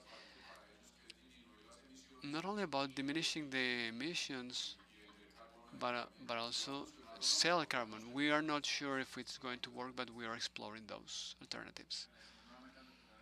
Thank you very much, Dr. Ango. A round of applause, please.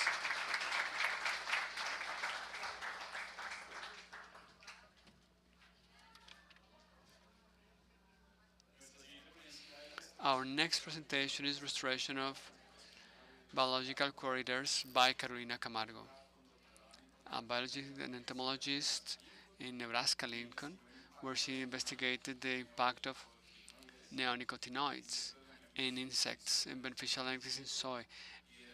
Since 2017, she's the leader researcher in Sanicanya developing sustainable strategies for the agro-industry for sugarcane in Colombia.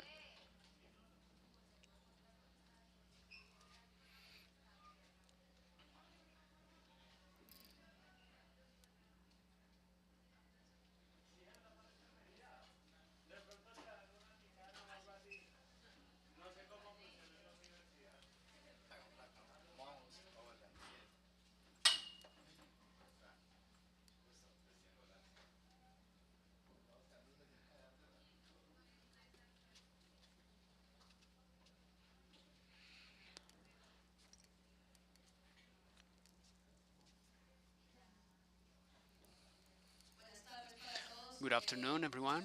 Thank you very much for being here.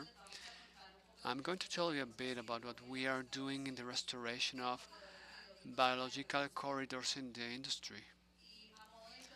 And as an introduction, we want to improve that connection, that connectivity, and improve the flux of species between different parts that we can see in the agroecosystems, not only to improve the movement of species, but also to improve the movement of genes.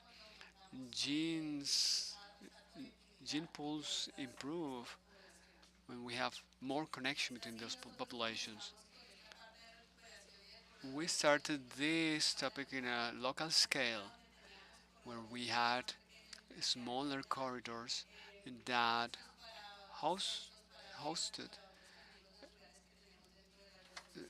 houses for bees and so many other natural enemies that we have for our systems. We recently have started to implement these corridors at a regional scale, in a scale of landscape where we work in the recovery of basins and of vegetation around these basins. For us, this vegetation is very important because we have organisms like this. You see them as maybe a fly, a simple fly, which is in the ecosystem. For us, it is very important. This is a fly, a native fly to Colombia, native to Valle del Cauca. It feeds on those larvae that are in the biological corridor, and we have some controllers like Cotesia flavipes, which is a controller that is released to control a very important plague in sugarcane. That plague belongs to the Diatria gene, genus. Maybe you see that there's nothing here, but you can see this hole here where the larvae get the stem, and you can see here inside the stem the reduction and the quality of the sucrose as in the weight of the material. The damages can go. You can get hollow stems which impact significantly the industry. The biological control is not new within the industry of sugar cane. It started in the 70s, which started before the foundation of Sanicaña with the liberation of some controllers and the practices by conservation. We have maintained the investigation in this part of biological control for these levels to be in this threshold, this economical threshold. By 2023, as you can see, we are still below 2.5. Here we have that percentage between nuts that we have, the percentage that the plaque creates on the stems of sugarcane. We monitor how these biological controllers are doing, what is the proportion that we have in field. Here we have in black and in yellow, in light yellow, some controllers that we free. In orange or dark yellow, we have that native fly that we indicate, that we monitor as indicator uh, in those biological corridors in the sugarcane ecosystem. For us, those corridors, as I told you, this is a radius that it has for those crops, and all those animals that are in those corridors have these controls, but not only that, but also controls that guarantee that secondary plagues don't become first category plagues. Entomology is very important for us, and diversity of insects is very important for us, because if we rule out the microorganisms, 80% of the fauna are insects, and that is a lot of biomass which is very important for the conservation of other species. It creates sustainability on other trophic systems, as I mentioned, like for example the biology control, the pollination, and decomposition that allow that balance in the ecosystem. An example of this is that we work in this project is the implementation of bees associated to sugarcane plantations. We're talking about 38 morph species in 3 families, 5 of them stingless bees. We know that 75% of crops need pollination and 40% of them are pollinized by bees. So we highlight the importance of the conservation of insects in the establishing of these biological corridors for the maintenance of these insects. Other data that we have collected with this project, we have been focused very recently in the characterization of birds. We have a list of 422 species of birds in the flatlands, a high diversity of ants, predator ants, and the different parasitoids that we have, Genea and other parasitoids, predators. Spiders are very important for us, even though they be a little bit scary. They are very important for controlling those plagues. We have some bees, and we're registering 161 species that can be used for restoration in those biological corridors. As I told you, for us it is very important to work in that connectivity, use those biological corridors as a mechanism for preserving the biodiversity. It started with this idea of biological control by conservation, but besides that, we have many other benefits in the restoration, like, for example, the conservation of these hydric resources, the connectivity for biodiversity, and we're also trying to create opportunities for the populators there through the establishing of a network, biodiversity network. Those are the benefits of restoration that you should know, and we were talking about that this morning, the importance in regulation of climate and capture of carbon. So, in Valle del Cauca and in the agro ecosystem, what are the potential corridors that we have where we can start working? We are working in hydrographic basins, 13 basins which join both mountain ranges. We have a pilot project in which we work in the Amaime Basin, Amaime Nima Basin, that is one of the longest basins that we have in Cauca Valley. For you to know, this is a basin that has 52 kilometers long. It's between Palmira and El Cerrito. And for us, connectivity of this basin is very important. Ever since we have that connectivity between central and western mountain ranges in Los Andes. There are several approaches, maybe you know them, in those restoration processes. We have been talking about this in the symposium in the morning about restoration, active restoration, passive restoration. This is an example of what we have faced in this part of the restoration, how we in field have seen challenges that in that restoration processes.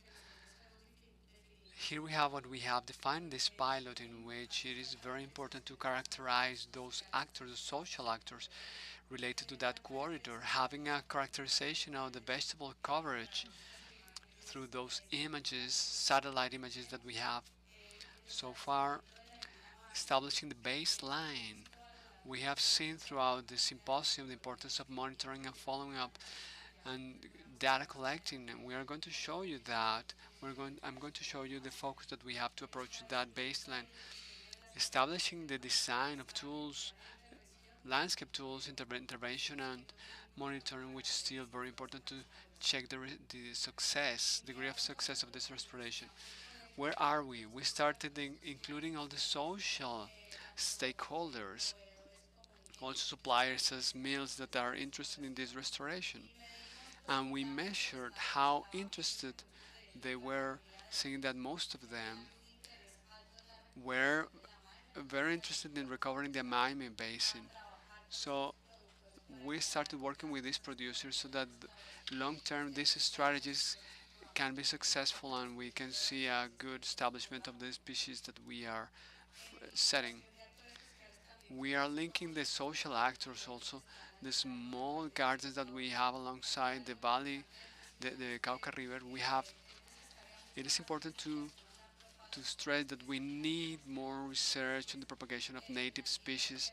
We have some native species that require more research on how the seed has to be treated, how plants should be manipulated, and we have worked on rescue, but in this garden seed, it is easier to propagate common species and not native species, which is what we would want if we want to recover our ecosystems.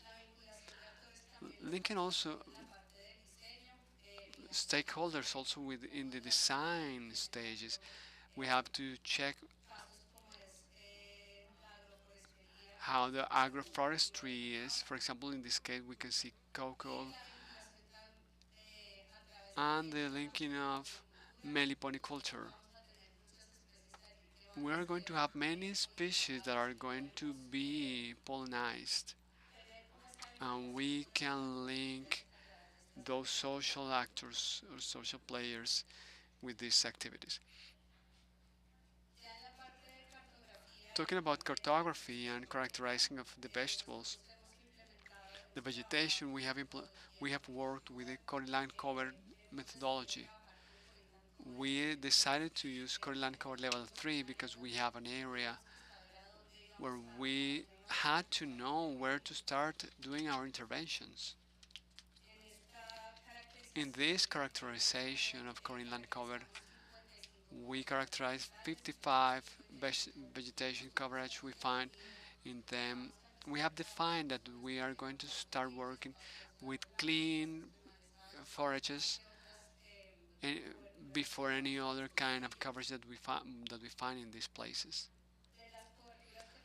Out of the coverages that we have that are more prevalent in the basins, and you're going to see the Coca River basin, uh, Guaduales and cane dominate. Those are the ones that we're going to find mainly. Guaduales is going to be very important for the biodiversity of birds. That is a very good example of an ecosystem that hosts many species in there. So in this baseline, we have that characterization of coverages. Then we want to see how diverse they were. In diversity, we started using bioacoustic to measure what we have there. That is a strategy that uses these passive acoustic sensors, these recorders. We are using audio mode. We can program to record on different days, months of year, and they are coupled to artificial intelligence to recognize the species that we can find in field. Personally, I really like this approach because it's low cost technology. It doesn't require to go. Don't have to go early. We have an approach that allows the repeatability of in time, and from which we can get easily attainable indicators. This is our monitoring alongside the basin based on those vegetable coverages we have defined for types of ecosystems. One which is reference forest, the guaduales, medium interventions, and open zones, so that we can see with the time what is happening. That we can see in the open zones. We chose those open zones for restoration, and we want to measure how successful we were in time characterizing biodiversity with these recorders. So this is an example for you to see the places that we sampled or we tested alongside the basins of Rio Cauca. Some reference ecosystem like these ones, Guaduales. Guaduales is bamboo, and this is for you to see what we are doing. We are changing. We are moving the sound to a visual characterization. So this works as a. This is a pentagram. This is staff. We have the frequencies of different birds characterized in some databases so that we can identify what species we have there.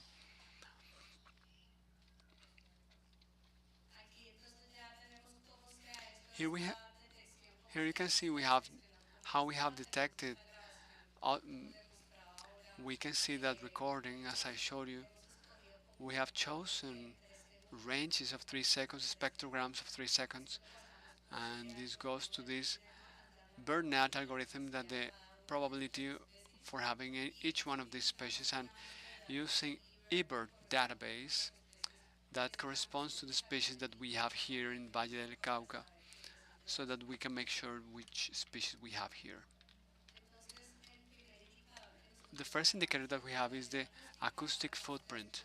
Here you can see in this part below, this is an example of how a spectrogram seems in an open zone and in a zone with more vegetation.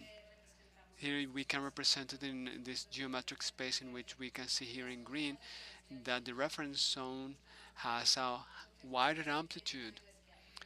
That means that we have a higher diversity in this zone. The bamboo zone or guadual behaves in a very similar way to this reference zone. There are some places in the medial zone which are similar to that reference zone and the open zone where we want to expand to. In this automated detection, we have started working with birds which are birds that have a very simple singing birds, maybe bicho fue, maybe you know it, you can hear it, you can listen to it. There is a very typical song by this bird. We started analyzing some more simple songs. Here we have some characterization, and we have much more complex songs. For example, cucarachero. Listen to this.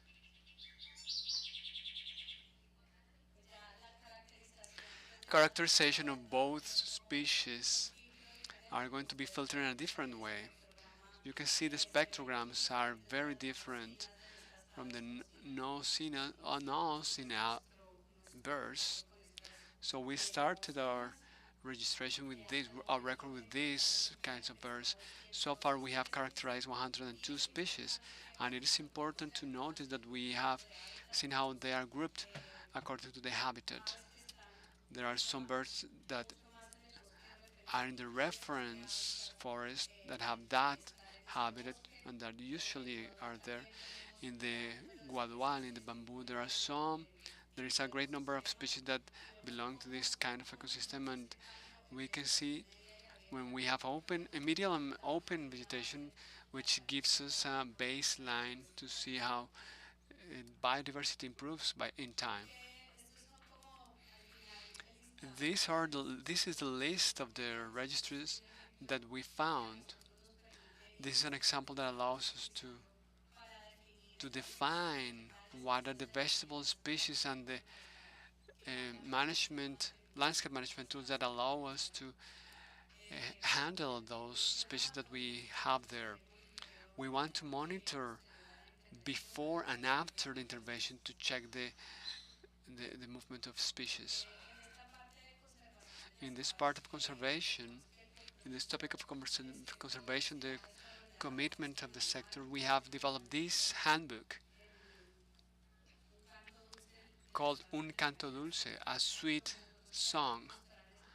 What we want to show is that it's all those practices that are friendlier with birds. Here we have some challenges here that birds have to face in the agroecosystems. We have illegal trading, contamination, exposition to some chemicals, and with this project of biological corridors, is what we want to have is more friendlier habitats with these habitats, increasing the tree coverage in places where we don't affect the yield, the production, and we can have a convergence between conservation and productivity. Finally, based on all this characterization of birds, we're developing different designs for these biological corridors. These are some of the species selected that we have selected along the project. The collection of vegetable material has been sometimes limited regarding especially native species. However, we have started rescuing some plants, interacting with the gardens to propagate the native species and donation of vegetable material with CVC and some other institutions. Here you can see some pictures of when we are planting alongside with the community to do the social work that requires these kinds of restoration processes. So as a strategy for us to contribute to that increase in the coverage, we have identified these 6 pillars which are paramount for the restoration within the Valle del Río Cauca. The identification of social stakeholders, identification of vegetable coverage, characterization of fauna, birds and mammals, insects, parasitoid insects. That's what we know how to work with, and that's what we do in our team. All these designs, that flower designs and tools to modify the landscape, having the intervention and monitoring of those actions, which is going to be very important to guarantee the success of the restoration process, and very important for us who are working with Programa Integra, which Dr. Nicolas already mentioned, to have a good adoption from the producers of all these restoration strategies that we are establishing. With this, we want to this is our strategy for biodiversity. We want to maintain those services, ecosystemic services like the biological control, and also to maintain those sustainability indicators for the sector. We have been trying to characterize not only birds. Birds are easy to characterize within the acoustic part because we have a robust database, but we have been building this how we can see the insects in those spectrograms. Here we have some examples of the spectrogram that we have for these biological controls that we use in sugarcane, Lidella. It's going to be very different to the sound of birds. Cotesia, it sounds like a duck.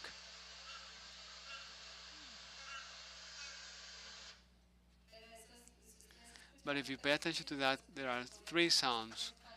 These three sounds correspond to these three patterns which identify by the AI, can be identified by the AI in those recordings.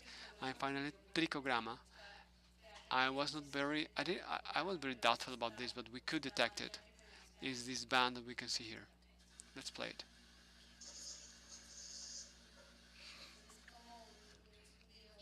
It's like a bus. So we have those patterns, and we hope that through the use of these technologies, we can create the monitoring of other species. I want to thank the group of entomology. Thank you very much to you.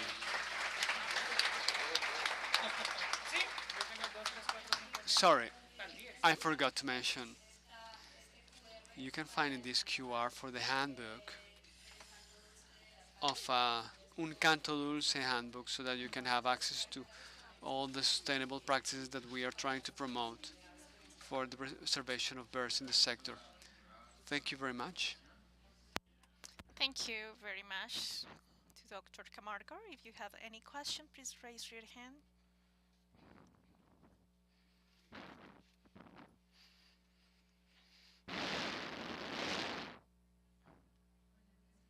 Hello, very interesting. I would like to ask you if with the restoration strategies that you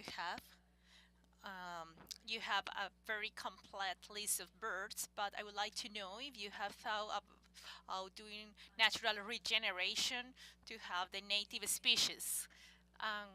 Yes, indeed. We are, since we have the coverages with the cartography, we are going to different places to identify what plant species we have. That it's a stage in where we are right now, but I don't have the results yet, but we want to identify what we have in those zones because many of the species are going to be there, so we have to do research in that area.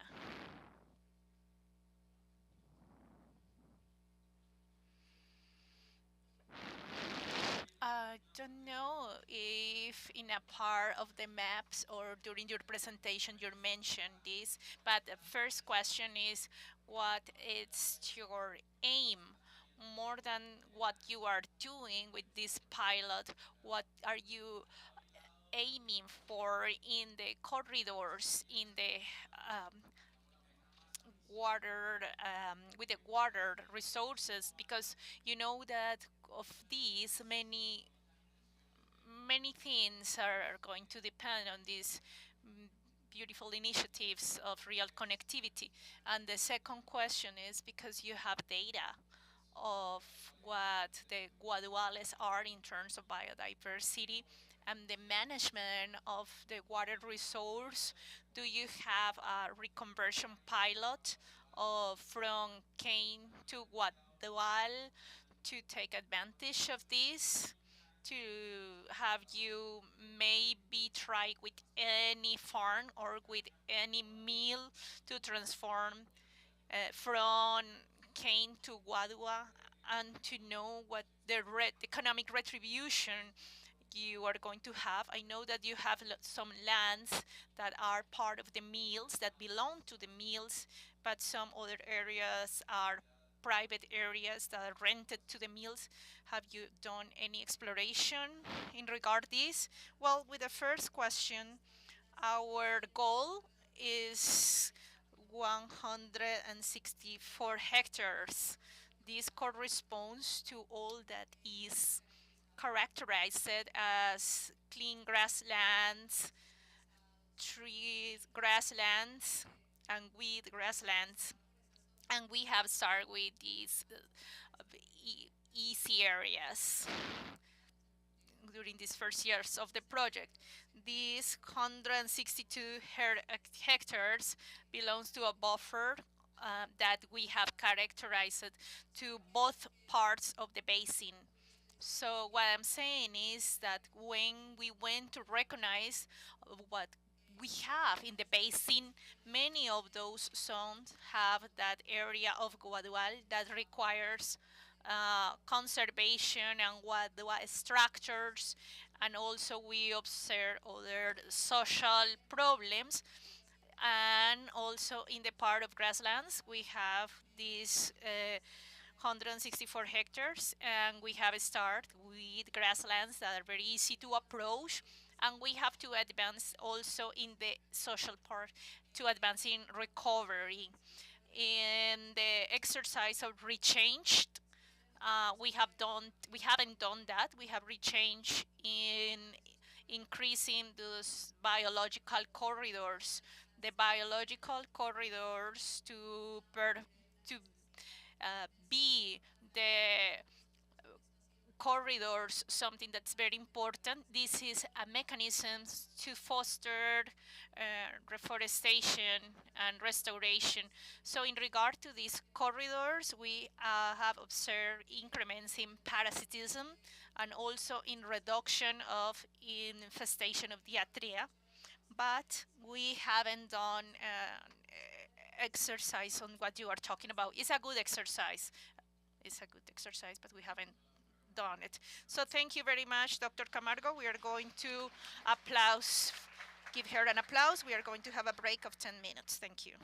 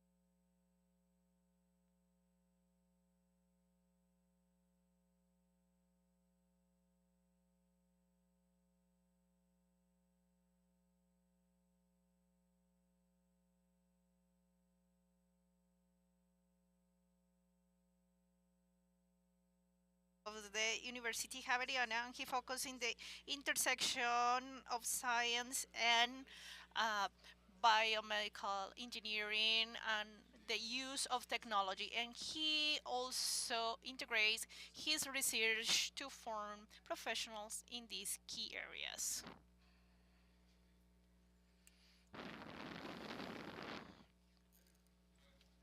Thank you very much, Diego. Thank you very much to all the people present. Well, actually, I don't work with neuroscience. I think you are reading the profile of someone else, but in any case, hello.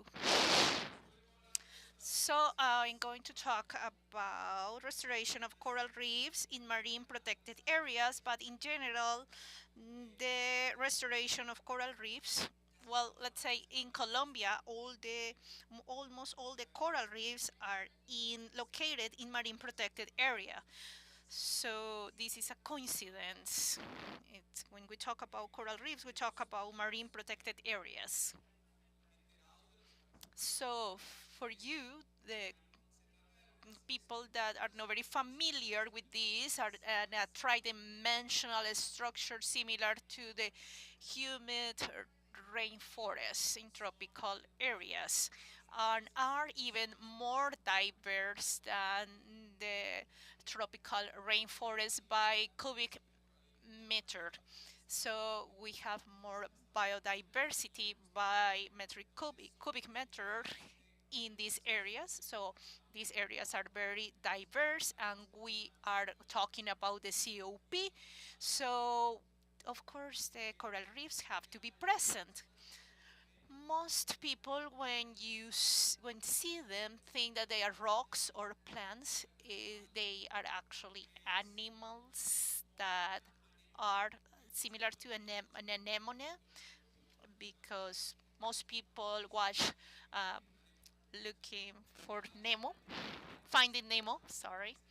And these are anemones produce the skeleton, and they start in a small polyp that is variable size from even 15 centimeters of diameter, and the corals that build reefs can leave a skeleton, exoskeleton of calcium carbon of by 4 meters of diameter, and is full of holes because it has been erosionated by other microorganisms. So it is like a citadel that can be built by Jaramillo Mora or Constructora Menendez. So these are the reefs under the sea, so that many other organisms can live there. This is the importance of the corals in the coral reefs. And they are called coral reefs because they are built by corals. The pargo rojo, the fish pargo rojo, and also they live there, and also the lobsters and crabs and many other organisms that are part of this trophic system. The coral reefs are fundamental for the food of many people around the world. This estimation of how important they are variate. Some publications talk about 700 people around it. Some other publications talk about 1,000 millions. It doesn't matter, but we have some communities around the tropics because the coral reefs belong to the tropics, and they depend on the tropics for the animal daily intake of animals. They go to the reefs to actually find food from there. So this is very important. They are very affected, and you have heard about the different changes and the deficit in the coral reefs, and these are consequences of this accelerated global warming that we are facing. And also this has many consequences, side consequences that are associated to carbon dioxide. This carbon dioxide gets into the sea, is a gas, but gets into the sea, gets mixed with water and lowers the pH, so makes the water a little bit acid or less basic. And this has an effect of weakening of uh, calcium carbonate, that is this the skeleton of corals and all the other microorganisms that produce calcium oxalate. Also, we have to look the acid of the ocean, and also we have to also take into account many other elements. And also we have some phenomena like El Nino and La Nina that are climatic oscillations, and Nino and Nina have increased the intensity and frequency, and this also affects the coral reefs. Well, actually the coral reefs are having a really bad time, but we are going to have a really bad time without the coral reefs because they have been here longer than us, and probably they are going to overlive us, and they already have past many extinctions, and also we are going to experience that one day, but they are going to actually charge for what they are going to stop offering us. One of the problems that many countries are facing in this belt of islands in the Pacific, like Polynesia, and there are some others in the Indic and some others in the Atlantic. Some of the problems that these islands are facing is that they are very low and they are not very high above the sea. So the deterioration of these coral reefs plus the sea level is actually finishing with those countries. The ocean is every time getting into the coast, and one day is going to actually pass them, and no one is going to be able to live there. And if the coral reefs get very weak, we are going to have the problem that with the sea level, and everything that is around those coasts is going to disappear. There is a case of a country that is famous. Have you been in Kiribati? Kiribati is where the time changes in the planet. In the left is yesterday, in the right is today. So it's in that line, and it's a very flat country because that country was built in an island of coral origin, and they are facing the situation that the country is disappearing, so they went to buy land to establish the country somewhere else. So they are buying land to move the country, and this is a little bit crazy because they are buying land somewhere else, and also the regulation is kind of crazy. So it's not an post-war imposition that we have observed through the human life existence, but this is kind of like sell me a little bit of land to build a country, because in the long term this country is going to disappear. And this coral belt is not going to actually be able to sustain the growing of this country, and is not going to actually sustain this waving impact from the ocean. We are talking about extreme cases. We don't have that situation here in Colombia because the Colombia is very high above the sea, especially in the Andean area, but we have some islands and reserves that we have forgotten. And one was actually famous because we have a fight with Nicaragua, and in the Haya we have actually legal dispute regarding these islands. So in the North Park, we have some atolls and islands that are very low because these are islands of coral origin, and this is going to happen. The same thing that happened in Kiribati occurred, so the islands are going to disappear.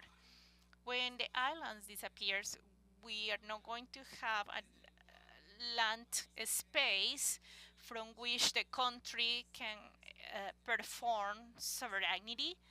So the sovereignty is performed in some of the land areas, and we are land animals, and we are here in the country to some nautic miles, and then I can put the flag there and some part of the army and some nautic miles around, and some rules start taking place.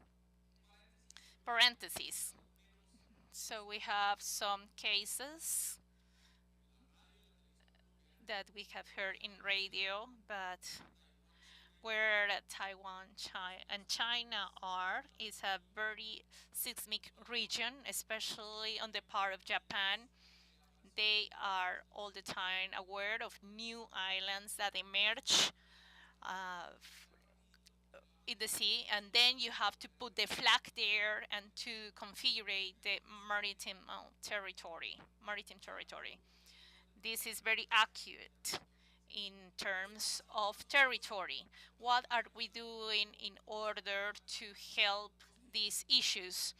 I have these two examples from the natural park Gorgona and Nutria. We have been working in more longer in Gorgona than in Nutria, and what we have been doing is a very pedagogical work, but in line with the support of national parks, so the science and academia can assist with these restorative processes, especially with coral reefs, to assist to the extent that science can actually have a support. We have been working with research projects in cooperation with young people, also with NGOs, and we have also tested how different species respond to fragmentation and sexual relationships, and how they respond to the calcium carbonate. And this is a path that we start walking some years ago, and the status of the coral reefs was good during the times that this was good, and we started working with the national parks. So when the things get very difficult in the Pacific and in the Caribbean can be dramatic, so that we can have the enough knowledge to respond to this situation, not to respond with the houses in flames, because maybe I'm going to take some elements like utensils, maybe, and things like the rings, like the TV, or other elements out of the house. But we want to have a strategy that is non-reactive, but a strategy that has um, that has a base in how we are going to perform with this restoration. This is an example that I bring from a thesis from a student. We work with massive species with having calcium carbonate, and we were for waiting for answers for this research, and it took some years to get some 2 kilograms of weight. If you think that a chicken, you have a chicken, and in the business where you get the chicken, this is a very slow grow. So if we want this species in decent quantities for a restoration project, and today we have problems. These are going to be ready in 7 years, so we have to do something about it. So these are lessons that we have been learning. Very important or has been the vinculation of students on these projects, because we have faced specific projects for every park. What is good in Gorgona not necessarily is good in Utria. So the systems that are used in the Caribbean of the coral nursing spaces are lots, like where you similar to places where you hang clothes in your house. It didn't work in Gorgona, and it didn't work because there are many turtles in Gorgona, and they actually get there to scratch themselves with and use the corals and hang in the corals, and finally they get stuck in these strings, so we cannot pretend to defend a species to the cost of another species because they are threatened. So we try many mechanisms. This is a work that has been performed with many laboratories of some mixtures of hormigón, but also has development in the design of the structures, because some were really unstable. The corals were very heavy on top. Some other species that were colonizers when the corals started growing. Forms that during that time were part of the graduation project of some students. Some students continue with restoration projects, some others change careers, and many failures. But the important thing in this restoration, when we start with these processes, the most important thing are the failures, because this is the reactivation that we have in the ecological restoration. If I have enough time to do research and to make mistakes, I actually have some knowledge when I need to apply these actions of restoration. If I react and if I do what most people do is bring and adopt new technology. Let's use this technology from Germany. Let's use this technology from Japan.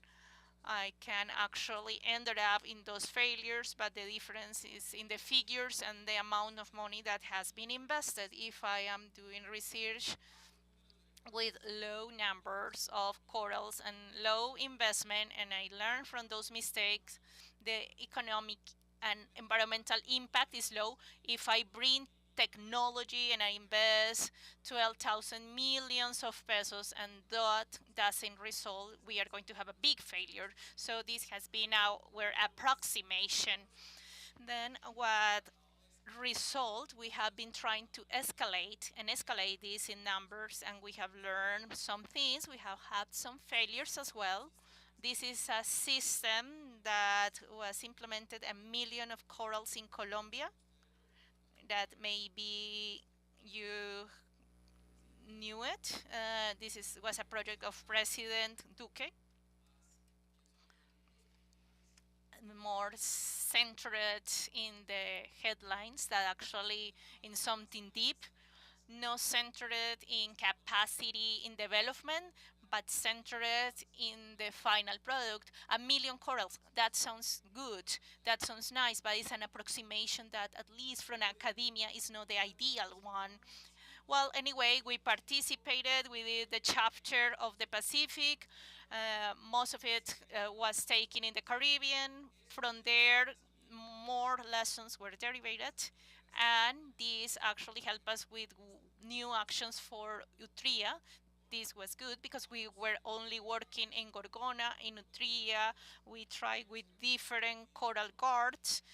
From the mistakes learned in Gorgona, we came out with some solutions that continue being implemented.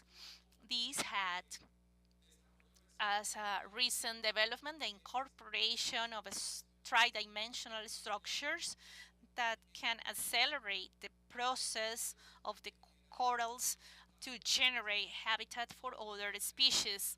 If I'm going to depend on a coral as the massive one that I was telling you, that is going to take 50 years to reach 2 meters high in order to serve as habitat for the other species that are waiting, but the corals are passing through bad times, I'm going to lose the other species as well. So this new approximation that we start in recent years is to have some tridimensional structures that simulate the tridimensional structure and that can accelerate the gain in tridimensional structures, and we plant on these structures the corals.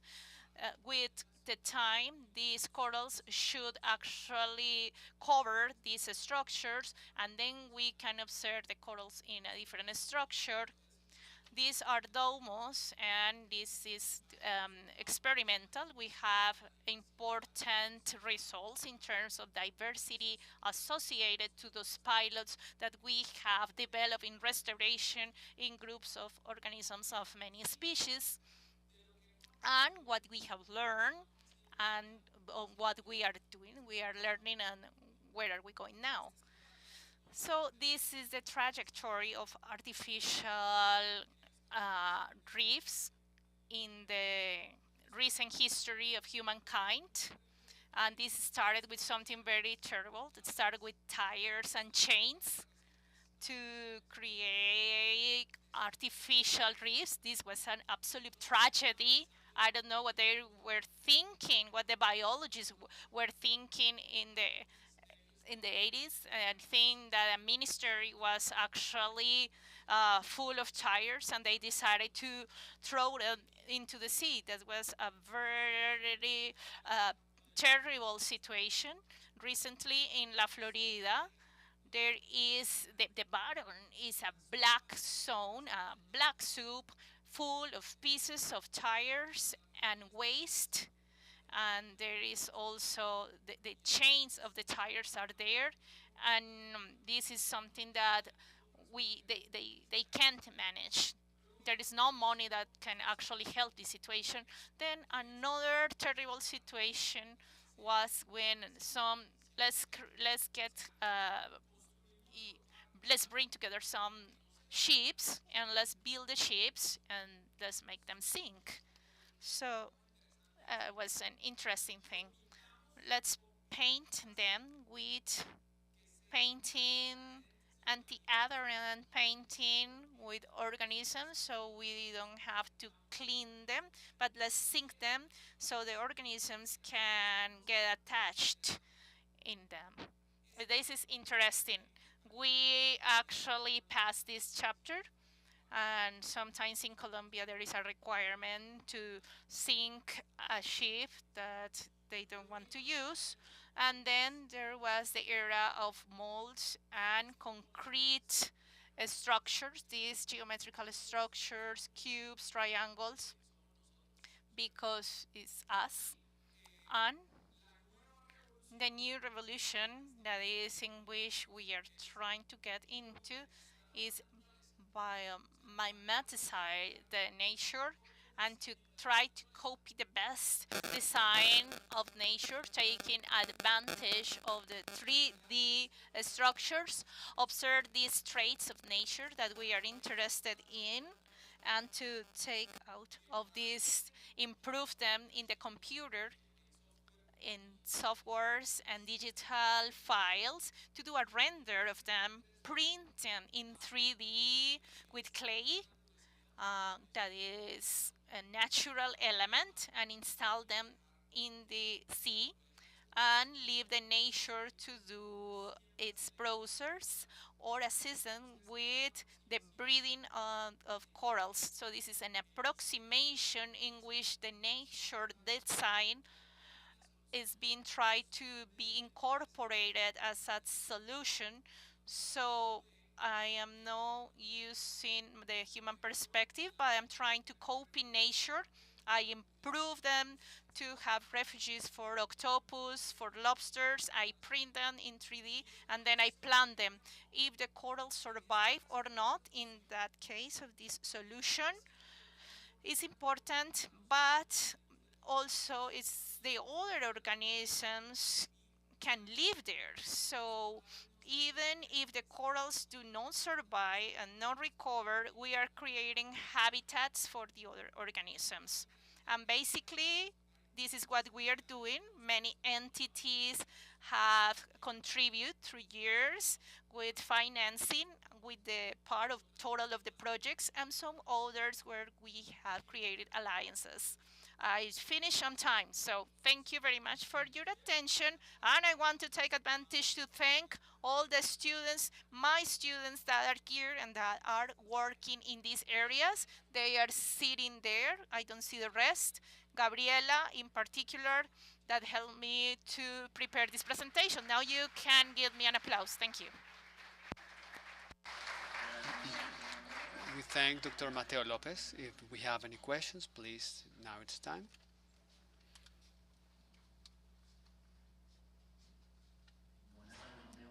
Good afternoon, Mateo. Thank you for your presentation. Very interesting. As far as I know, in the recovery of reefs, it's most of the time by cultivation and transplants of the corals, which is what you have shown here. But isn't it like replacing what we are losing? But maybe we cannot prevent that. Stop this from happening. Temperatures are going to keep rising. Waters are going to be getting more acidic. We're going to have erosion, and the disaster is still going to happen. So for other types of phenomena, what we try to do is to try to modify these organisms. In this case, I don't know, maybe coral reefs, to render them more resilient to these phenomena which are happening, trying to mitigate that way.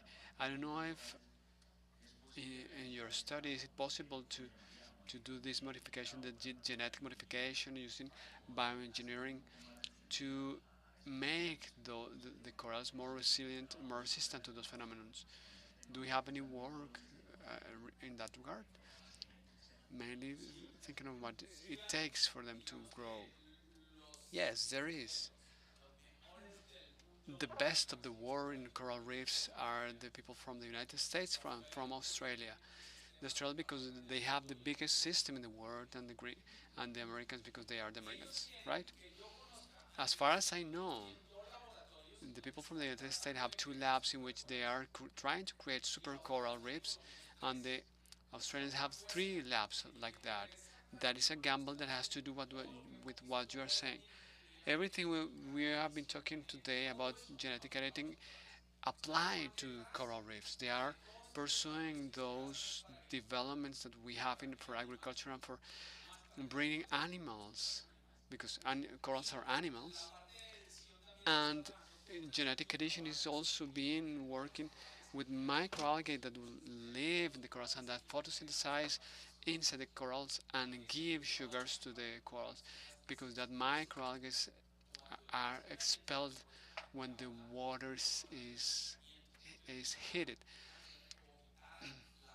It's like the coral vomits the microalgae, loses the photosynthesis, loses its ability to get sugar, and dies. So they are trying to work in the coral reefs because they do not understand if the coral expels them or they just go away, or if they become toxic at certain temperature because of some chemical substance that they produce, and then the coral expels them. For the algae to not to produce the toxic substance to resist more temperature, there is a complex combination of factors because it has to do with temperature, acidity of the water, and a number of factors that don't even have to do with climate change, overexploitation, damage by ships, anchoring of ships. I don't know if you have been in the Rosario Islands. There's thousands of boats, reggaeton, alcohol. They step on the coral reefs. So we we are very concerned about climate change because it sells a lot, but at a local scale, there's a number of factors that go against coral reefs that we have not solved. There are many fronts: asexual reproduction, sexual reproduction, genetic engineering of corals. My gamble, are my personal view, and it's very debatable. I'm gambling to have these citadels, even if corals don't make it, because all the other organisms need the citadel. That is just one approach. We thank Dr. Mateo Lopez with a round of applause. Thank you very much.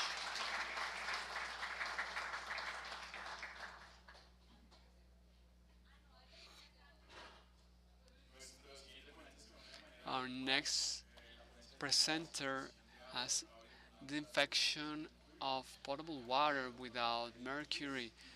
Rafael Díez, electronic engineer by Pontificia Universidad de Javeriana from Bogotá.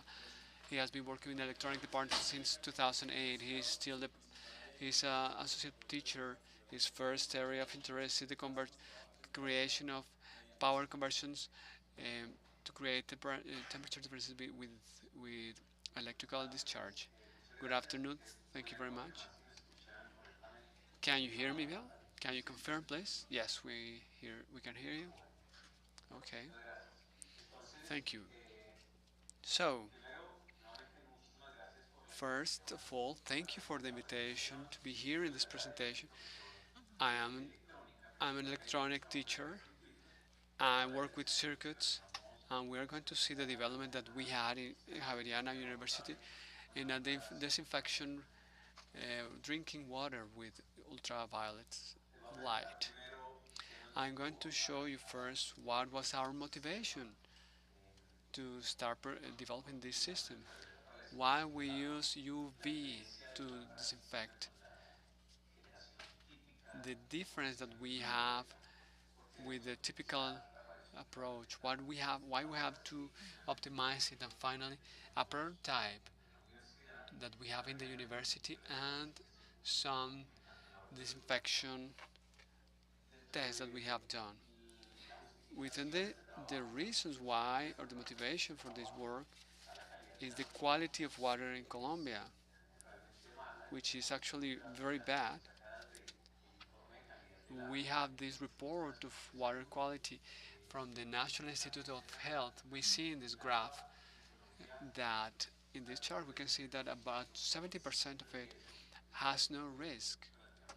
It's relatively good, bad.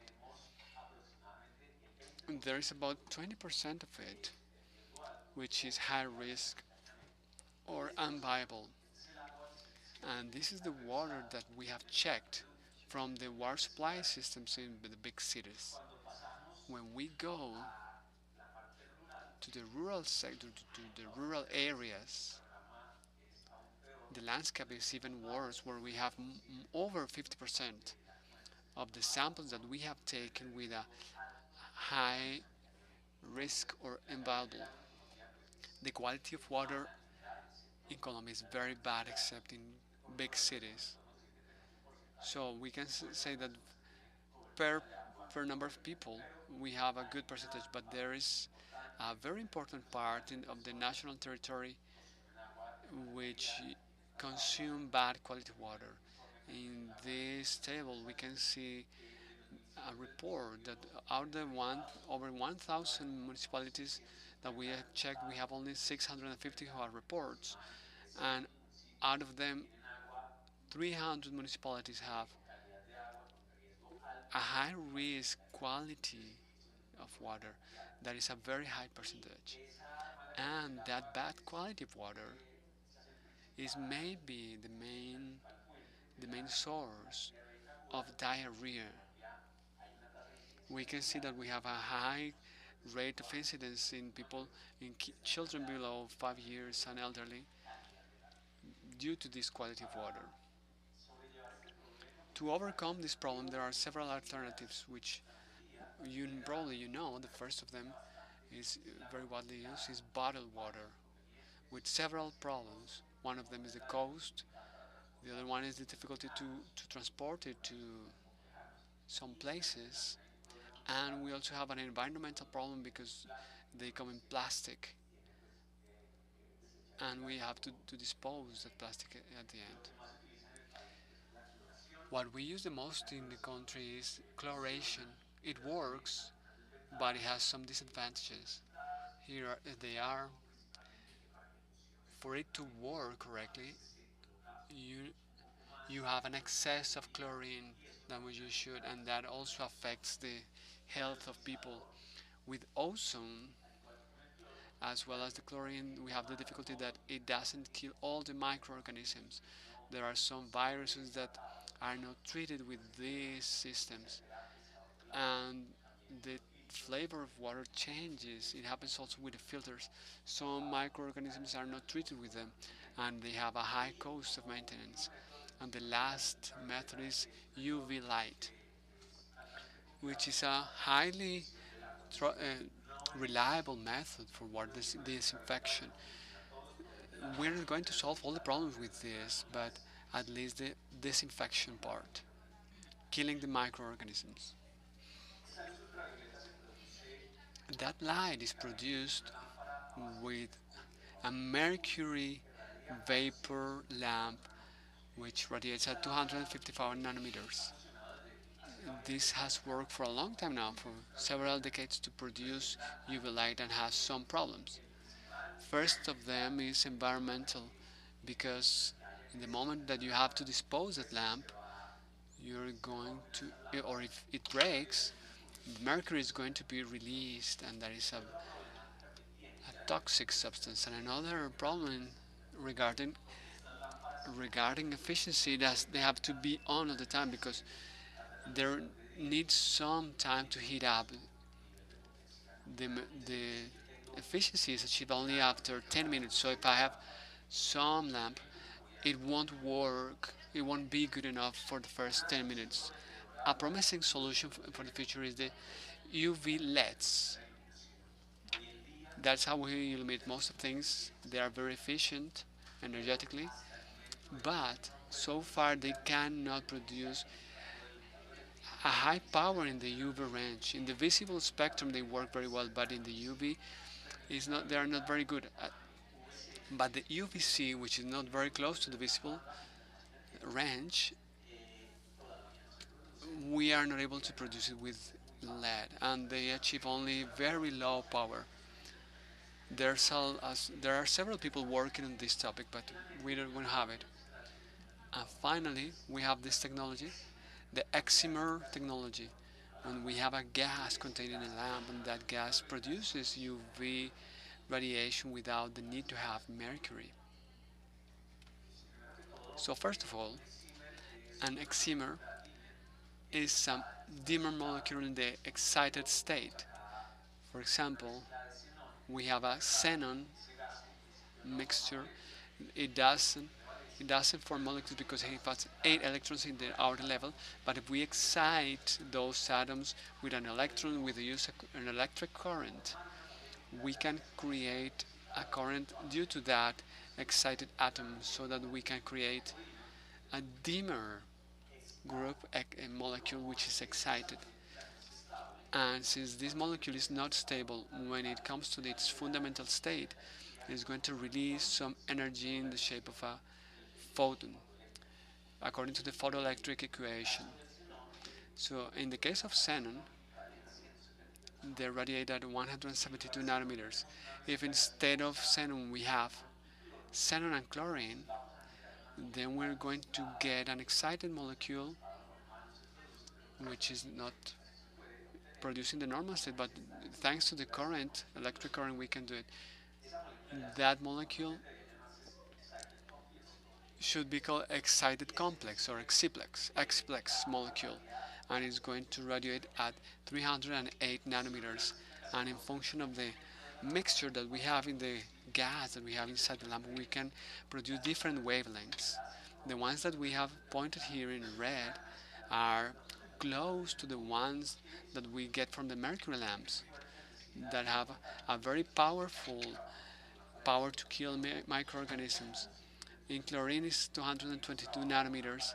We have worked with xenon chlorine lamps which are in 308 nanometers, not for disinfection but for skin treatment applications. How can we generate these discharges in a big volume for the lamp to radiate a good surface? Usually the discharges that we have the metallic electrodes, see it in this diagram. They enclose a gas. We increase the voltage between the electrodes and we can create an electric discharge which is going to look like a filament. Out of this, I'm using only a small filament, and if we increase the external current of this discharge, what is going to happen is that this filament is going to increase its density and is going to change from the normal regime to the regime of high temperature, and that is not good for the lifespan of these lamps. The idea is not to produce heat but to produce radiation. So to refrain from increasing that temperature and uh, to utilize more area, you can introduce a dielectric barrier. So we are not going to have only two metallic plates, but we are going to use an dielectric barrier or two to increase the lifespan of the lamps.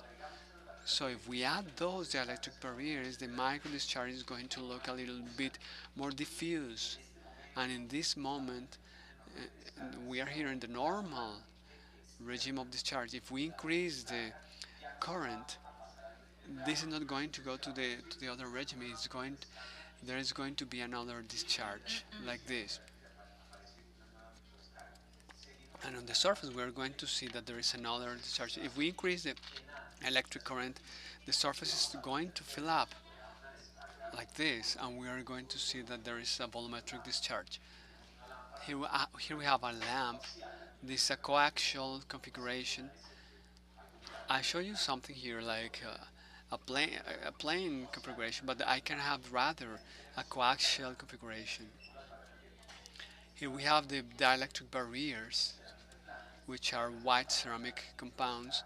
Here we can see the micro discharges alongside of the volume, creating the possibility to treat surfaces. Here we have it for the treatment of particulated material. This is a lamp of xenon chlorine for the treatment of the skin, which I mentioned previously. The advantages of the excimer versus the mercury lamps, they are environment friendly. They have a long lifespan because we don't have contact between the gas and the electrode. The gas is not is contaminated with electrodes, so it has a longer lifespan. And the disinfection is similar or superior for the same amount of UV produced. Disadvantages is that mercury lamps have been produced for a long time. They are cheaper. These ones are not massive. They are still very costly. And the other problem is that the energetic efficiency. Here we have an example here. We made a comparison for decoloration of water with some colorants, and we see how a sample which was originally contaminated, when it was treated with the UV lamps, is going to lose its color until they get completely transparent to our human eyes. And we tested different lamps, chlorine, chlorine, xenon and chlorine, and only chlorine. We see that for the same dose, the krypton chlorine excimer is much more efficient than the mercury lamp. After 20 minutes, you see that the concentration of color is very low if we use the excimer lamp. But if you use the mercury conventional plant, we have not decreased that level in a significant way. So it's much more efficient from the energetic level. So what happens to produce the same level of UV radiation? You require much more power. So we have to work. We are working with our team to increase the efficiency of these lamps. We have run several studies to try to do that. We design a characterization system of the discharge characterization, and we are using this to optimize the UV radiation of lamps. We got a set of 19 different with different geometries. All of them are coaxial, but they are different in size.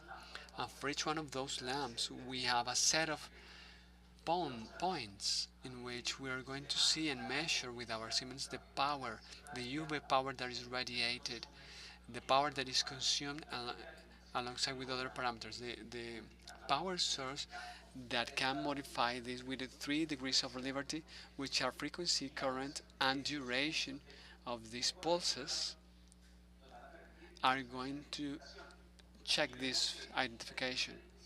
In terms of dimension, there are some lamps which are more efficient than others.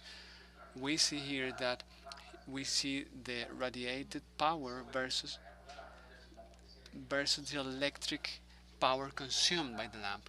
So there are some lamps that produce more UV radiation than the others. After that, we checked what they had in common, and we noticed that they had a gap, a bigger gap between the dielectric barrier, internal and external, that is in a coaxial configuration. And after comparing, for example, two lamps, for example, this one which is orange and the blue one, we see that the orange lamp is more efficient. They have the same gap, the distance between the dielectric barriers, but one of them has more volume than the other.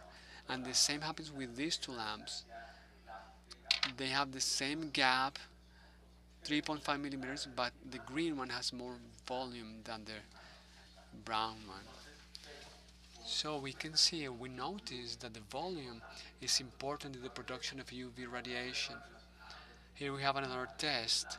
For different lamps we have the constant power, and we see that the lamps with more volume, this is efficiency in the y-axis. It has to do with the power produced versus the power consumed, and we can see that the ones with more volume have more efficiency.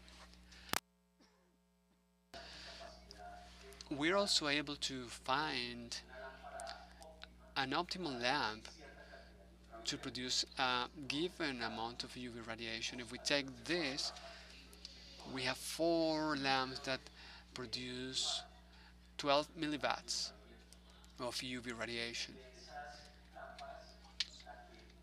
And out of those 4 is this one.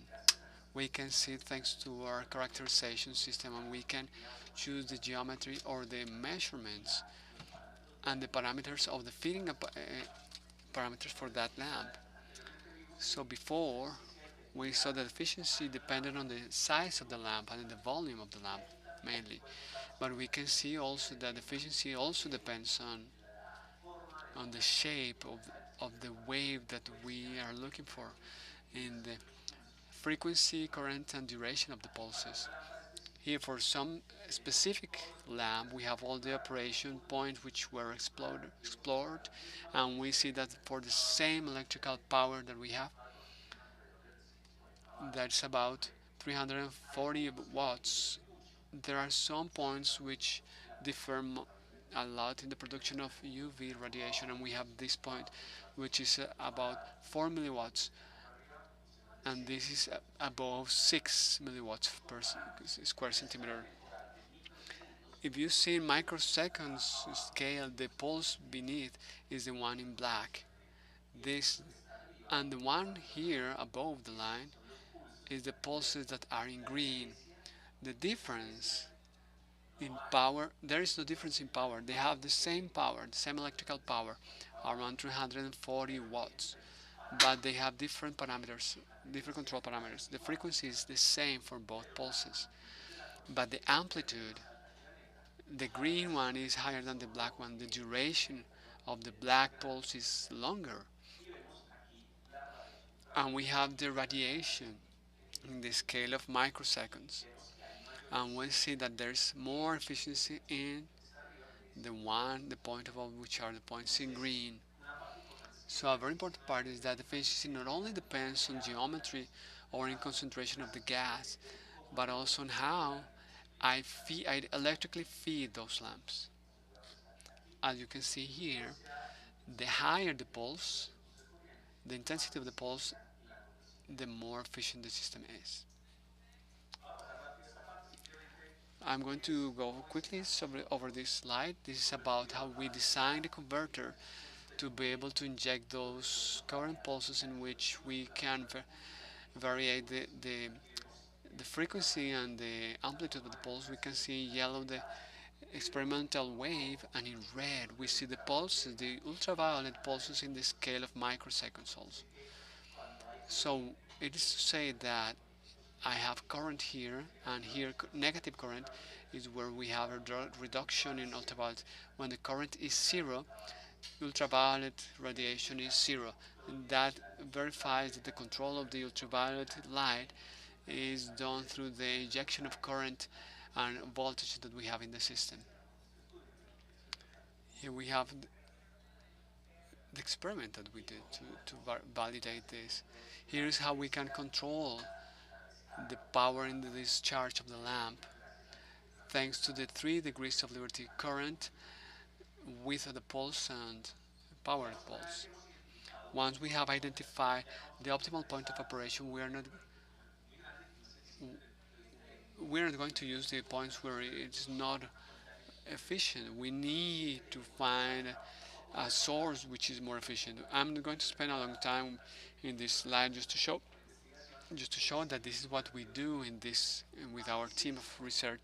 We look to create shorter and more intense pulses, and also the last topologies like this one which has been reached thanks to the advance of semiconductors.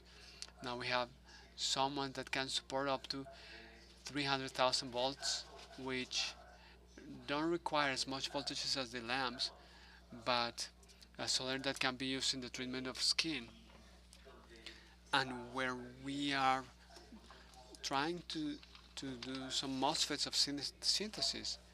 There's a lot of work to do, a very important work to do there. This topology allows us to find smaller pulses than what we do currently and increase the efficiency of the lamps, which is what we are aiming for. This is the evolution of the prototype that we have of the system of disinfection. Here are the people who have been working in this project. Mahin Flores, teacher from the university, Claudia Campos from the university. He's an engineer and he has participated alongside with me in all the design of the project. Maria Claudia Campos has helped us in the microbiology part. This is our first prototype. Several years ago, we had the lamp enclosed in this cover of stainless steel. You had the intake here and up in the upper part you got the result.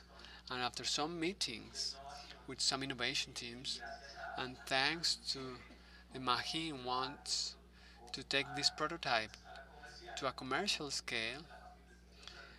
My interest is research, but Mahin is more about the commercial exploitation. In innovation, they told us not to close the lamp in that cover, but to make it visible. So now the cover is inside, it's polycarbonate and it has a serpentine in which we get the water. We can see how this works when it's on and it's treating water. Additional to that, besides the initial prototype, water is not treated in line. It is treated and then it's stored.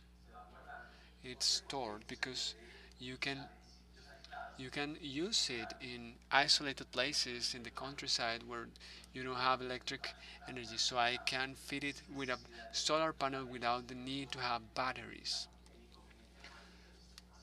The problem in problems is that the use of batteries, but with this system, if we disinfect water only when there is light, we can store the disinfected water, and at night we can drink, or when there is no no light, there's no sunlight, we can drink our water.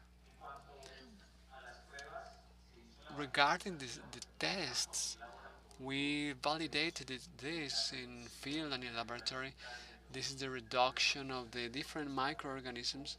See, we have some E. coli indicators, viruses, phagosomatics, and all those microorganisms can be reduced. And in the lab studies, we researched what was the necessary dose to reduce the amounts of microorganisms. Usually, water is contaminated in field. They are below 4 logarithmic units. And we tested this not only with viruses and bacteria but also with some parasites which are very resilient like Giardia, Sporidia, and Clostridium.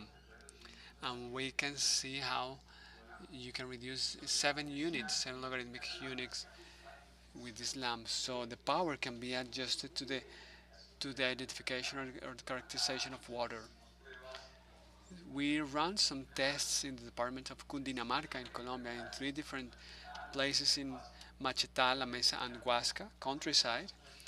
We went there and took some samples, and we realized that the turbidity of water was about 12 units, and we ran the test to hone our system, and the higher sample was about 4 logarithmic units, almost 5. So we honed our system to reduce those 5 logarithmic units in time, and the time that took the water to pass through the serpentine and to be treated.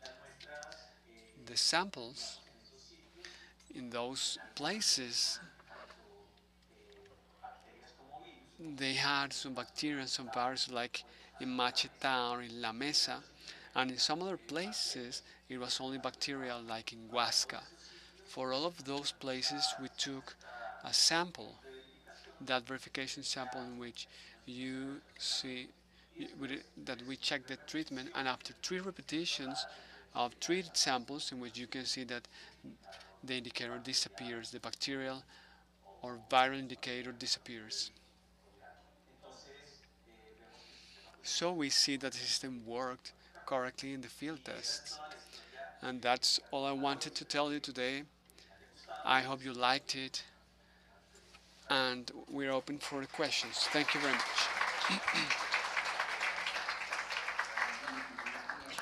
Thank you, Dr. Diaz. I'm going to open the Q&A sessions. A very quick question, please.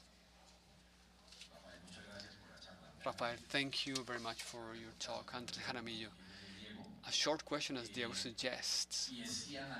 And if you analyzed the water for the presence of radicals product of radiation, ions that in the end can harm people. Okay, the samples that we run in the laboratory were only about the microbiome, and all those tests were run with the support of the microbiologist, which is expert in water and quality of water, and they checked some characteristics of the water, like TOC. I am not very aware of. I'm more an electronic engineer, as I told you, but they run some additional tests. But we went in virus and bacteria only. I don't know if those tests were run. I think not, but I'm going to take note. Maybe you can let me know what additional tests we should run to see if there's something that can affect the health of people. We verified that after some time, water maintained the correct conditions so that it wouldn't contaminate again, that the amount of microorganisms wouldn't rise again. Thank you very much. Thank you very much. Thank you once again.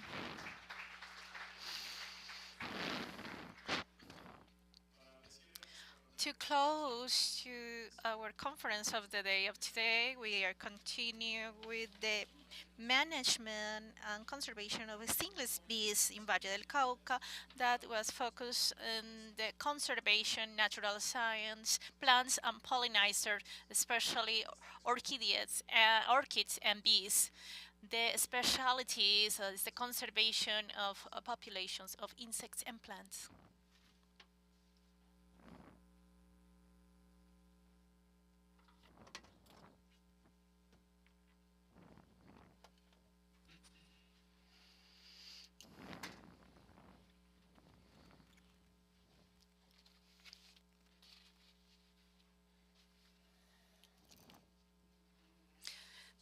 Thank you very much and good afternoon. Thank you for continuing here. I'm going to share a story from this book that we were editing from last year in alliance with CC and Javeriana. With also, we want to talk about the consequences and the impact that these publications have of the needs of research like this, and we are going to talk about the stingless bees, the melipone bees, and we are going to learn and use and disclosed information related with the stingless bees. This book is of free access and you can download it and share it. And we did it for this reason. This is the team. I didn't create this by myself. So I wanted to share with you very quickly that the bees are insects, the Hymenopterus order on the Apidae family. I'm from the tribu Punini, and we call these Angelitas angels bees from the Meliponini tribe, stingless bees, and are the bees in the picture. And we should not have this type of bees. They are not aggressive, but they are very defensive. If you are going to get in the nest, they can bite. Also, they are called hair steeringers, and they just try to avoid any bothering. To tell you that 90% of the bees are live in solitude, and we are used to the honeybees that came from Europe, and we work with them in apiculture, but we are going to talk about this 10% of the bees that are colonial bees, and they have some castes, some queens, some workers, and it's a structure similar to the honey bees, Apis mellifera, api honeybees, but they are also very social in the structure. We have a structure where we compare apis with melipona, that is the bigger of the meliponas. We don't have here in the Valle del Cauca, we have them in the mountains. There's no way to confuse a melipona with an apis bee. If we go up in the mountains, we are going to find a melipona, and the differences are very discrete because they have to do with the veins and, of course, with the absence of the stinger. They have some cast, so they have a queen with a very big abdominal part. Also, we have the workers and some colonies, and these help them to storage food as honey, some resin, and pollen. So also we are talking about the use because the colonial bees are the ones that are susceptible to the use, and this is the 10% of the big and great diversity of bees that we have. This is the structure of a nest. These are the breeding cells. It's like a spiral where you have all these breeding cells. Then you have the involucro, which protects the temperature changes, and you have also the feeding areas with honey, with pollen, and there is a collection of food that the workers do in the ecosystems. They are very fragile bees because this depends on the natural ecosystems. And here we have Meliponary, one of the biggest ones. The Meliponary looks like this. We don't have a big culture of many poniculture. We didn't find many meliponicultures. We did a directory of more than 30 meliponicultures. So in a way that we can be in contact and in touch, and that we can share information and the use and the conservation. And this in specific is the Meliponary pure honey in the area of I I have it. It's close to Reforma area outside Cali. Uh, Mrs. Francinette that has been working with her husband in the meliponiculture. So meliponiculture is this activity of this beekeeping, and eventually to do extraction of part. It's always a small segment of all this food that they collect, because they collect a little bit more, so we can now do the extraction of everything, because we will be affecting the well-being of the colony. So this is the Melipona bee, and also the entrance to the nest. So from the trees, typically from Wasimos, Chiminangos trees, there are some type of tube structure that tell us that there are Melipona bees living. We were in different regions in our department, asking what type of Melipona bees were they cultivating, in order to classify and collect the ones that were there in the environment, not only the ones that were subject of cultivation, but also the ones that were wild in the area. And in the book, you are going to see some icons and what do you use it for, especially in the source of meliponicultures. What do they do this for? To incentivize pollination or for business. So the bees are very important, especially the hymenopters, for pollination and also for the good production in the crops. What did we find from these questions and from these advances? We have 120 species in Colombia, and we went from 41 species in Valle del Cauca to 71 species being reported. So we found many species that are new for the region, no new species for science, but new records.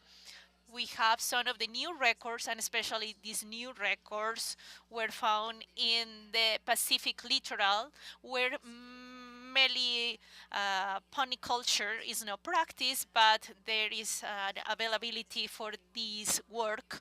So they are in the different zones, and the records that we have registered, and we consider the directory of the meliponicultures, and we visit 12 meliponicultures in each one of the biogeographic regions. In the Pacific, we don't have many ponicultures, but we visit some communities and some important regions in order to know the potentialities, and if they knew them or not, and what was the perception that the communities had. So we have these findings of all the potentiality that we have. So I'm going to go through different regions and telling you and sharing with you information, and inviting you to review the book, where you are going to find more information very well detailed. The green part is because the use was reported, and the one that is only in black is because they exist. So also we have some pictures of the bees, some of the stakeholders, and this is also a reference because we didn't have till then a reference document that could allow us to get closer to know more about these bees and to work with them for beekeeping and the breeding from west to east, Pacific littoral area, where we find very interesting people that practice the meliponiculture from the ancestrality. So many of them learned in a workshop. We start here with the meliponicultures. But for example, Oraida was practicing this because her grandma taught her. So this is an ancestral practice.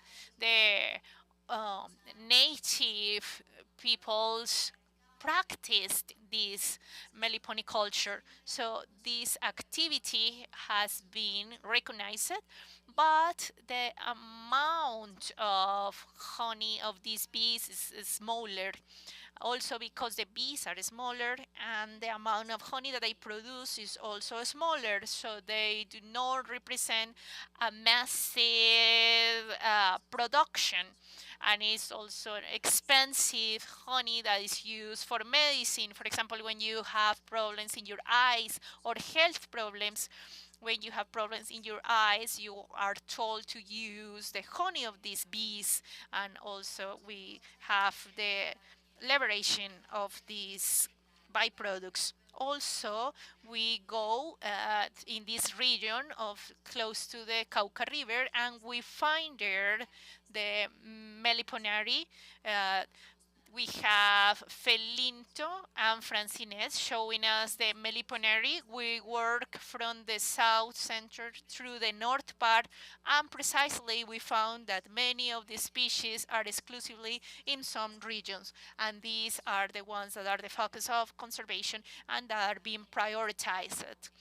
Here we also observe Lucio Camilo that works with education and promoting meliponiculture in community buildings in Santiago de Cali. So some people work really with the melipona bees, and it's important when you see tree cutting, try to go and rescue this nest of melipona bees. So not only is important to the beekeeping of these bees, but also the conservation. We also went to Ulloa. It's close to actually the department of Quindío, and there are different policies there. So in Valle del Cauca, we covered Valle del Cauca in all the areas, and this is also part of the results that we bring today.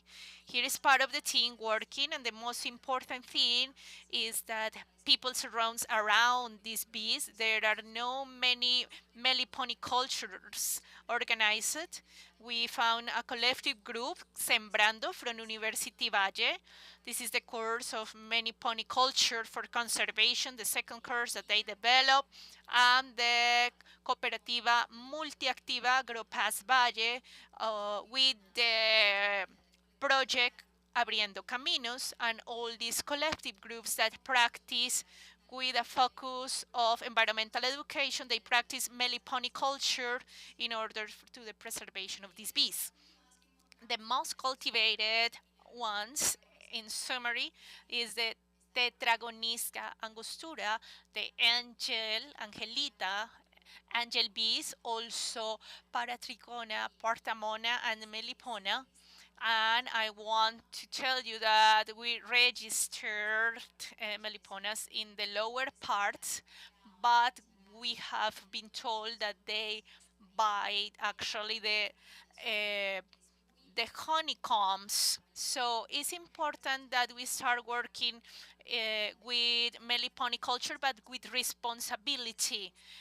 Sometimes we want to bring this type of bees from other parts, and this is called transhumancia.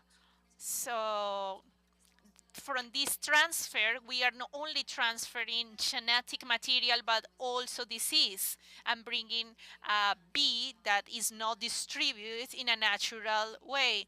It's very important to actually be careful with this transferring and this alteration of natural diversity and with the health of these honeycombs. So this is issue in this situation.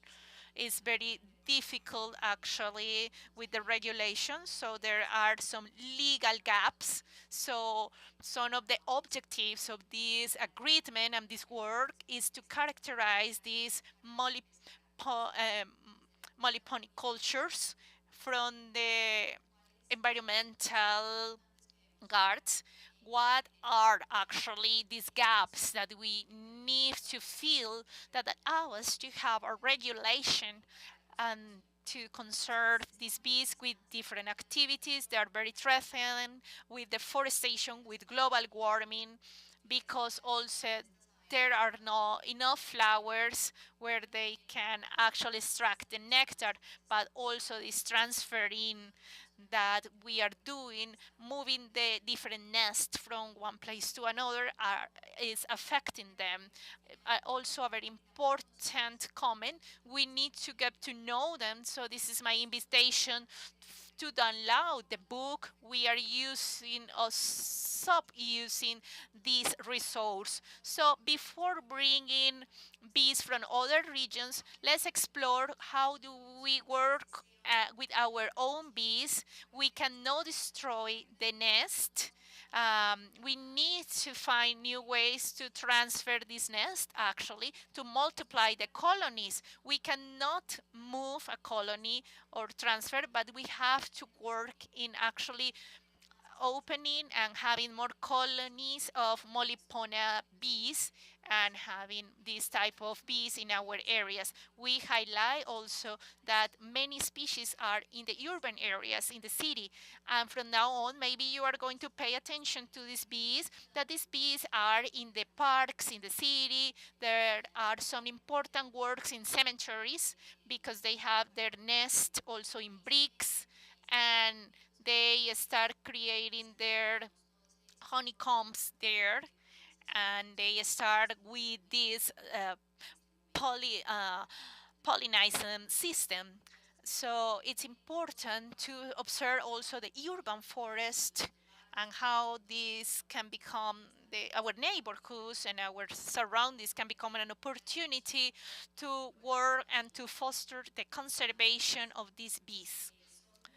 They are very interesting for education. So the idea is that we can start creating some dissemination of information and disclosure of information. And here in the information, we have a meliponiary and trying to raise awareness about these bees. They are stingless bees and they are not harm us.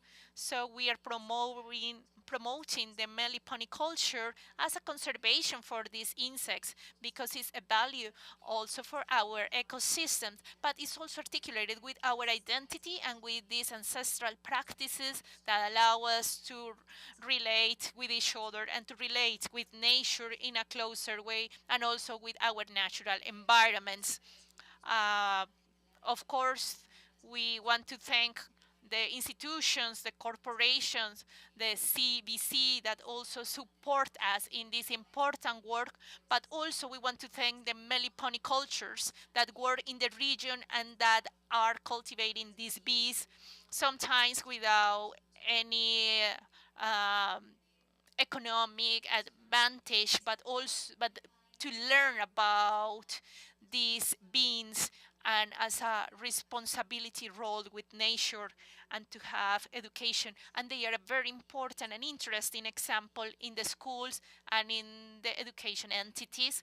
So finally, once again, I want to invite you to download the book and to tell us how many Meliponina bees you have in your region.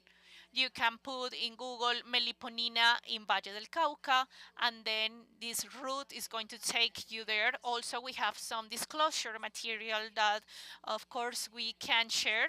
And if you have doubts or questions, we are going to be here. So thank you very much.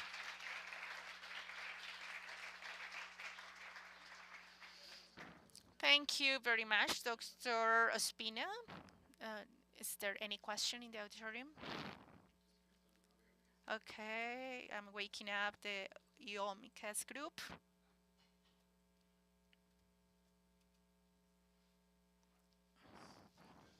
Thank you, Professor, for your presentation. I would like to ask something here, and I would like to know how we can have conditions to attract colonies. What are the conditions for baiting?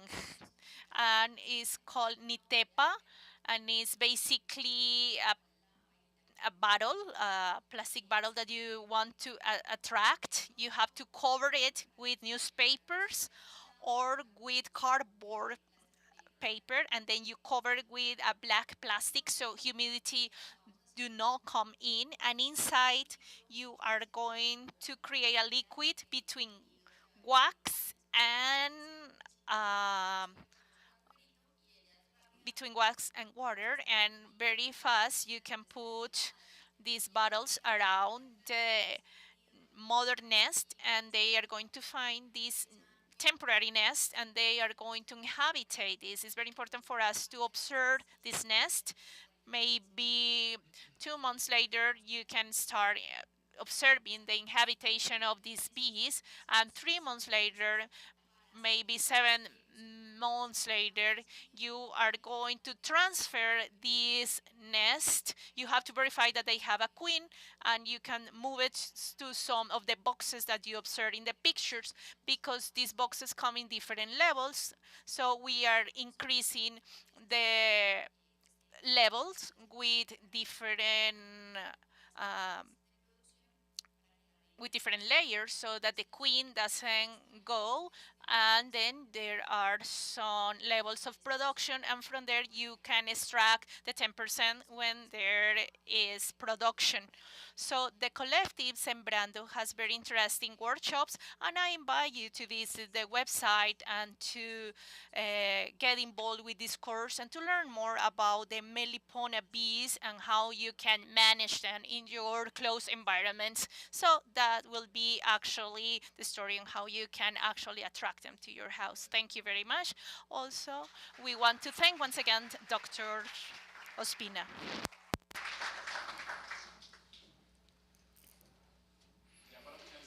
To, To to finish, finalize with this symposium and this ecological symposium, we are going to continue with Dr. Andres Jaramillo Botero, from Director of Ionicas, who is offer some final remarks.